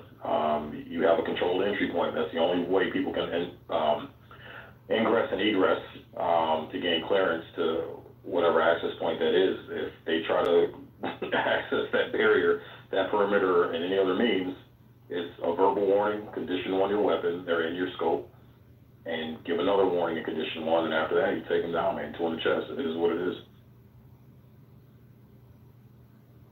That's like an active war zone. See, it only tends to happen once, right? And then the message is delivered maybe before the kids and the women show up. Like, Well, that was his point. It would be a defensive measure, not an offensive measure. A defensive measure is completely different. Yeah, if I could just jump in real quick, I just wanted to say that I am more enthusiastic day by day about the campaign, about the mission to defeat Darren LaHood. And right now, this campaign, it kicked off just a couple days ago. We're starting to really kick into doing fundraisers. We really did one fundraiser, and now we're gonna start doing that again today. So the link is up above, and I want people to remember that the money that gets raised here, this is not money that goes into a politician's pocket. This is money that's going to get paid out for very hardworking, intelligent people that are going to do the complicated work, the tedious work of doing the signature gathering, getting people to sign on the line and validating that these signatures are legitimate to make sure that ballot access is possible. You cannot win an election if you're not on the ballot. The idea of winning as a write-in candidate is just not going to happen. If you look high and low, write-in candidates do not win. You have to be on the ballot. The first thing that the money is going to be spent on is gathering the signatures, getting on the ballot. Once the ballot access is secured, which will happen the week between October 27th and November 3rd, then we can kick into new gears where we could say, okay, now that we're on the ballot, how are we going to organize, how are we going to mobilize, and how are we going to defeat this person that is robbed from the people? That is supported over taxation and borrowing in Darren LaHood. John Kitover for Congress is the one person that is going to be running, and that primary is in March. If he defeats Darren LaHood and gets in the general election, he will become congressman. So there's two things we have to do. A few things. We have to raise the money to pay the volunteers, to get the signatures, to get on the ballot. Once on the ballot, we have to drive the vote. If we win the primary, we win the general. Let me repeat. If we win the primary, we win the general. So in order for this to happen, we have to get on the ballot. I just wanted to welcome Edward to the stage. Hopefully you'll find this a hospitable place for you, and just welcome.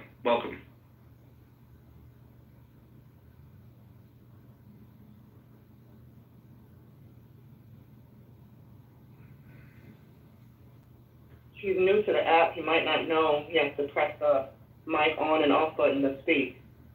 Yeah, Edward, if you wanted to jump in, just the mute button's in the lower right. You just tap that button and it'll allow you to speak to us. And again, we're just really glad you're here. Hello? Yeah, we can hear you. Yeah, I just got forwarded all the comments, man. I'm trying to make sure this is not some spoof at my expense. Well, yeah, I don't blame you. I don't blame you for thinking that. But yeah, please go ahead, Mojo. Yeah, I was just gonna say, look, there are people that have personal vendettas against the man running for Congress. I could probably guess who the individual is. Maybe there's a couple of individuals. By the way, some of his biggest critics are supporting the opposition. So there's that. Right. Okay. Well, I've been listening, and it's very energetic. I like that he's straightforward, and I like the way he speaks. You know, he's not talking like some stick in the mud, so I can respect that personally. You know, but so yeah, I'm here, and I'm just trying to get a feel of what's going on here. Are you guys ready to pull triggers, or you're just getting started, you know, and trying to get some traction going, or whatnot? Well, why don't we hear from John, the man himself? John, are you there? Your potential employee has questions for you. Yeah.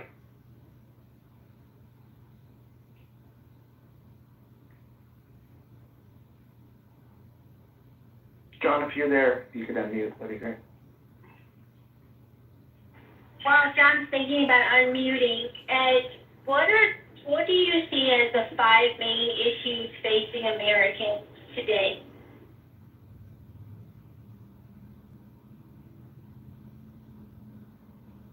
Are you asking me that question? I was, but you don't have to answer if you don't want to. Monica, this is Dr. Long. I can answer. I mean, I don't mind answering. You said, what do I feel the 5 main, issues facing Americans? 5 main issues facing Americans today, most challenging issues. Well, obviously, we've got the border. We've got crime. We've got, our foreign policies. What are we going to do with, being the policemen of the world? We've got take care of the home front while we're, going abroad, saving the world. And I'm from Memphis, and it's one of the poorest cities in America. And we've got billion-dollar corporations moving in, and the workforce is for the little people is zero. And so I think that we need to have more home, based jobs, for the people that are from your city. You shouldn't have to be working penny ante jobs. And so that's the main thing. Me personally, what I would say. Thank you. Have you ever gone door to door before, Edward? Like campaigning? Yes, I've done door to door before. Started from the bottom, like anyone else. My dad was a politician. My grandfather was a politician. So I started out young, campaigning for them, running for mayor, juvenile court clerk, things of that nature, comptrollers. So, I've worked on several campaigns as a door knocker and all the way on up.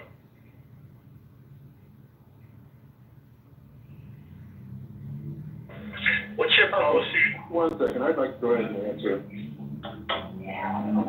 I'm just going to list one thing that's affecting America, and it's inflation, the cost of living, food insecurity. We just need to get business back into America. People want to live their best life, and they want the opportunity to do so. That's why we're here. Let's keep going with the business. Let's keep going with creating new jobs, less regulation. Let's get rid of some of the taxes. We pay too much in taxes. Give us some, let's just keep going in the direction that we can. Build up the infrastructure, build up jobs, build up business, empower people. People want to create their own future. People don't want handouts. People work, let's embrace this capitalistic society. This is Dr. Long, and I'm finished speaking. Hey, Edward, what's your policy on the number of signatures that don't verify? How many are you actually getting for that 1,200 you need? And how does that work as far as the payment goes of your 8 to 10 signature? Well, generally, depending, if it's a client that I've worked with before, we have rapport. They'll set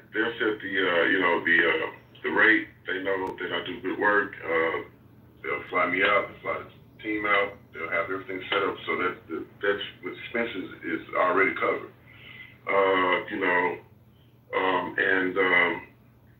The policy is, if you want 1,200, then you're shooting for 1,800. Because, you have no control over what somebody writes on the paper. And, the state of Illinois, I believe, for the district races, you have to petition in the district. Not only does the person have to live in the district, but you have to petition in the district. So, some states allow where you can be outside of the district and, get signatures. And, there's just, you have people watching, blockers, opponents, whistleblow. So you have to be in the district to get the signature from somebody in the district. The person can live in the district and you be outside the district and get the signature, and it's a no-go, depending on who finds out about it. So you shoot for over the top, and then you verify them, with the address and the voter registration, the signature matches up, and you run them through the scanner, and they match up, and you get paid. Generally, with me having my crew, we get paid up front. We have the treasure chest there, at least half or 75% up front with the expenses. And then as petitions get validated, you start paying off the petitions. And at the end, once you do the final turn in, then there's the remaining balance is covered. So that's generally how it works. Are you saying there's expenses on top of per signature? Well, of course. I mean, unless you're just going to be hiring, your church members and your friends, you know what I'm saying? But like I said, I am in Chicago. I just flew out to Chicago. I mean, I do this nationwide, you know. So this was forwarded to me, and I was saying, hey, look, there's something going on over here. Why not make some extra cheese? So, you know, I didn't know Bloomington was 100 miles from where I am. So obviously, I wouldn't just shoot out 100 miles and, you know, post up and you know, be trying to get 1,200 valid signatures. I could get 1,200 signatures, but more signatures is going to fly. So, you know, 2 days, you know, it just sounds like that's very unrealistic. If you want quality work, you know, you're going to have to set up, post up, and just standing outside of shopping centers is not the way that you're going to get the best signatures. You know, some canvassing on the churches, finding out his demographics, where his followers are, you know, really doing the research, man, to get the signatures and get them quick, and you know, bring some awareness to find out, you know, where we can get a lot of people at one time that are in the district that want to hear about them. You know, if you want to have an event, things of that nature, and do the petition. You know, barbecues. You know, you got to think outside the box. Instead of just standing outside Walmart, because people will just scribble anything on the paper. But you're saying in your experience, 1 out of 3 is not verifiable? 1 out of 3. Well, you're saying if it's 1,200 you want, then you're saying get 1,800. Yes, all the time. I mean, because so you're saying 600 of those. Actually, it's more than 1 out of 3. Wouldn't it be? I mean, this is why you know, it takes a special kind of person to do that. You know what I'm saying? Because you know, it's how many times have you signed a petition, and then you know you got to put your name and your address on it. So a lot of people will say, yeah, I signed the petition, and then I have to put my address on it, and just put a scribble address on it, or you just can't recognize the signature, and they meant well, they signed the name or whatever. It's just on the algorithm of the computer. Did that match up with the voter registration signature? So, you know, and then it depends on how much scrutiny the opponent is going to do. Is he going to challenge the signatures? You know, this person moved, or this and that is right on the borderline of the district. So you have to plan for all kind of contingencies and problems. So if you want quality work, then you shoot for 12. Well, I got my 12, and then, so, you know, 3 days later, hey, we need 300 more. We need 40 more. So you plan for overages, and that's how that goes. So you're gonna have to have a contingency plan. Now, you pay for the valid signatures, but you're bringing in more than that. You know what I'm saying? But you're paying for all the signatures, not just the 1,200, right? No, you pay for it depends. It's a case by case scenario. You know, if you got rapport with a person, you know, sometimes they pay for all of them over a certain amount, and some just pay for the valid ones. And you know, so it just depends. You got a lot of shady coordinators out here that get people from all walks of life, and you know, they get try to jip people out of their time and their work. And you've got all kind of trolls that have sham campaigns going on. I'm sure you guys know about that. So, as a petitioner and a campaign manager, and I have to protect the people that trust me. If I tell them, hey, look, we're shooting over here, we're gonna go 300 miles over here, we're gonna go 500 miles over here. You know, it can't be on just somebody's, yeah, I'm going to pay you, because that doesn't work. What is the, you don't mind me asking, Edward, sounds like you're pretty experienced. What is the average or normal pay, be it per hour? I mean, I know some folks use volunteers, college kids, and friends, but folks like yourself are looking to be paid for the work as well you should be. What is the average? Well, the average petitioner is not going to work for an hour, because it's not worth his time, because you spend a whole day, $15 an hour, $12 an hour, that's, going to get you some, high school kid, college kid, but even a political science intern, I brought my son up to work with me before he goes to college his freshman year. He's, playing sports or whatnot in college, and told him to come on out. And, but the average professional petitioner is not going to work for an hour. So I couldn't even answer that question. But it's a lucrative, job if you're good at it and you're bringing in good signatures. I've worked petitions for some nonprofits and community organizations that pay $10 a signature for 4 different petition ballots and initiatives, and person can sign all 4 ballots, and you can go turn in thousands of signatures a week. Houston, Dallas, major cities, they have all kind of things going on. So you can make $10,000 in a week. Yeah, that's pretty standard. It's always per signature, and your 8 to 10 is pretty reasonable. California here is much more than that. It's about 12, I think, is the average. What's your best opening line if you're pitching a Republican candidate, and your best opening line if you're pitching a Republican? Opening line, how are you getting my attention to get me to not walk into the Walmart? Right? What's your hook? Well, it's generally, hi, you're petitioning for Mr. John Kitover. He's a Republican candidate for District 12, and he needs 1,200 signatures to get on the ballot. We're in your neighborhood, and we'd like to give him a chance to sign a petition. It's not you don't go into a whole lot of details, because he's just trying to get on the ballot. Yeah, so they don't even, and it's not even Republicans, Democrats are signing. You know what I'm saying? Because he's just trying to get a chance to speak. Somebody might follow him, somebody might, it's on him. He can talk himself into a nomination, or he can talk himself out of it. We just want to give him a chance to get on the ballot. So, the main thing is making sure they live in the district and they're registered voters.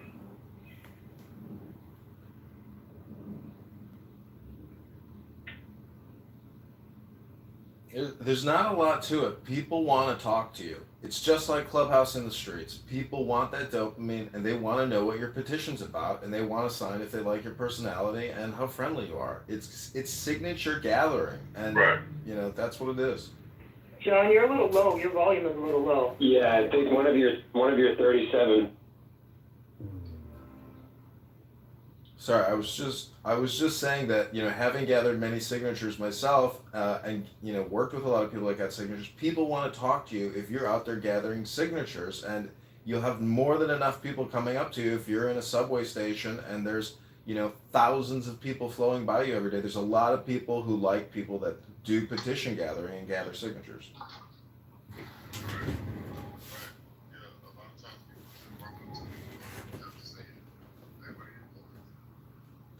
So it's the main thing, some signatures be outside of the district or the region and things of that nature. For the most part, it's not rocket science. It is strategic. You have to have a strategy.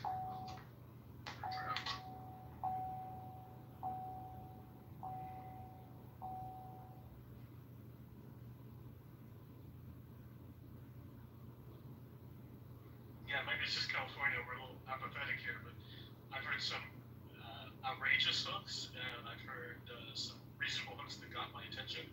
But most of the guys here, they have a hook. They kind of profile you when you walk up, and they figure which side of the aisle they think you're on, and they give you this question that kind of leads you to either want to respond in one of 2 ways. Either you're all in, or you're a little agitated by it. So I'm just curious what hooks you use. That may not be California. Well, sometimes it just depends on the candidate. If he was an ex-police officer or a firefighter, and you're looking at another guy, he's walking up and he looks like he's, you can do that, but sometimes that'll backfire because the person that you think's, because he's got a cowboy hat on and a big buckle is a Republican and he's a staunch Democrat and he just lost a signature. So, it's a give and take. Hey,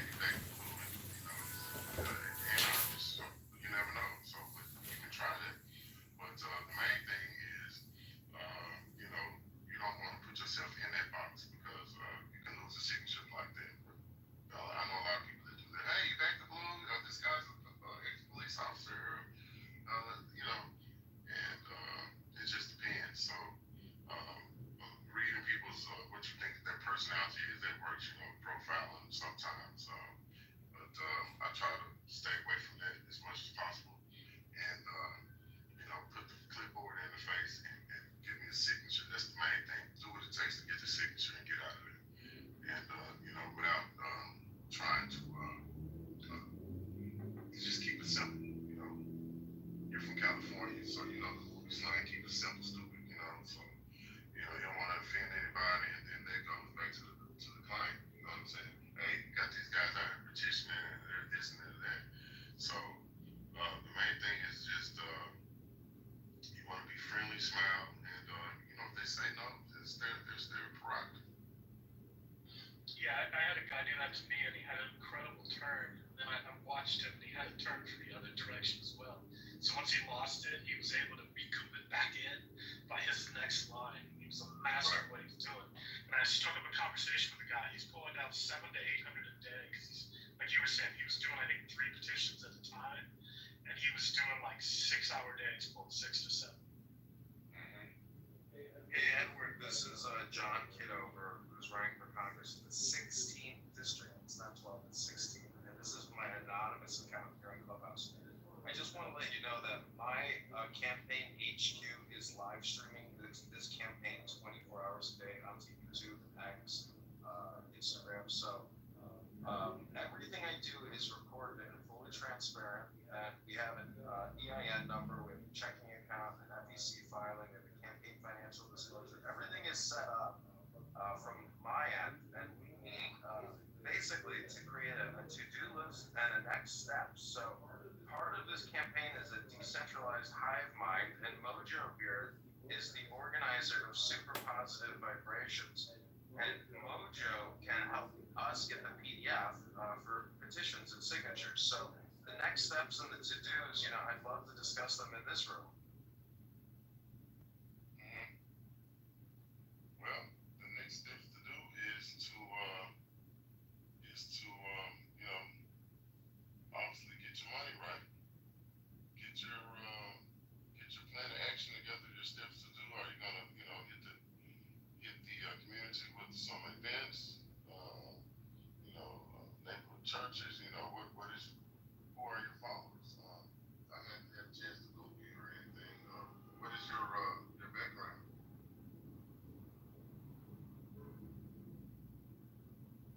Sorry, what did you say, Edward? I said, what is your background like, in the community? I see you got people on here, like, so what was your occupation? So I have been recording a film. I'm primarily a filmmaker, but I'm also a former U.S. Army veteran, as well as a employee of the U.S. Treasury and countless digital advertising companies like Google and Microsoft. So at this point in time, my biggest concern as a candidate for Congress is the national debt and the unfunded debt liabilities. 37 trillion in national funded debt and 100 trillion in national unfunded debt. So I'm obsessing over the national debt. That's primarily the focus of the campaign. The national debt, okay. And so you've got mathematical way to knock it down, I suppose, right? We've got economic theorems to help, eliminate the debt and stop borrowing and stop spending. Okay. So you served the country, so that's a great talking point. Work strategy, we work strategy around that. Digital marketing, analytics, work strategy, find your algorithm and Facebook marketing. Get you some. Look, let me ask you a question. Does Illinois do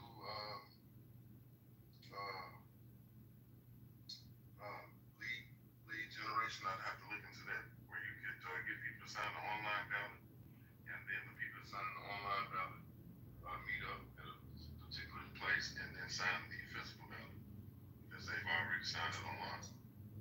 And that one's free. Yeah, 100%. The last campaign I ran, I did a petition.org for a homeless gentleman at the primary train station where we were gathering signatures. And, that type of marketing we need to do. But really the petition sheets, the PDF, and the signatures from the district in Rockford and Peoria is the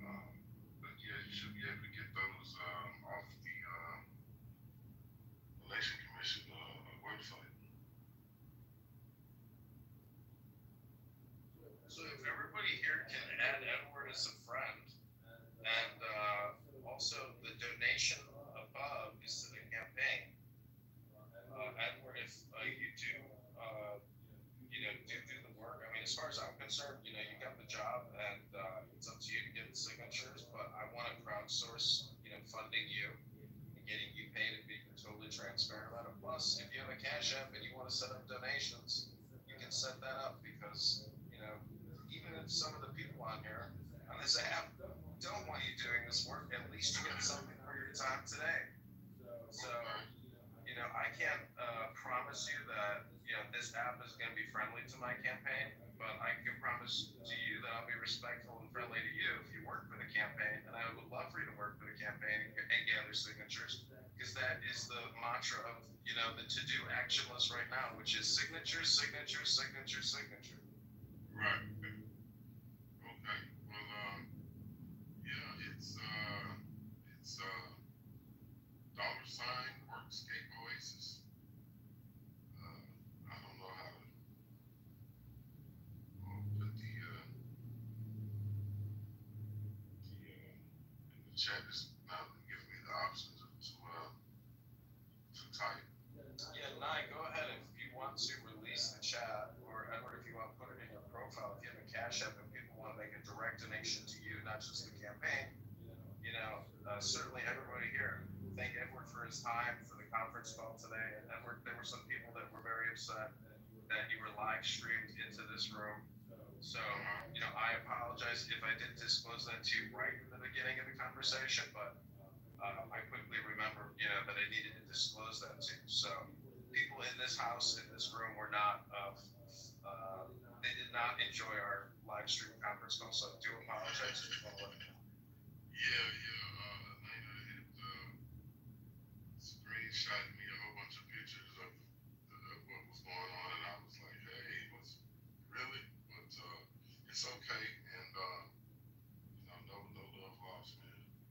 So definitely keep in touch with me and let me know how it works out. What's the next steps and how you want to proceed.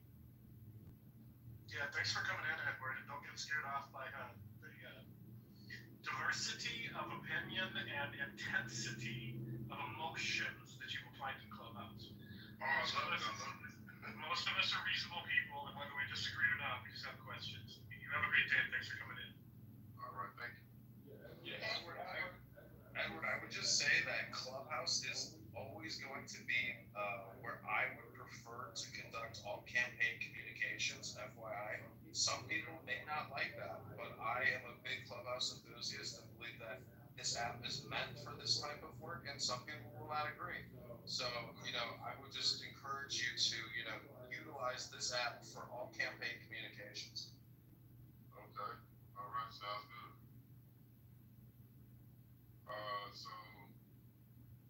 Yeah, I have your number or whatnot, but I'll take that under advisement.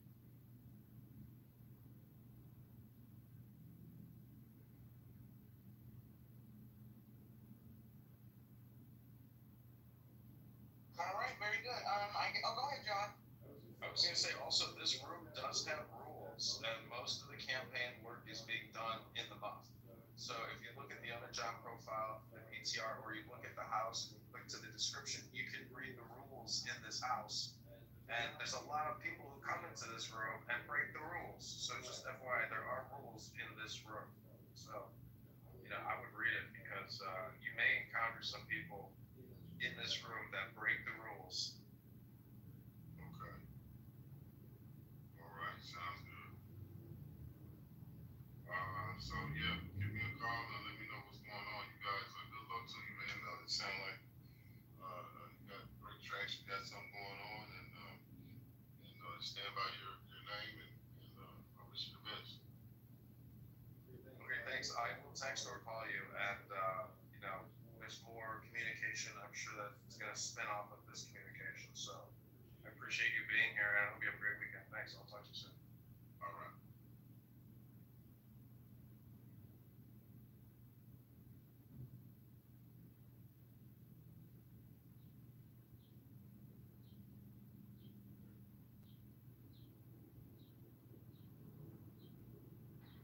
Okay, guys, check this out. In a few minutes, I think we will be closing this room down because the rational, hold on.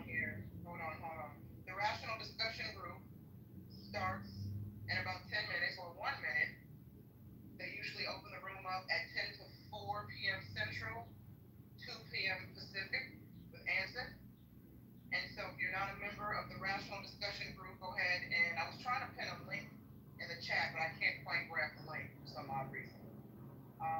So I'm likely going to shut this down while they get ready to open up the Rational Discussion Group. Wait, let me see. I'm not. Yeah, maybe Mojo's come back. No, he hasn't come back. And so I don't know. I probably should. Hey, let me see if he wants me to shut this room down. Hold on 1 second. Don't worry about it. I'm link challenged. Yeah, I'm trying to grab it and it's just giving me a hard time. I think my phone just keeps freezing up. So hold on. Let me see. That down rebellious thumb, right?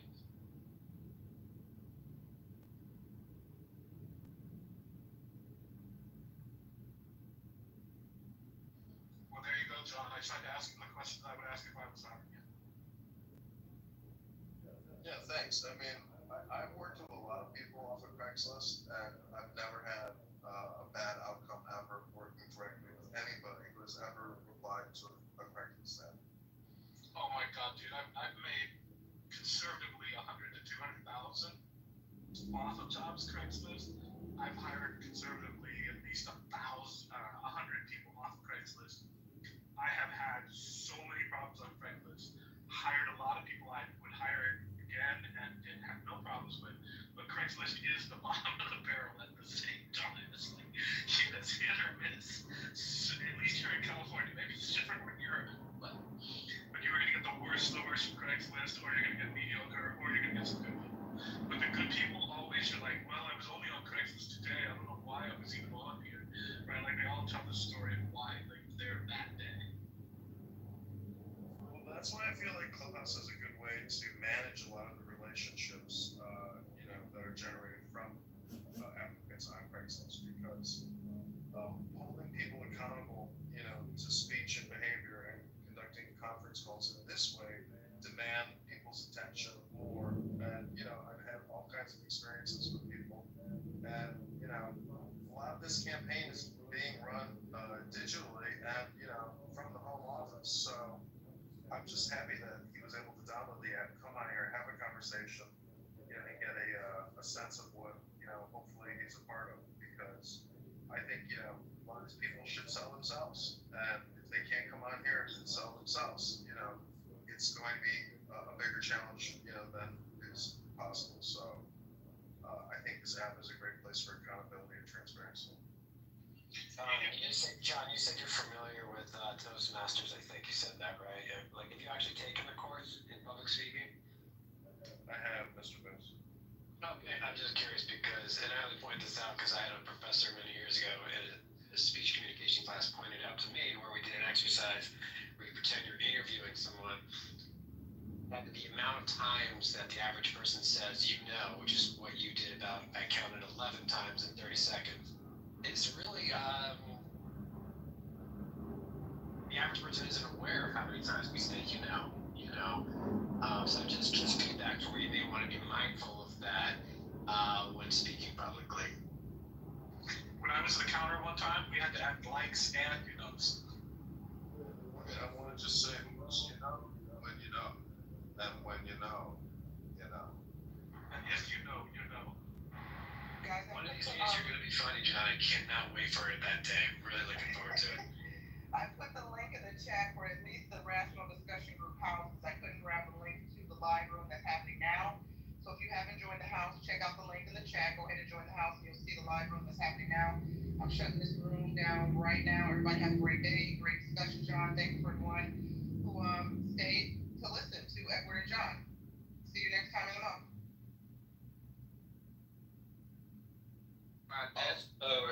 Listen, you find crime in places that are low. Places that are like close to people with wealth. That's what you see. And if you look at how any city is structured, you're gonna go ahead, bro. Have you accounted for over-policing of those areas? Because if you over-police or look for things, right, you're gonna find more. Exactly. Is your statement accounted for over-policing as well? You didn't put that in there.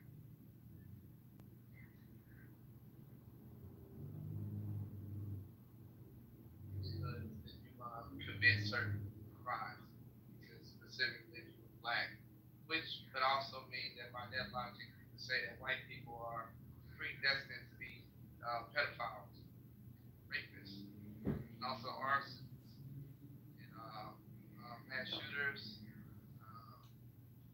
genocidal maniacs. What else? Just all around just bad people. He said no one can even steal man my position. I dare anyone to. Nathan, I have a question for you. Earlier, I don't know if you were trolling or you meant this, but you had mentioned something, and I'm paraphrasing, along the lines of like, there's something like innate within like black children that causes them to act poorly or like behave poorly. You remember you saying something like that? Yeah. That was me trying to reword Mr. Finley's argument to show how absurd that sounds. Okay. Right? I just wanted to see if you was being consistent because I remember you were trolling Renzo about him saying that like black people or like people of African descent has that gene, the warrior.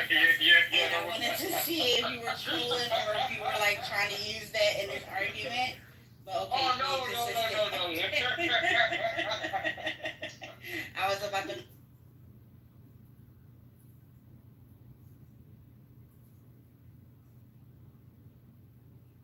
The cultist very pleased.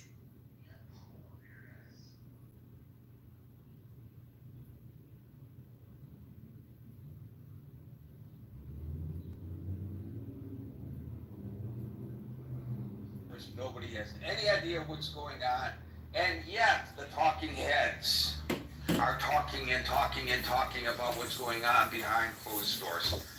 Anyway, it is a momentous occasion, and of course they have to cover it, and they have to cover it wall to wall. Hello, Scott, you fake preacher, you, how are you? And this is, I am being accosted in the discussion group.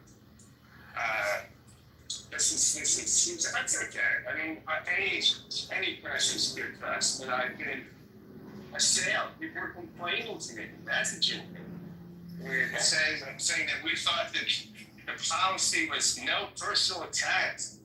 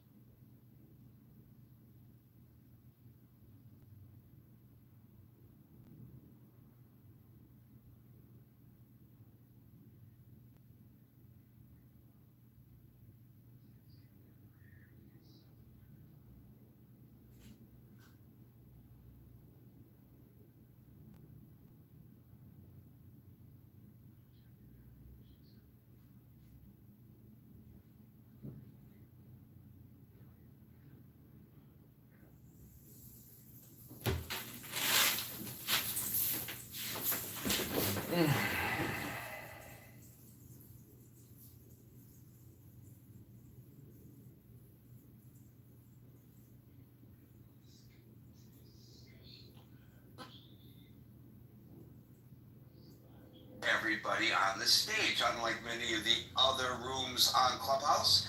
In the Critical Thinking Forum, we speak one at a time. We endeavor not to interrupt one another, and also take great strides here.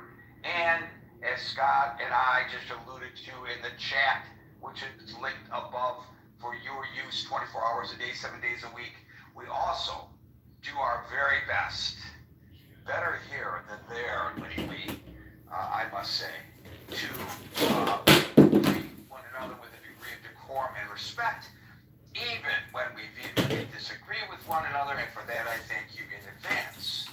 Generally speaking, after people speak, they are removed from the stage to the audience. This is not punitive in nature, but just only an opportunity for yours truly not to lose sight of the aforementioned cue, if that happens to you, want a second go at it, raise your hand. Time permitting, you will be invited back on the stage because we are here from 5 to 6 p.m. New York time at about 5 minutes to 6.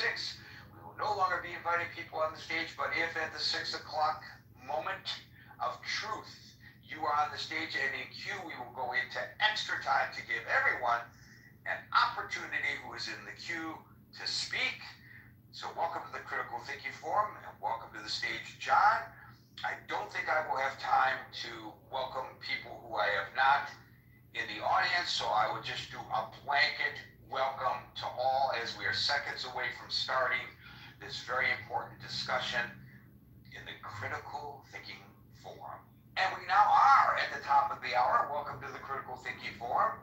We're here Monday through Friday from 5 p.m. to 6 p.m. New York time. Today's discussion, of course, is on the meeting, the summit that's going on right now between Trump and Putin in Alaska. And actually, I was not going to make this a topic today because I knew that unless, as the president said, might happen, the talks were going south right from the very beginning, he was going to walk out within the first hour. Well, the first hour is probably right about now completed.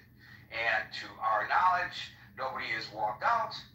And so the summit is continuing. So you would think we would have nothing to report, that I would have to pull maybe a different topic to discuss and save this for maybe a Monday postmortem. However, and many of you probably didn't see this, I'm going to paint the picture for you if you did not. What happened on the tarmac at the military base in Alaska was, given the current circumstances, nothing less than surreal. Because the president greeted the president of Russia on a red carpet that was literally rolled out for a guy who's being accused of being a war criminal for his actions in Ukraine, our ally. Ukraine is our ally. Not only did he walk the red carpet to meet President Trump, but as he walked toward President Trump, our president applauded the Russian president. And then they did the shaking of the hands, which really means nothing. That's diplomatic. You wouldn't just be honored. He'd do that. You would do that even if he was your biggest enemy. If Ukraine is not there, then is it a sham meeting then altogether? Okay, you'll get your opportunity to speak. We do this one at a time. I'll get to you. And you can express your opinion then. So, the shaking of the hands is, not unusual. The applauding on a red carpet, given the circumstances, is. And I am certain, I haven't gotten much feedback on this yet, this is not playing very well in Ukraine, where, although they are meeting under, at the backdrop of a what do they call those things? I don't even know what they call those backdrops, where they put a saying on the backdrop repeatedly. I used to know what they called it. There's a marketing term for it. Step and repeat. Step and repeat, thank you. This is supposed to be a summit for peace. Well, while this summit for peace is going on, the sirens are going off in Kyiv. The attacks are intensifying in Ukraine. It's almost like disrespectful to President Trump that President Putin would allow this to happen while the two of them are meeting to discuss peace. Wouldn't this be symbolically correct to just take a pause in the fighting for a moment while the two leaders are speaking? But no, this is Putin's way, in my opinion anyway, of showing, this is like two alpha guys. Who's the bigger alpha? And he wants to show that he is the bigger alpha. Now, look, all of this adulation in public toward Putin has nothing to do with what they might be saying behind closed doors. It could be a very, as they say in diplomatic terms, candid discussion. the president may be setting him up like a pool shark for some kind of a big letdown by greeting him the way he did in anticipation of manipulating the conversation in a way that he walks away with what he wants, and Putin has something that he can report positively, even though supposedly this summit is supposed to be just a precursor for the real summit, which would have to occur between Putin and Zelensky, because they're holding this without Zelensky. So how much can really be accomplished here, I don't know, unless President Trump gets President Putin to agree unilaterally to end the fighting. But then, of course, comes the details. Are you going to withdraw? And if you're not going to withdraw, did you accomplish anything? Maybe from your perspective you did. And maybe if your desire is altruistic to get the fighting to stop, or even if it's not altruistic because you're campaigning for the Nobel Peace Prize, and now you can say, you got the war to end, I deserve the Nobel Peace Prize, and we do know that he is campaigning for the Nobel Peace Prize. Either way, who cares? You get the fighting to stop, but does it mean much if they don't withdraw? How do you do this without Zelensky being involved? But who knows? They've been in there for a little while, although take into consideration the way they do these talks with Putin. And I don't know how much of an understanding he really has of English, but President Trump will say something in English. A translator will translate that from English to Russian. This gives Putin the opportunity to consider his response, because he's hearing the question twice. And that's laborious and time-consuming. Now, here's something that adds to the surrealism of all of this, to which I first referred. We were told, we, the public, that prior to this summit, there would not be a direct one-on-one between Putin and Trump, but there would be two people each, 3-on-3, and I don't know, I guess that includes the whoever's doing the translation, but there would at least be one additional aide there. It wouldn't just be the two of them, I don't know, to use the analogy, putting the kids together without adults being in the room kind of thing, right? So what happens after the applause on the red carpet and the flyover of the B-2s and walking in between 6 stealth bombers? That was pretty surreal, that you put out stealth bombers on display for the president of the Russian Federation to see. Not that they haven't seen them before, the Russians, but still, the optics of all this was surreal. They get into the beast together without aides. So driving from the military, wherever, I'm not even sure where the summit exactly is being held, whether it's on or off the base, somebody can, if it's necessary, can tell us that. But driving from the tarmac to the summit, I don't know how long of a drive that is. The two of them were alone in the beast.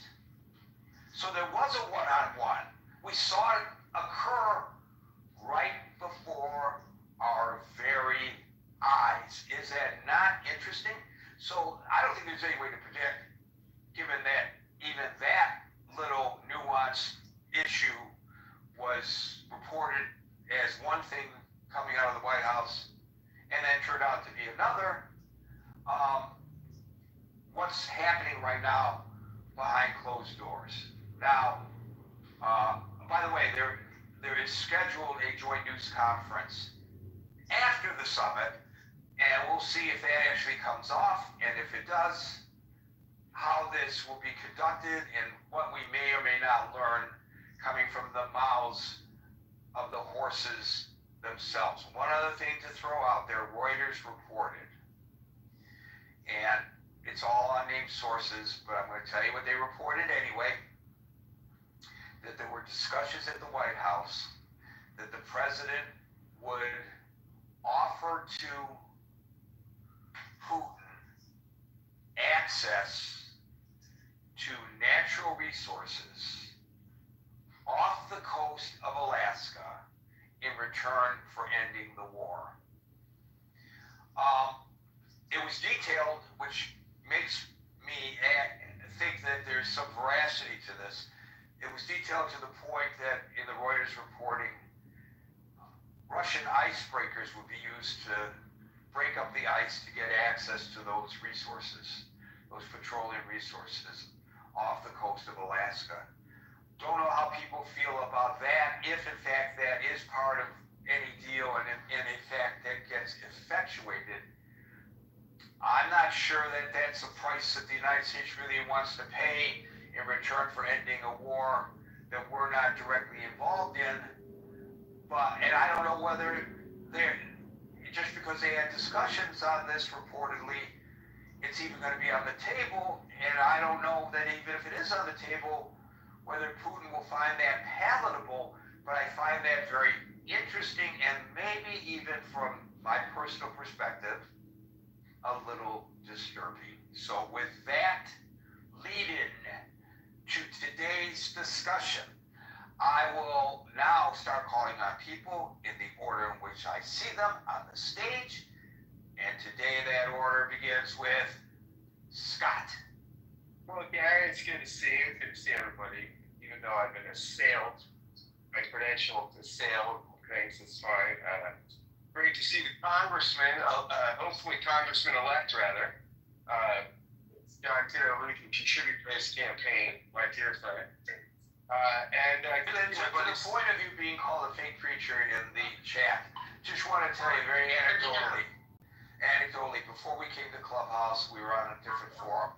Alan, are you on the train?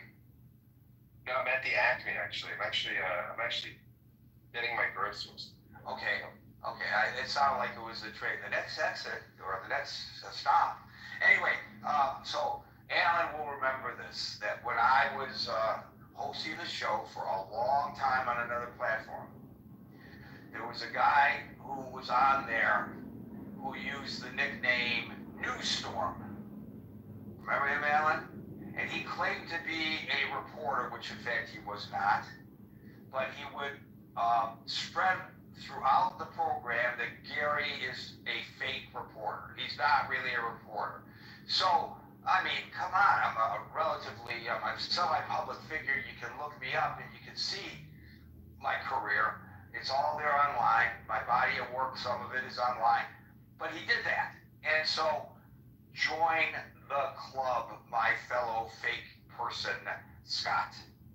Well, I am thrilled to be in any club with you. My main man, Gary, and again, good to see everybody, my friends. It's good to see my buddy Steve Lee. I did a little impromptu room the other day about anti-Semitism, and is anti-Semitism Christianity's original sin? It was well attended, and my man Steve Lee was there. Yeah, it was fun. We had a good time. Yeah, I think it's very interesting.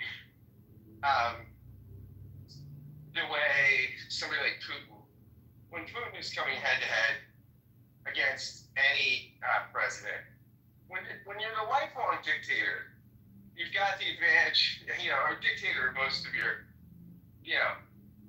seasoned political career, because you're not in a democracy, right? I mean, you've been on the world stage, you've dealt with lots of presidents, you're experienced, right? Somebody like Xi goes up through bureaucratic system to be groomed for this.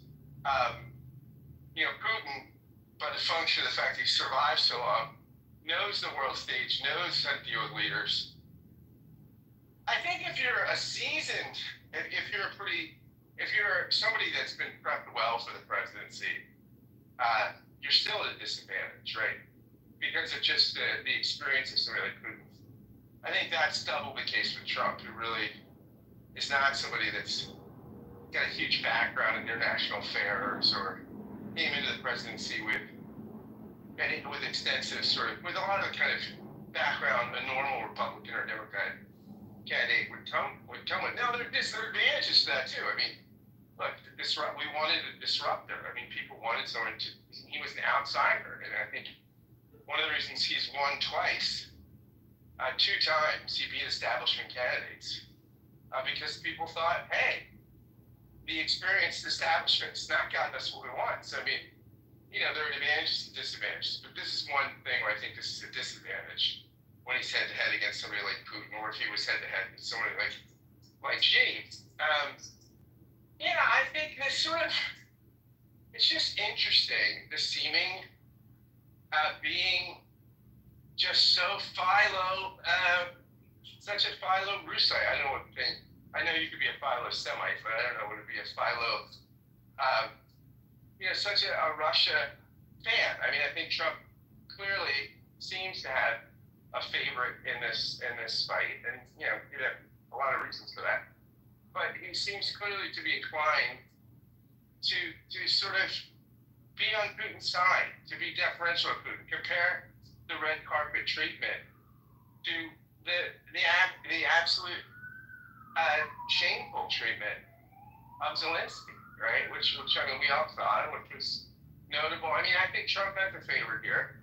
I think that's probably going to play out in the willingness to come to push an agreement that will be on favorable Russian terms, right? I mean, oh my gosh, we gave him a less national resources than the war that would be, and especially to end the war in a way that would be favorable to Russia. I mean, that would be really wild, guys. But yeah, I mean, I don't have much to say other than I think I just think it looks bad. If Trump is the broker, I think that will look bad for Ukraine. I think it will be good for Russia. I'm not saying it could bring an end to I don't know that it'll bring an end to the conflict because I don't think Zelensky will give in. But, by the way, one last thing. Hillary Clinton went on Instagram, I guess, and said that if Trump could end the war without giving any concessions, and without giving land, without giving food, anything, but if he could convince Putin to cease hostilities, without giving Ukrainian land to Russia, that she would nominate Trump for the Nobel Peace Prize. So there you go. You heard it here, buddy. Thanks, Gary. I've always suggested that it was all an act, lock her up.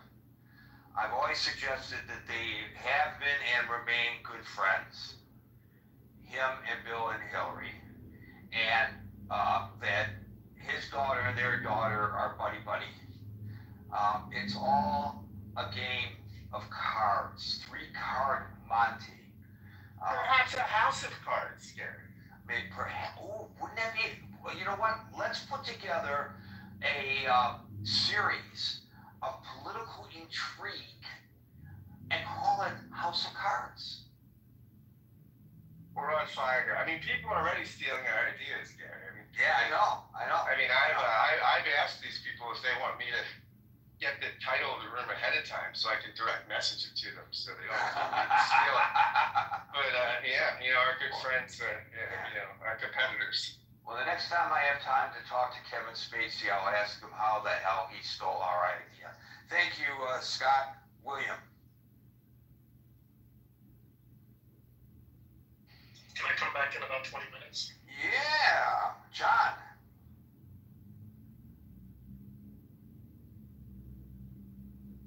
Hey, Gary. Hey, Scott. Hey, Alan. This is anonymous. Yeah, no.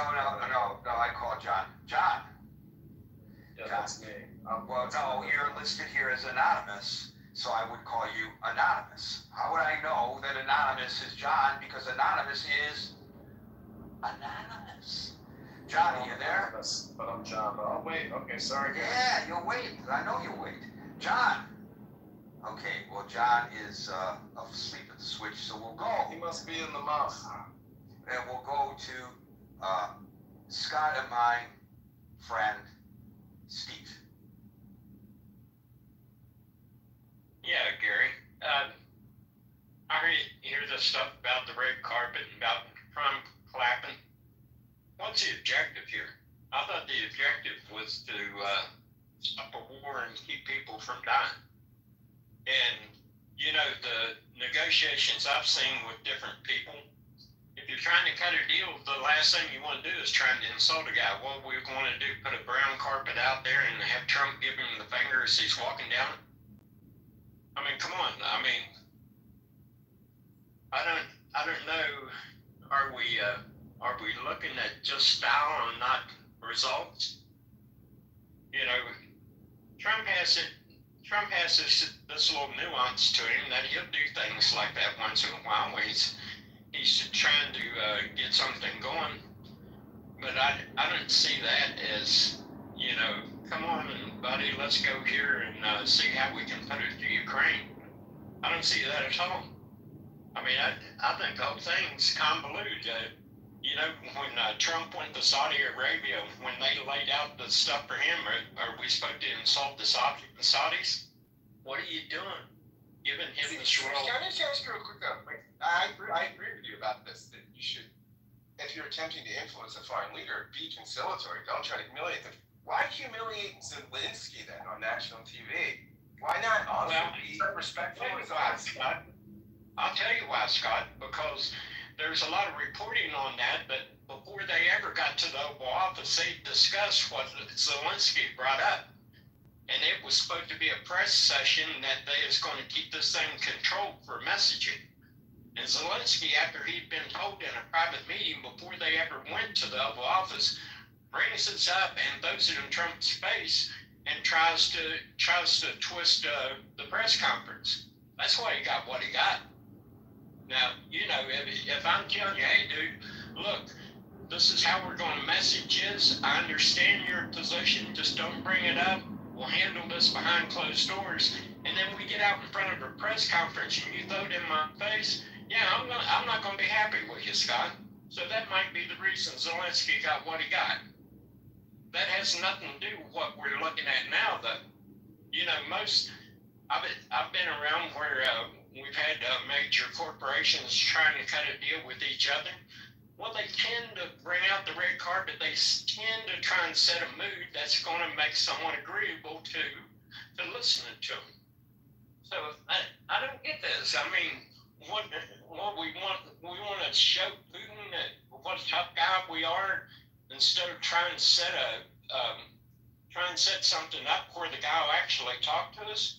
We want to be like Biden that just wouldn't talk to him at all while people are just being massacred on the battlefield. I thought the objective was to stop people from getting killed. I bet that soldier in Ukraine sitting on the front line, if the bullets would stop, wouldn't care if Trump clapped or not. I bet it wouldn't matter to him. I bet it'd matter to him more that a bullet's not coming at his head. So I don't get this. I mean, you know, you're not going to negotiate well with people by trying to insult them. And, you know, his idea of setting a mood for a negotiation may not be your mood or your way that you do it.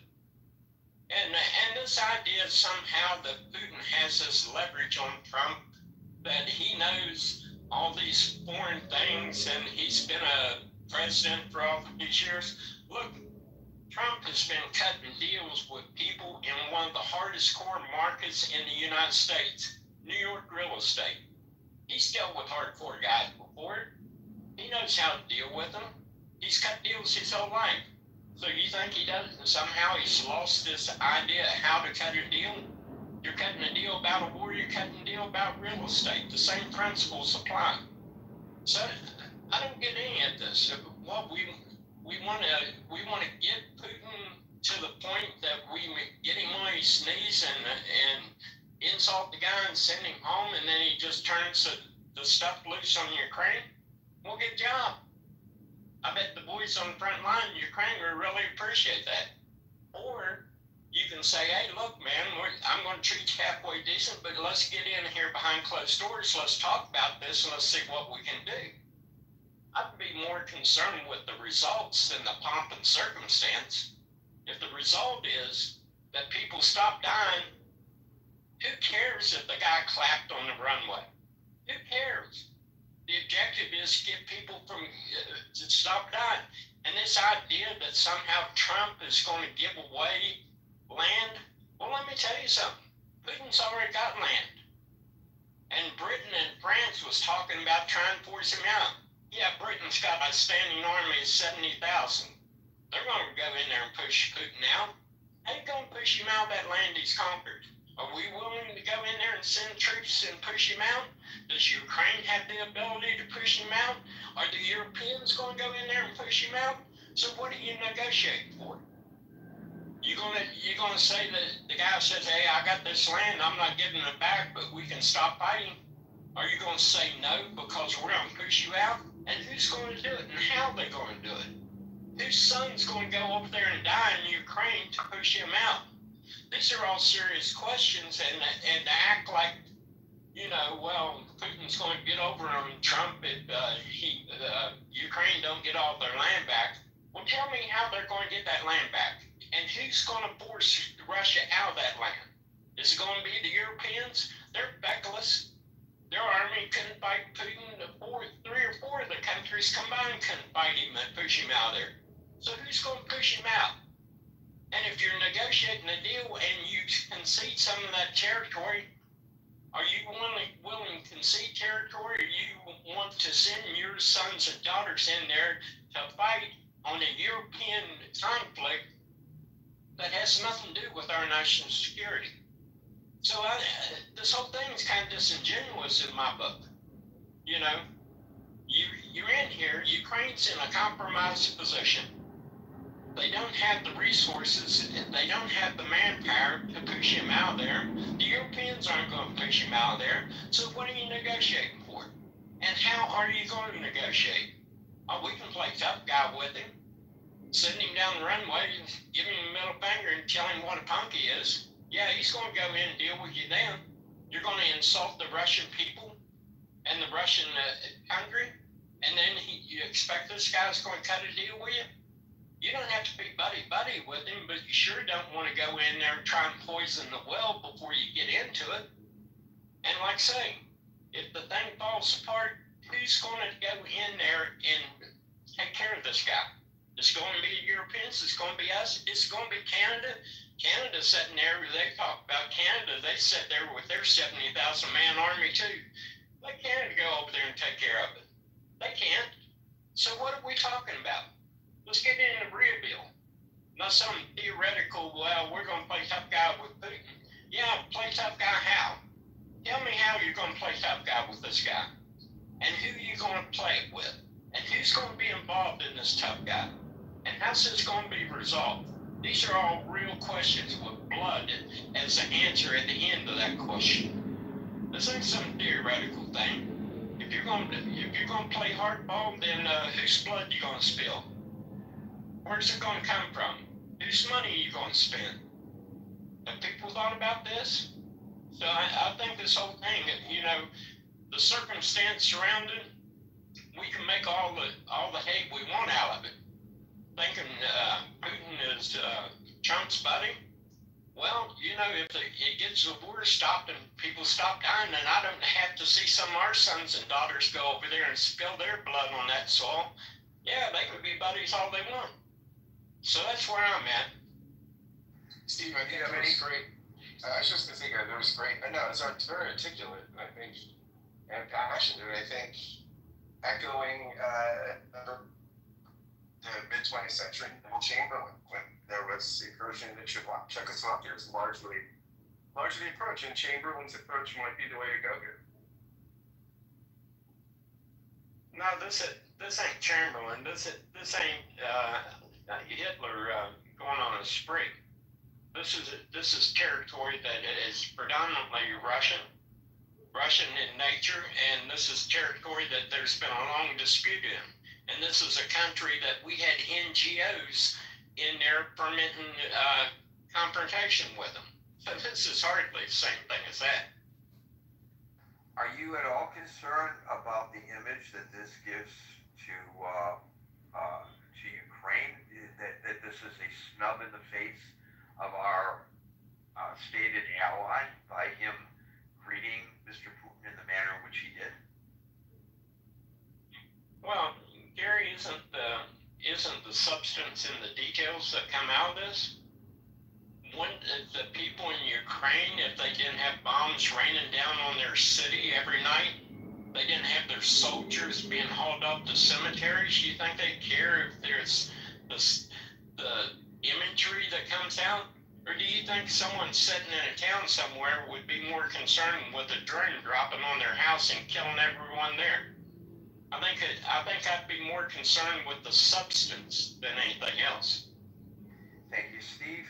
Austin, we've repeatedly tried to invite you up to the stage. For some reason, you're not making the trip. It's not that we're ignoring you, and I know you were on a second ago and you dropped off. I don't know why you're having trouble getting back on the stage. Thank you, Steve. We'll now go to Addie.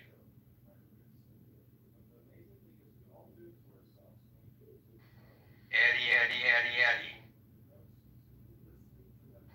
It's going to be one of those days. Andre, are you here or are you on the phone? The indicator says Andre is on the phone, and Andre, in the parlance, paramedic, and medical terminology, is unresponsive. Addie, are you back? Yeah. You're going to have to speak up. You're really, really low, buddy. Barely. Can't you speak louder?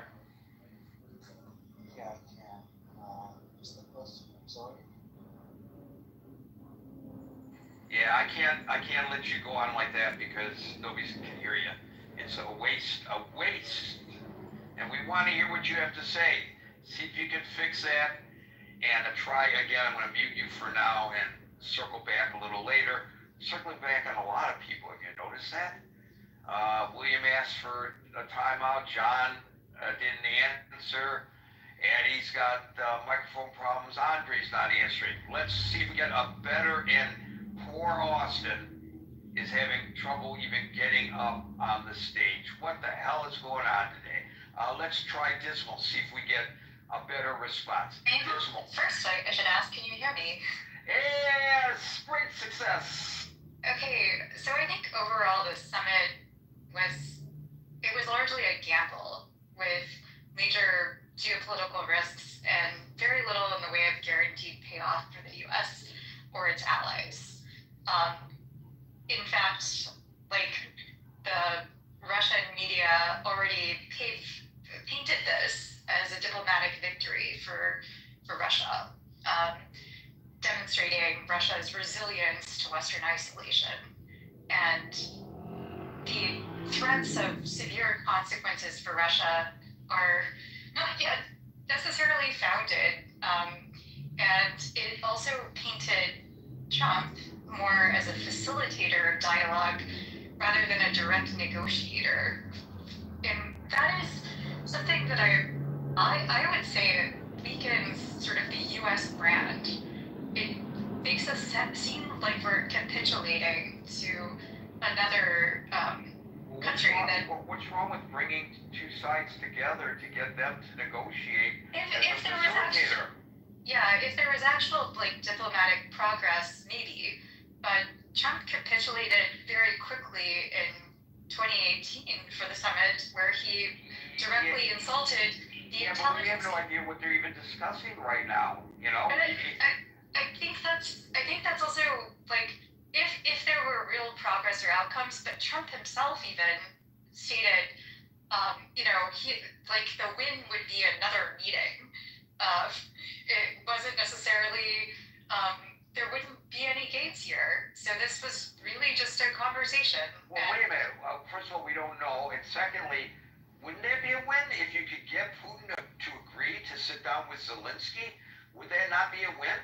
I don't see how that wouldn't be a win. I think that the president deserves some credit if he gets the two of them to sit down with one another, and they are able to agree to some kind of a peace treaty.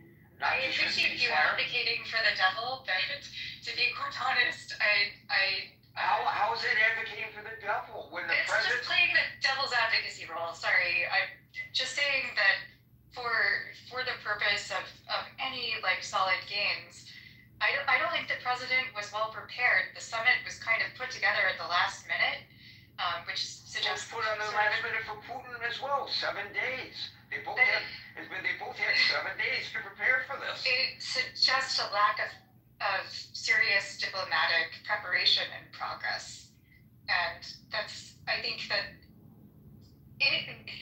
maybe I'll be wrong. Maybe I'll be proven wrong, and I'm going to be open-minded if I am, and there is some progress, other than just the scheduling of an additional meeting that also puts Putin on the stage so that he can again paint in the Russian media that, he's now welcome back into Western circles. That to me would feel like a loss for the U.S. But I think you're right about that. I think that is a perfect response to Steve's suggestion that some of us are overly concerned about the optics, because the optics be damned. He's right. The optics be damned if you are successful in pulling an end to the war. But the optics are very important because this guy is a pariah, and suddenly we have elevated him to red carpet treatment and applause. Netanyahu wasn't treated with red carpet treatment and applause by Obama, and nor was Obama treated with red carpet treatment and applause when he went to China. It's not unusual for them not to roll out the red carpet and play the trumpets prior to a summit such as this. This is serious business. So to that extent, I think you make a perfect argument, but to the extent that you are already critical of the outcome of a summit that is literally still going on right now behind closed doors, I think it's okay to question, raise concerns about, you're fearful that it won't turn out to be anything, but I mean, you went way beyond that, I think. I think here's like, I'll be open-minded if there are like legitimate outcomes. Where I would be fearful of the closed-door discussions is that the outcomes previously between Trump and Putin, and then also Zelensky, the "can you do me a favor" type of discussion where he withheld congressionally allocated aid to that country, suggests that we may not have like a good faith facilitator, which is how he's positioning himself. And so I just think if we look at his verbiage and then his like a very disparate take of how he's actually behaved, and I find that a fundamental gamble, a risk. I don't think he's well prepared, and I don't think he's necessarily hired the best people to sit opposite of what I would see as, unfortunately, I hate saying this, but a far more intelligent group of individuals that actually understand geopolitics and how governments operate and how the world works. Well, do you have no faith or little faith in Rubio, because Rubio is participating in the bilaterals that are going on? I think Rubio is actually, I don't always agree with him politically, but I think he asks the right question. He did sit on the Intelligence Oversight Committee. He's somebody that I think does have a more solid understanding, but I do see like the cabinet mockery meetings that occur on TV where everybody capitulates to Trump and congratulates him. So I think he also understands that he has a short leash, and if he said anything that would contradict Trump, I don't think slotted in that tight circle. Thank you, Dismal. I just would like to suggest that any Secretary of State that speaks with officials of a foreign country in a manner which is contrary to that Secretary of State's president would fall into the same category no matter who the president is. You don't want the president outlining a foreign policy and the Secretary of State contradicting it, like a nod and a wink. This is what we're going to really do, but don't tell the president this is what we're going to really do. That is highly inappropriate. So I would hope that he would fall into disfavor if he presented himself in a manner in the bilaterals that was contrary to what the president's stated goals were, at least his stated goals in his direct conversation with him. Not so much his stated goals on the public stage. That's relatively meaningless. Barbie. I'm free now if you want to put me back in the queue. Alrighty, Barbie. Well, hello there. We finally managed to turn the chat away. Can you hear me? We can hear you, and I'm happy to hear that in addition to your great insight into religion, which we had a long conversation on in the chat. I'm sorry. And it's my fault. It's my fault. I brought the issue of religion up, and that was enough to, release the hounds. But now I am looking forward to your great insight with regard to diplomacy. Oh my God. Well, I don't know that it's going to vary that much because ultimately it's all about the study of human nature. And I was mildly amused to see how much, perhaps it was my comments, Steve, I appreciate that it really got under your skin. The reason the clapping is an issue is because, well, the clapping is an issue. It's the fact that he's not at a campaign rally. He couldn't help himself. That was a Freudian slip. There's very few ways that Trump acknowledges other people being, stronger or more powerful than him. That's very rare. But I think it's been very, very clear that there is an aberration there. Now, I hope something comes out of this. But the body language, etc., I have to also disagree that, because he's dealt with, negotiated with tough guys in New York, this is prepared him. Like I said in the chat, Putin grew up, he's got, in his veins, in his blood, in his family legacy and history, he was actually raised into this position.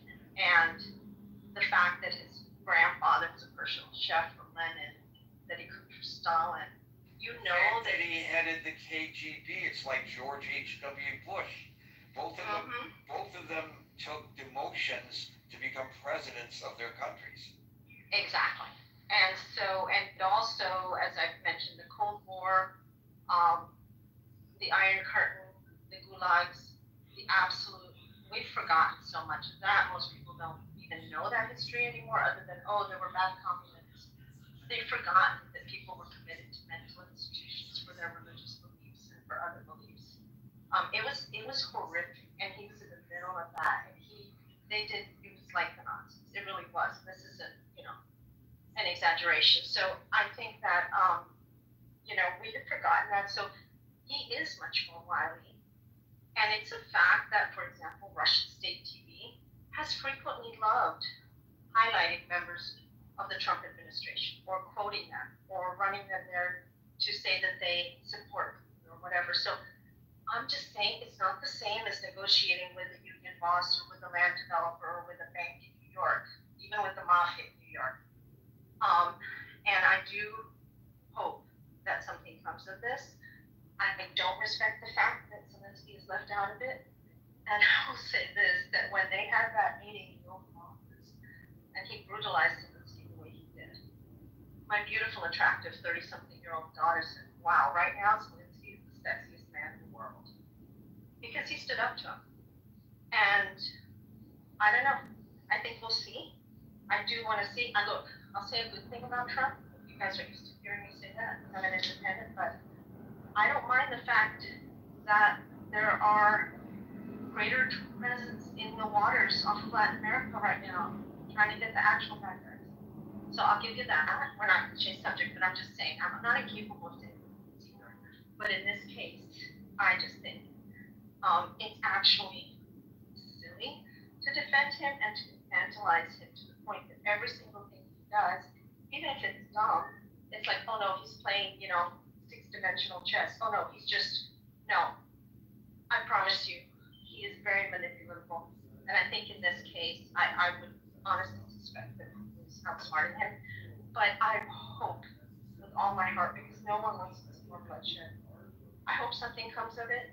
Betraying Ukraine and just saying, okay, might is right. And if you're willing to take over a country, you get to keep it because we don't want to rock the boat and make other people angry.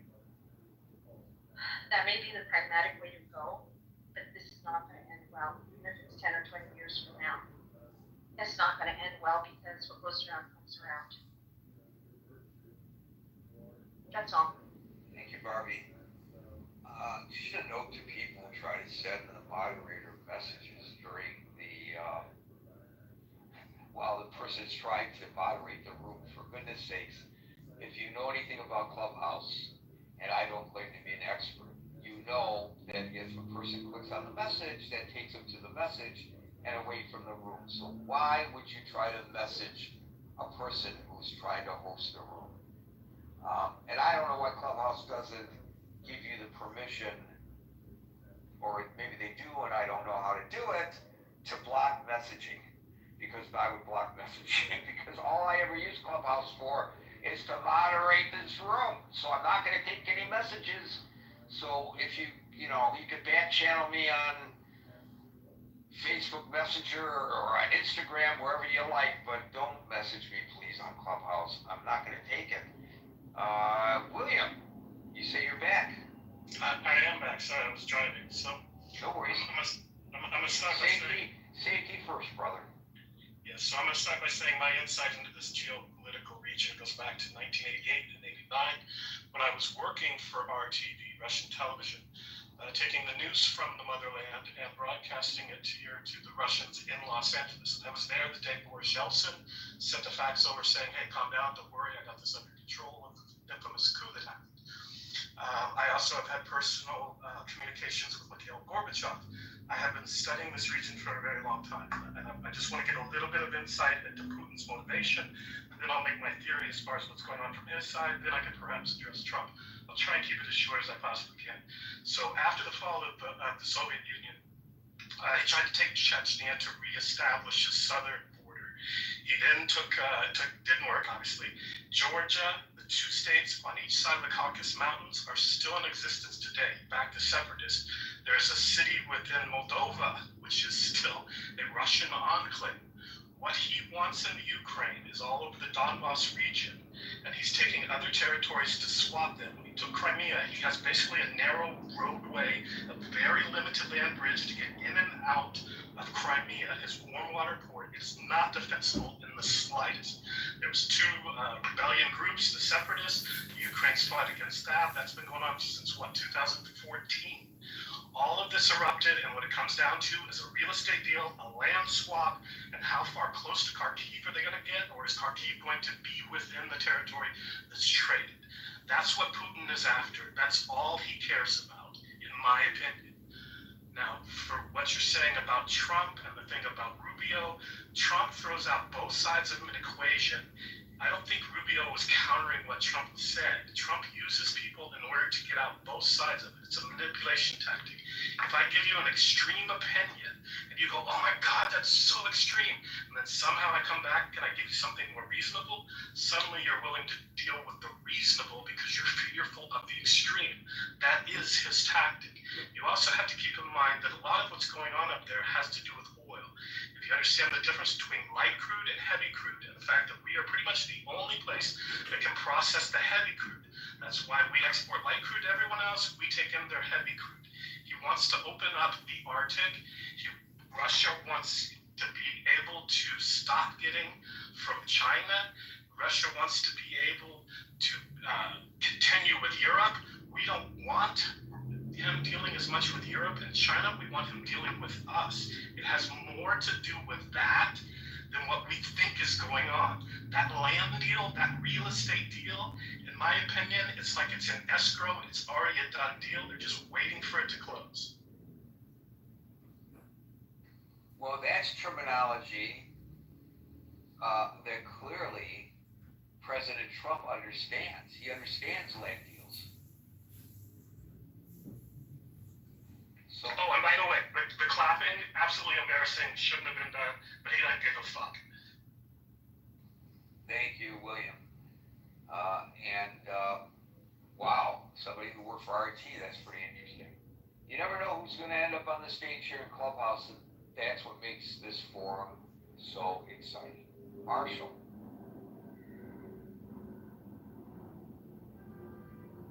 I'm here. Can you hear me? Most certainly can. I don't know what to say today. I have been traveling. I'm going to that party. And now your audio is muffled. There's a good signal, but the audio is like you're talking into a pillow. No, what it is when I connect my car speaker system, the actual audio is low.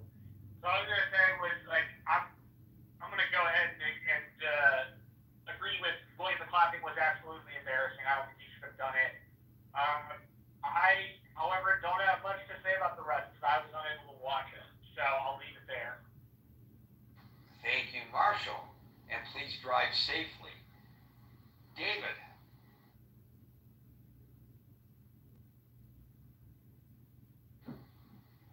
Again? David.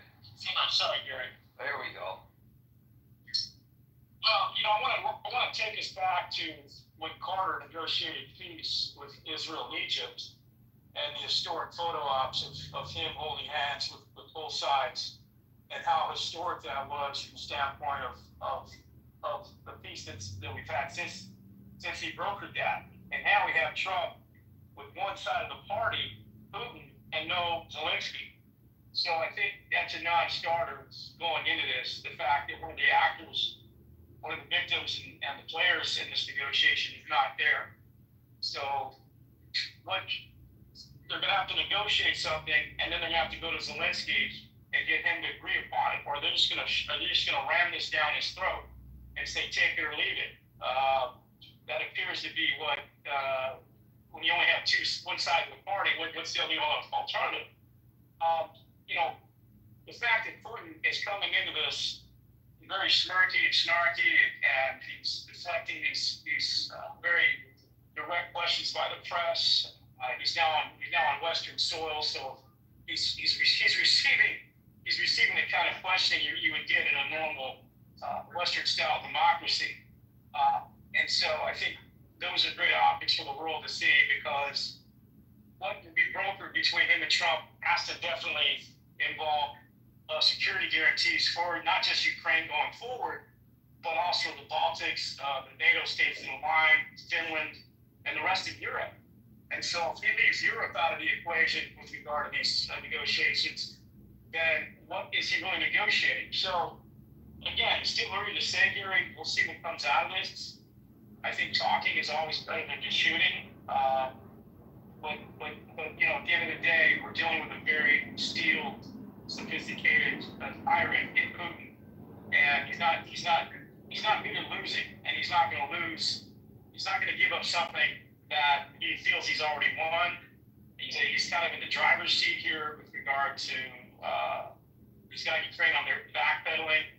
So I think he's got a lot of heavy wind in his sails going into this, and we'll see what Trump decides in terms of how he represents all the important players here. And the red carpet and all that. I know that you've got to you're gonna trap more flies with honey. To use that metaphor, kind of align with some of Steve's comments. But Putin's gonna see through all of that. He's seeing through all of this. He knows Trump's a smoozer, and he's gonna go right for the jugular. And we'll see how Rubio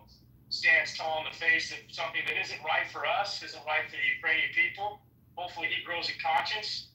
You know, he comes from a family background like mine, where dictatorships and autocracies ran his family out of Cuba. And so he needs to think about what he's dealing with here, and does he want another Fidel Castro raining down on the Ukrainian people going forward? And that's all I've got to say. Let's just cross our fingers and hope our better angels win here, and the future democracy holds along the legacy of Reagan tearing down this wall, World War II, and the architecture of the post-Cold War, and all of that we enjoyed. I'll stand there. Thank you. This is a complete aside to the main topic, but an observation I'd like to make. I'm looking at the feed coming from the briefing room at the Joint Base in Anchorage, Alaska, where Mr. Putin and Mr. Trump will address the reporters when they are through. And there are various reporters there doing their stand-ups. Of course, they got to fill the time, and it's they're most of them, I'm sure, network people, and I don't know, they're probably from all the world. And there are those there with the traditional big cameras and standing up at the platform, but there are a number of them who are standing in front of the stage, reporting back live to their networks using iPhones. It's remarkable how technology has changed. Holy cow. It's just, to me, having lived my entire life covering, my entire adult life as a journalist, and standing alongside the TV folks at events, and hauling in all the equipment. No equipment, no camera person. Just the correspondent and an iPhone. Just amazing how the technology has changed. Thank you, though, for that, David, and we'll go to Tiger. Hey, Gary. I just watched the footage of the two leaders coming out of their planes and meeting on the red carpet. And I have to say, the entire thing looks to me highly choreographed. Oh, of course it was choreographed. They timed the arrival of the planes. I don't know if you saw the split screen. The split screen, they were walking down the stairs from their presidential planes at precisely the same time. They both touched terra firma with their first foot at exactly the same time. Of course it was choreographed.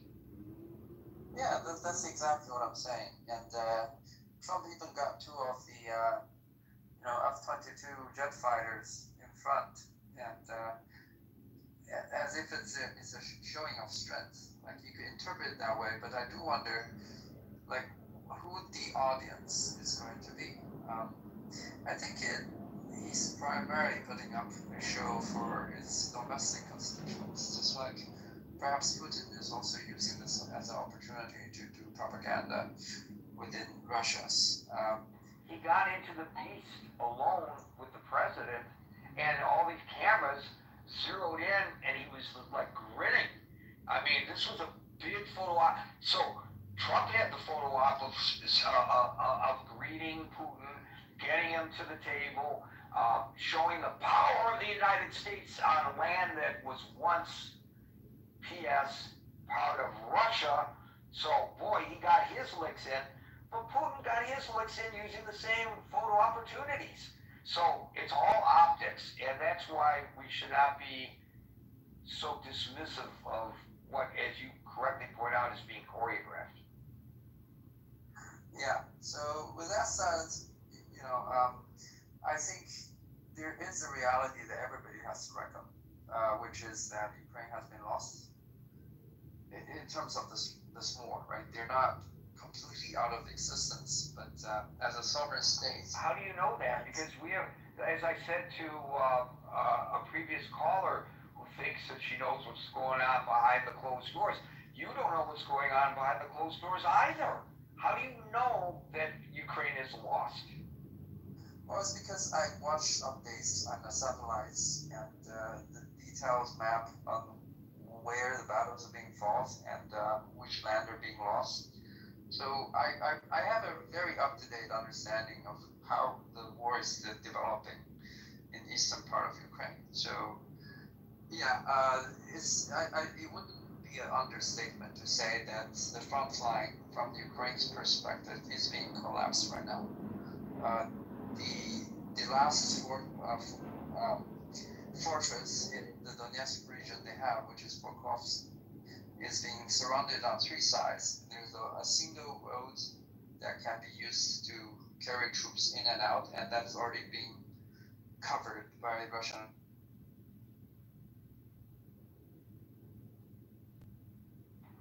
What happened? We lost your audio, Tyler.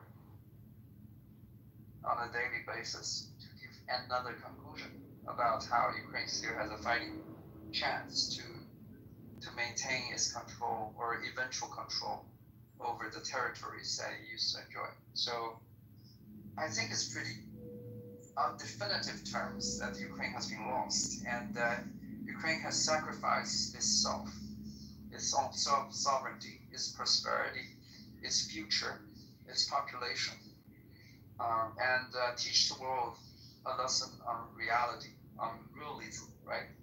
I remember there are idiots earlier in the war celebrating that Ukraine is going to have a counteroffensive and the Russians won't have a chance when that happens. And people like Greg Suttel, I don't know if anybody remembers him, used to say, you know, in the diplomatic circles and in political science, realism has already been forgotten. Nobody cares about realism today. People cares about values and things like that. But I think the reality is that it's a slap in the face to all those people who operated on ideological grounds and disregard the unfolding of reality, which is actually material and physical, and there is logic behind it. So once we are confronted and we have to recognize the reality, then I think this is a welcoming development, because if you listen to people who know the negotiation, actually the events leading up to this war, people like Jeffrey Sachs, who of course has a narrative, right?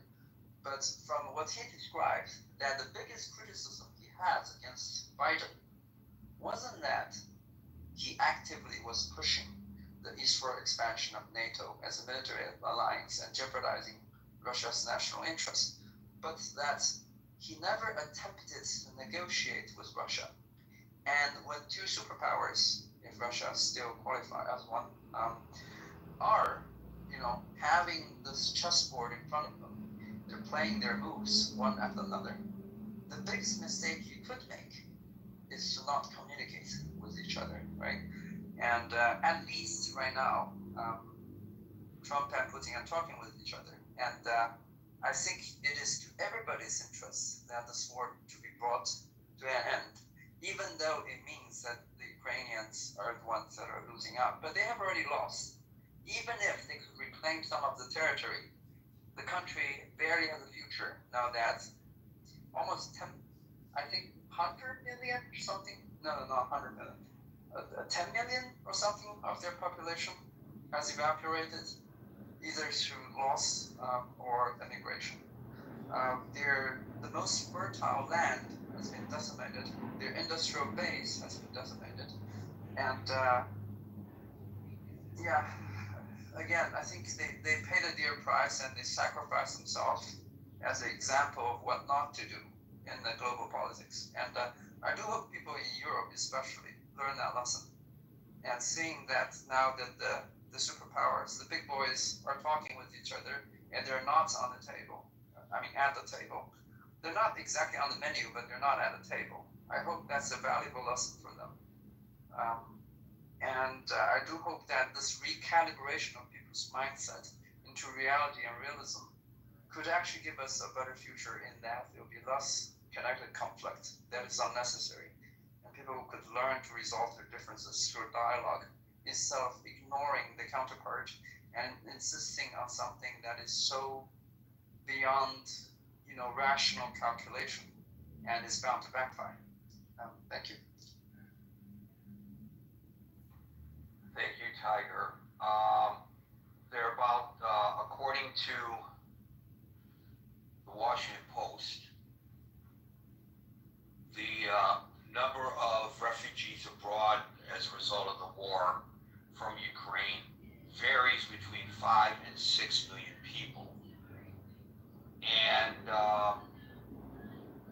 then there are those who live under occupation. I don't know if you are including them in your figure of 10 million. But under occupation, also according to the Washington Post, around 5 million people. So they're in Russian hands, not Ukrainian hands, although they are within the borders of what the international community views as Ukraine. But in total, now I'm going to Wikipedia, let me look. In total, it's actually greater than what you said. I think, let me see. Well, the best I can tell you is that there have been tens of thousands of civilian casualties, deaths in Ukraine, and hundreds of thousands of soldiers who have been killed. So you're right, both through attrition, by war directly, or by emigration and occupation, the population has suffered tremendous losses in Ukraine. And if that's the metric that one wants to use, or a major metric one wants to use in analyzing whether or not, as you suggest, Tiger, the Ukrainians have already lost, that is a pretty substantial metric to use. Thank you. I know there's some more folks that want to get up on the stage. We are now, however, in extra time. That means that everybody on the stage will get an opportunity to speak, but we unfortunately can't invite anybody else up on the stage because Gary has to get out the door at a certain point and catch a train to go to work. So blame it on me. Philip. Hi, thank you, Gary. I also think red carpet and applause for Putin is not warranted. I mean, I'm sure he didn't expect 3 years ago that drones would be reaching Moscow, that his railways would be blown to bits, that his oil refineries would be burning, that his people would be leaving, that his troops would be dying by the hundreds of thousands, more than those of Ukraine. And I think that... let me just interrupt you, not to challenge you, but to underscore that is, and when we make an analysis of all of this, and Tiger, as I have just pointed out in my fact-checking, not only was right, but he underestimated the effects on the population of Ukraine. And we haven't even talked about all the children, by the way, who have been abducted by Russia, taken back to the motherland away from their families and their communities in Ukraine. But as I just want to highlight what you're saying, Philip, there's been a tremendous toll to the Russians as well. Maybe not as great, but there has been a toll. And I'm glad you're bringing this up. And go ahead. Yeah, I was also just wondering what Tiger would suggest that Europe or Ukraine should do. I mean, should you just capitulate when you get overrun or invaded as a sovereign country by another country? Should you just give over, hand over? I don't think one should do or can do that. And I think that Ukraine has been, the way that they've stood up to the Russian bear has been quite amazing in a way. One wouldn't expect a small little country with Russia being a supposed sort of world powerhouse would be able to stand still after 3 years, even having taken some Russian property or land. And as I mentioned, Russia doesn't have air superiority over Ukraine. They basically, their naval capacity is floundering. Their production capacity in terms of the essential is disintegrating, whilst all the time Ukraine is making more drones than Russia at this moment. And I think people underestimate the power of a united Europe and what their support means for Ukraine. I think Europe united is much, much stronger than a United States divided.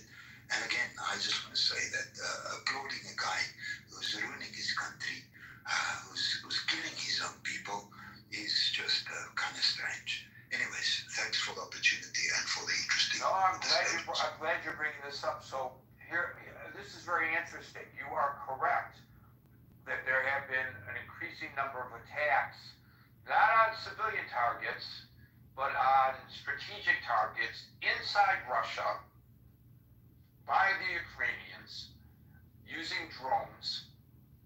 That at one point the Russians were adept at fending off, especially around Moscow, but not so much when they go to places like oil refineries and munitions factories and munitions depots. That is absolutely true.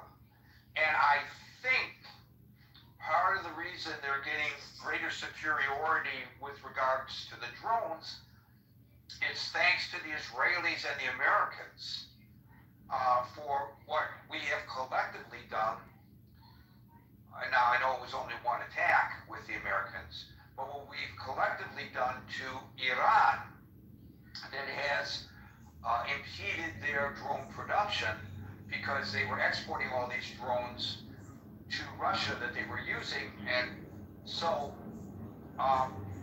their supply of drones has diminished some, and it should not be outside of the scope of our analysis of battlefield successes and failures to note that the Russians have been forced to empty prisons in order to satisfy their conscription needs and to bring in foreign mercenaries from North Korea and I think maybe elsewhere. I think they actually brought in Chechnyan rebels and released Chechnyan rebels from prisons to fight in Ukraine. It's taken, yes, we see the tremendous toll that it's taken on Ukraine. And yes, those who point out the battlefield boundaries are absolutely correct that Russia has been successful in taking over and controlling certain regions of Ukraine, and that is an absolute metric that's easily seen and analyzed. You don't have to be a retired general on CNN explaining it to us. We can see that with our own eye. But you're absolutely right, Philip. We should not lose sight of the fact that Ukraine, against so many odds, with the help of the Europeans and, of course, with the help of the United States, has stood in there. If it's a knockout, as Tiger suggests, it's a technical knockout. They're knocked down for the count for 10, count of 10, and needing smelling salts to wake them back up. That's not where they're at right now. And the renewed commitment of NATO, and what I've said before is a brilliant move on the part of the president. Getting the NATO nations to buy the munitions from the United States rather than the United States just providing the munitions to Ukraine, well, that's a win-win. Win. It's a win for everybody on the side of righteousness. And Philip made a very important point that we all know, but it deserves repeating when we have this discussion, and that is Russia invaded a sovereign nation without provocation. I also just want to mention that Europe, of course, is ramping up its own production capacity. So, buying weapons from the United States is not going to be a permanent thing. Yes, but see, here's the thing that Americans fail to realize sometimes, and that is that Europeans are immensely concerned about Russia. And Steve made the suggestion, and he may be right, that the Chamberlain-Hitler analogy doesn't apply. But I think a lot of people there in Europe, Philip, and you can correct me if I'm wrong about this, feel that that exactly applies because they fear, rightly or wrongly, that Putin has expansionist desires that fall beyond Ukraine. Am I correct in that analysis? Well, I just don't think that any European or Western European nation who's sort of used to democracy and democratic values would just capitulate. But I'm here on the southern tip of Africa. So just an opinion. Oh, yeah, that's true. I forgot where you were. Don't know much about geography. Thank you, Philip. I think I'm right about that, though. But if somebody has something to indicate to the contrary, but every time we've had somebody from the European nations come on here, they've, especially those European nations that are closer to the border of Russia, they see Russia as a clear and present danger to them. Now, Yeah, there are some Americans. What, Marshall?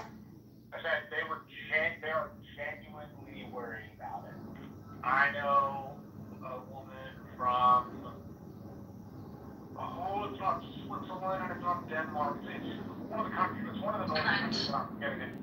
Yes, I'm thinking of Jenny or I'm forgetting her name. Yeah, Finland. She's what part of her business? Jenny is Sweden, and Tina is from Finland, perhaps. Yeah, okay. I couldn't remember where she was from. But her, and then we of course have our other lovely European friends that I'm forgetting right now, who we've not seen in a while. But Tom, I think your audio is going in and out. Genuinely concerned. It's not.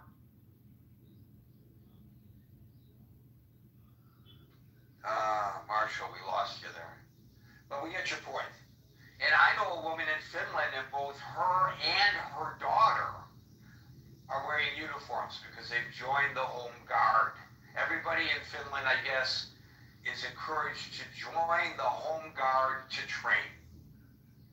Can you imagine that? Called the sort of early on, like when the invasion happened, you had a ton of Russian individuals, especially those of military serving age men, that fled Russia. So I think Philip's point is something that should be highlighted, is that you have a lot of Russians, especially in the technology industry, that fled Russia because they didn't want to get recruited. They didn't see the need That's a great addition to what Philip had to say, but I want to try to maintain the order as best as possible. Thank you, Philip, and we'll now go to Catalyst.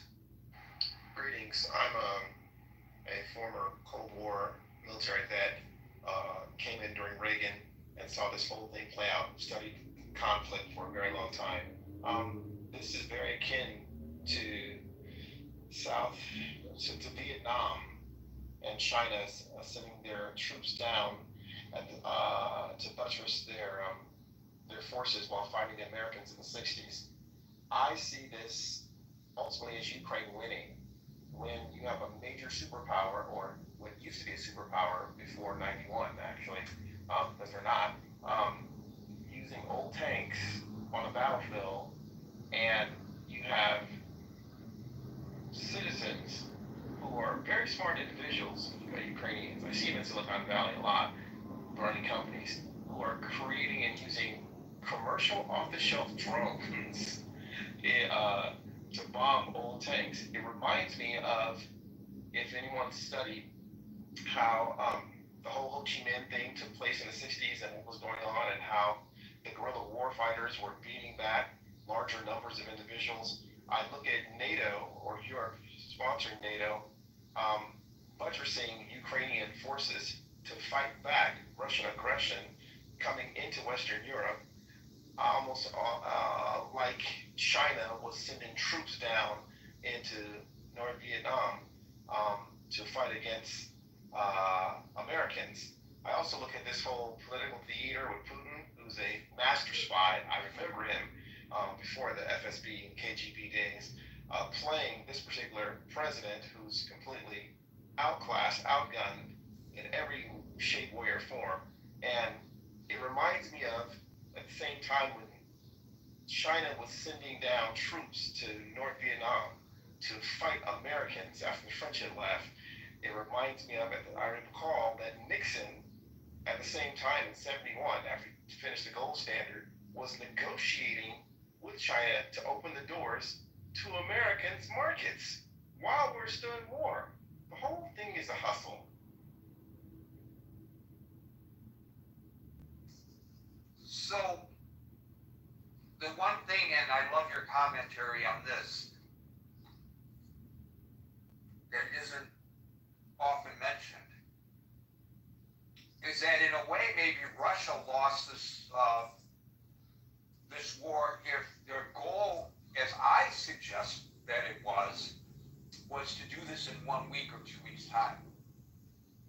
Because I think their goal was to take over the government. And they thought that they could roll up that one road to Kyiv and occupy Kyiv, and then they literally got bogged down in the mud, and they were sitting there as sitting ducks, and they never made it to Kyiv. And, so this was Putin's big battle plan. Big battle plan. No serious losses to the Russians. We'll just toss a couple of battalions up the road, overtake Kyiv, declare that we're running the government, and we've got the entire nation. Get rid of, hang Zelensky in the public square, over and done, and then back home in time for tea. But that didn't happen. And we can thank President Xi for that, by the way, because Xi didn't want them to be attacking Kyiv during the Olympics in China. And so they delayed the attack, and then the rainy season came, and the rainy season caused for the muddy roads and caused for all that heavy artillery to which you just referred to bog down. And you're absolutely right. They were hidden and running, and they couldn't be chased, just like we couldn't chase the Vietnamese people in the fight with North Korea, because we didn't know our way through the rice paddies and the tunnels. And they blended back into the community anyway. They weren't wearing uniforms, and it's the same thing with how this whole thing. So they lost the war based on their intent in the first 2 weeks, or at least the first month. And so then it turned into something completely other than they had anticipated, and that's why we are where we are today. Is that a fair analysis, Catalyst? That was very accurate, sir.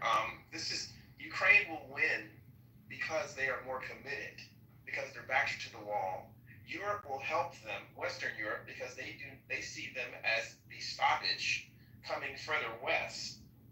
So you have individuals that have the will to fight and not lose, using the current modern 21st century guerrilla warfare of commercial off-the-shelf drones, and then being buttressed, maybe with Israeli arms, but a lot of Turkish arms for their drones, and attacking strategically.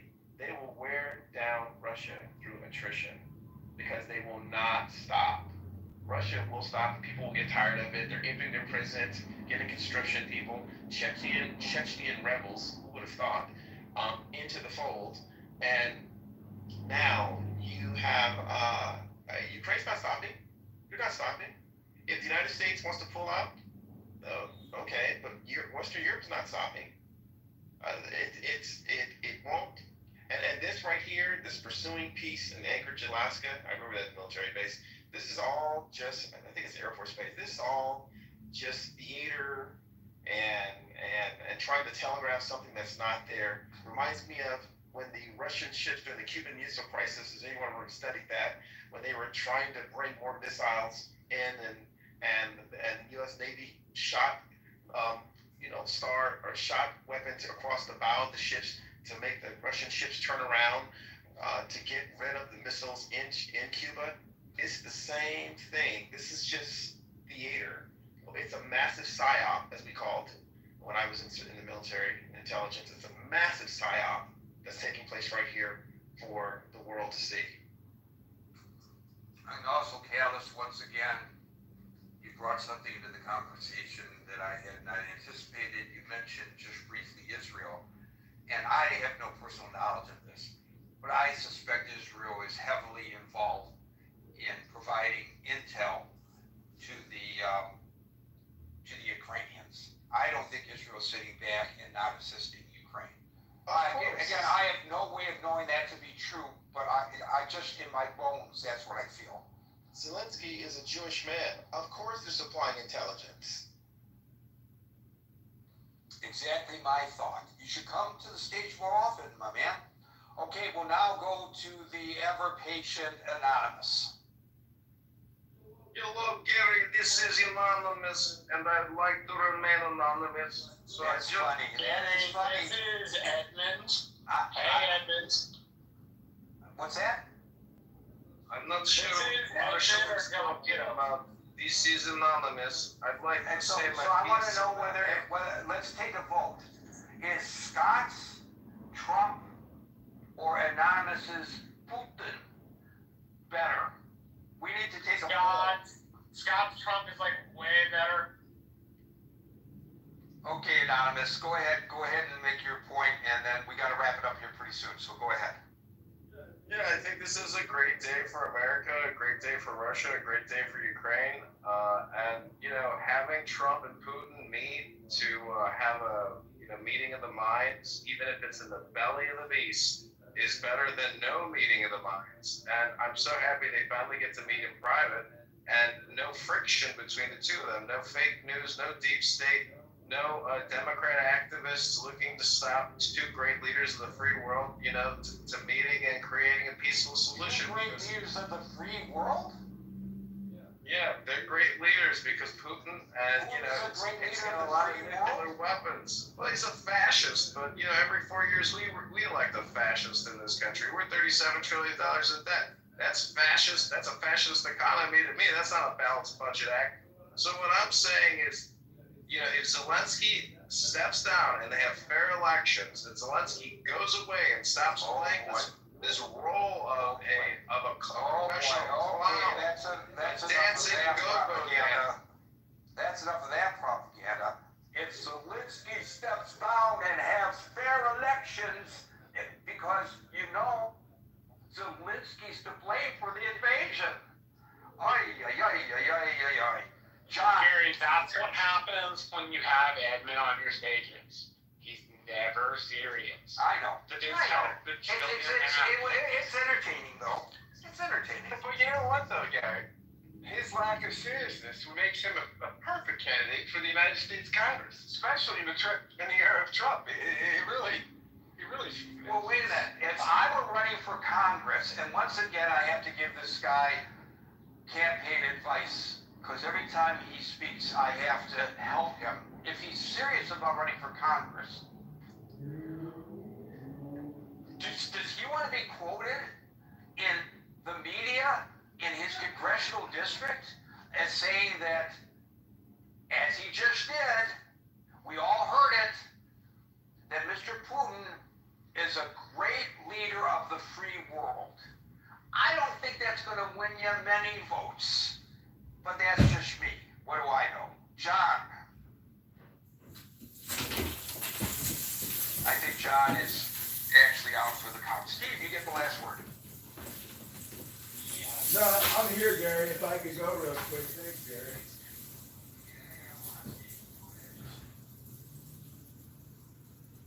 Yeah, I just gotta agree with that former anonymous speaker because it's my belief that peace is the best solution now, and we should be rooting for Trump, and we should be rooting for Putin, and we should be rooting for the people of Ukraine so that peace can abound and people can go about their lives and no more war. Millions of people dead in Ukraine.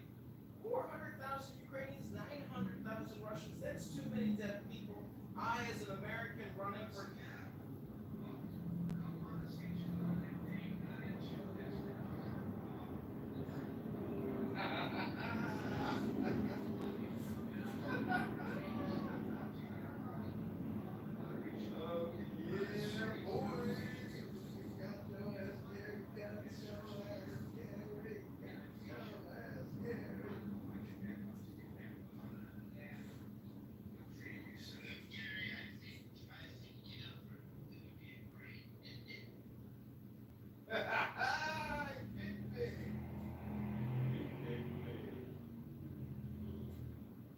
Oh, man.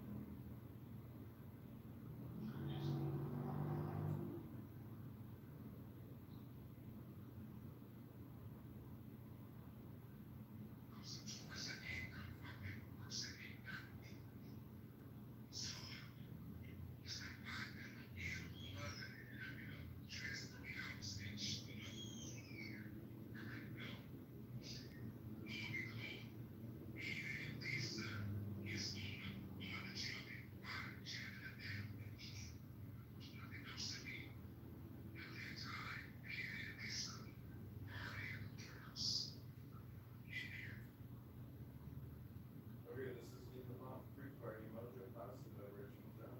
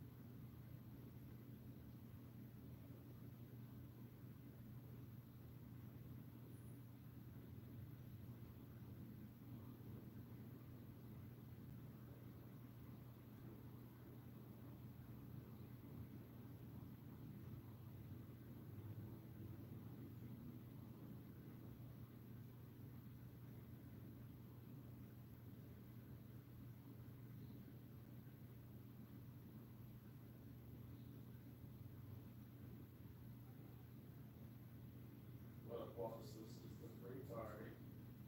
Welcome to the Mojo Positive Vibration. Hope you enjoyed that Gary Baumgart warm-up, bro. It was like a layup. I gave myself a layup and I went against Gary Baumgart. That was like kicked me from the room too. Like, ow, yeah, I had to straighten that off. But we're gonna restart the live stream soon and recreate the in the loft experience for y'all. Welcome, Carl. Hey, how are you? Welcome to the in the loft free party. You sound very familiar. I think I've heard your voice before. Do you go to grocery stores often with coupons? I don't know. I think it's the way you say that, which gives it away.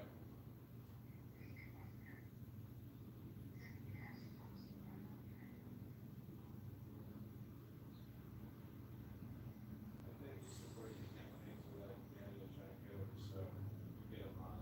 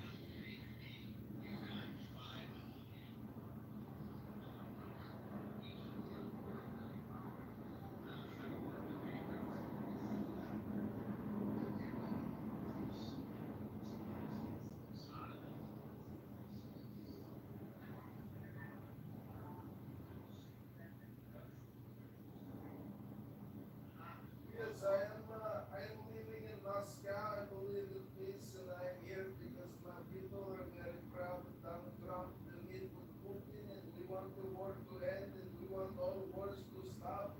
We want peace, and we want to go about our business and stop with all the wars so our families can have children and live in good housing, not pay too much in taxes, and we just want good food and good transportation and no terrorism.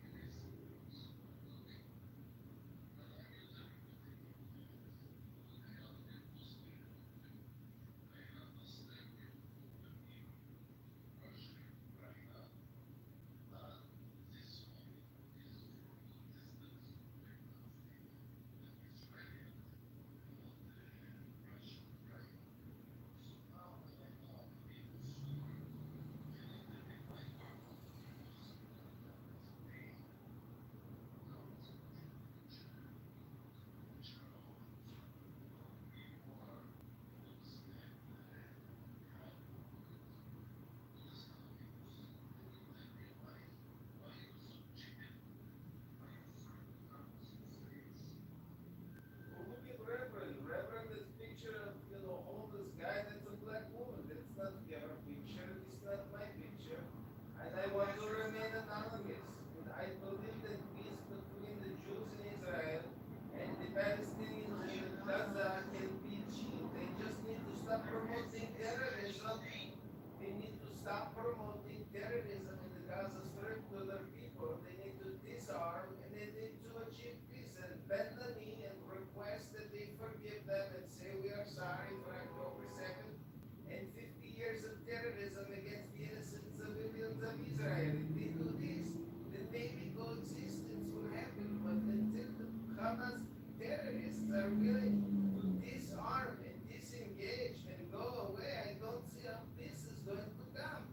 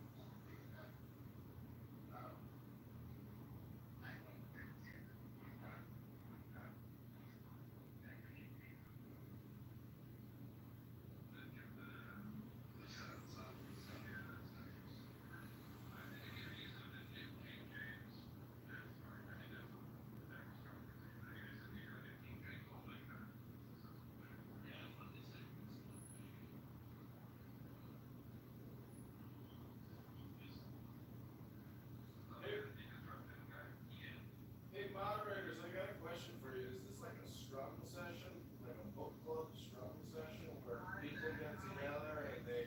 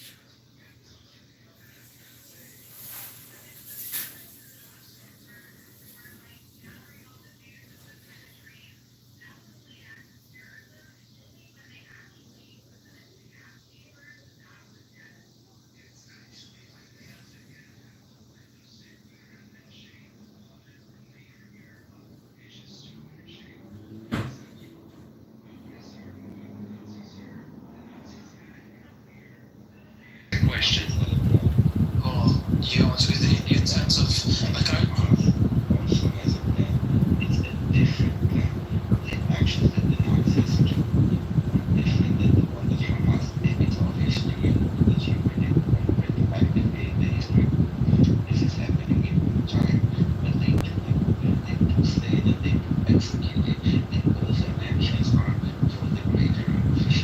that's the mistake you're making there. All their actions part. That's not something you can bring to the ICC and convict someone of genocide.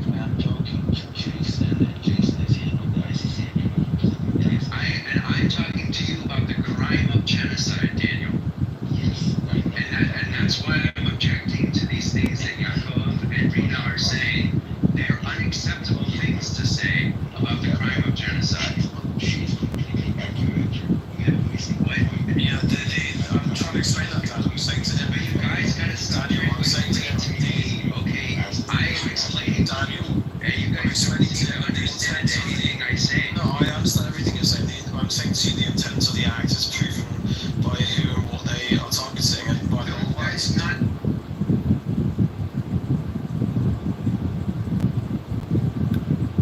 So,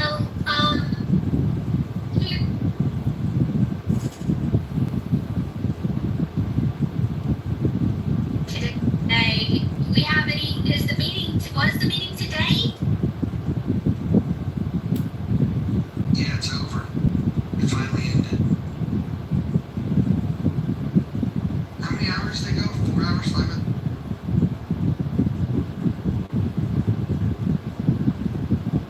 Did it come out looking, satisfied or?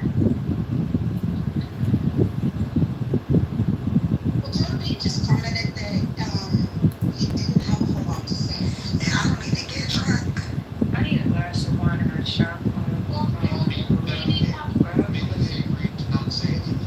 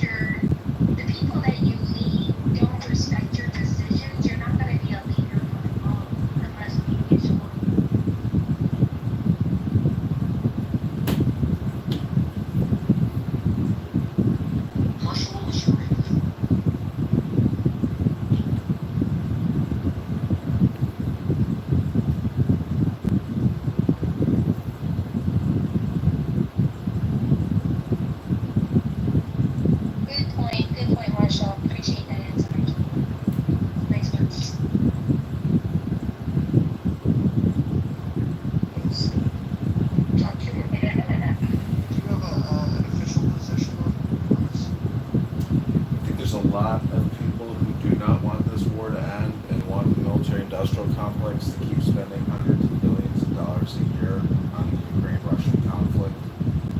Palmer Luckey and building all these bomb drones is the next evolution of warfare, apparently.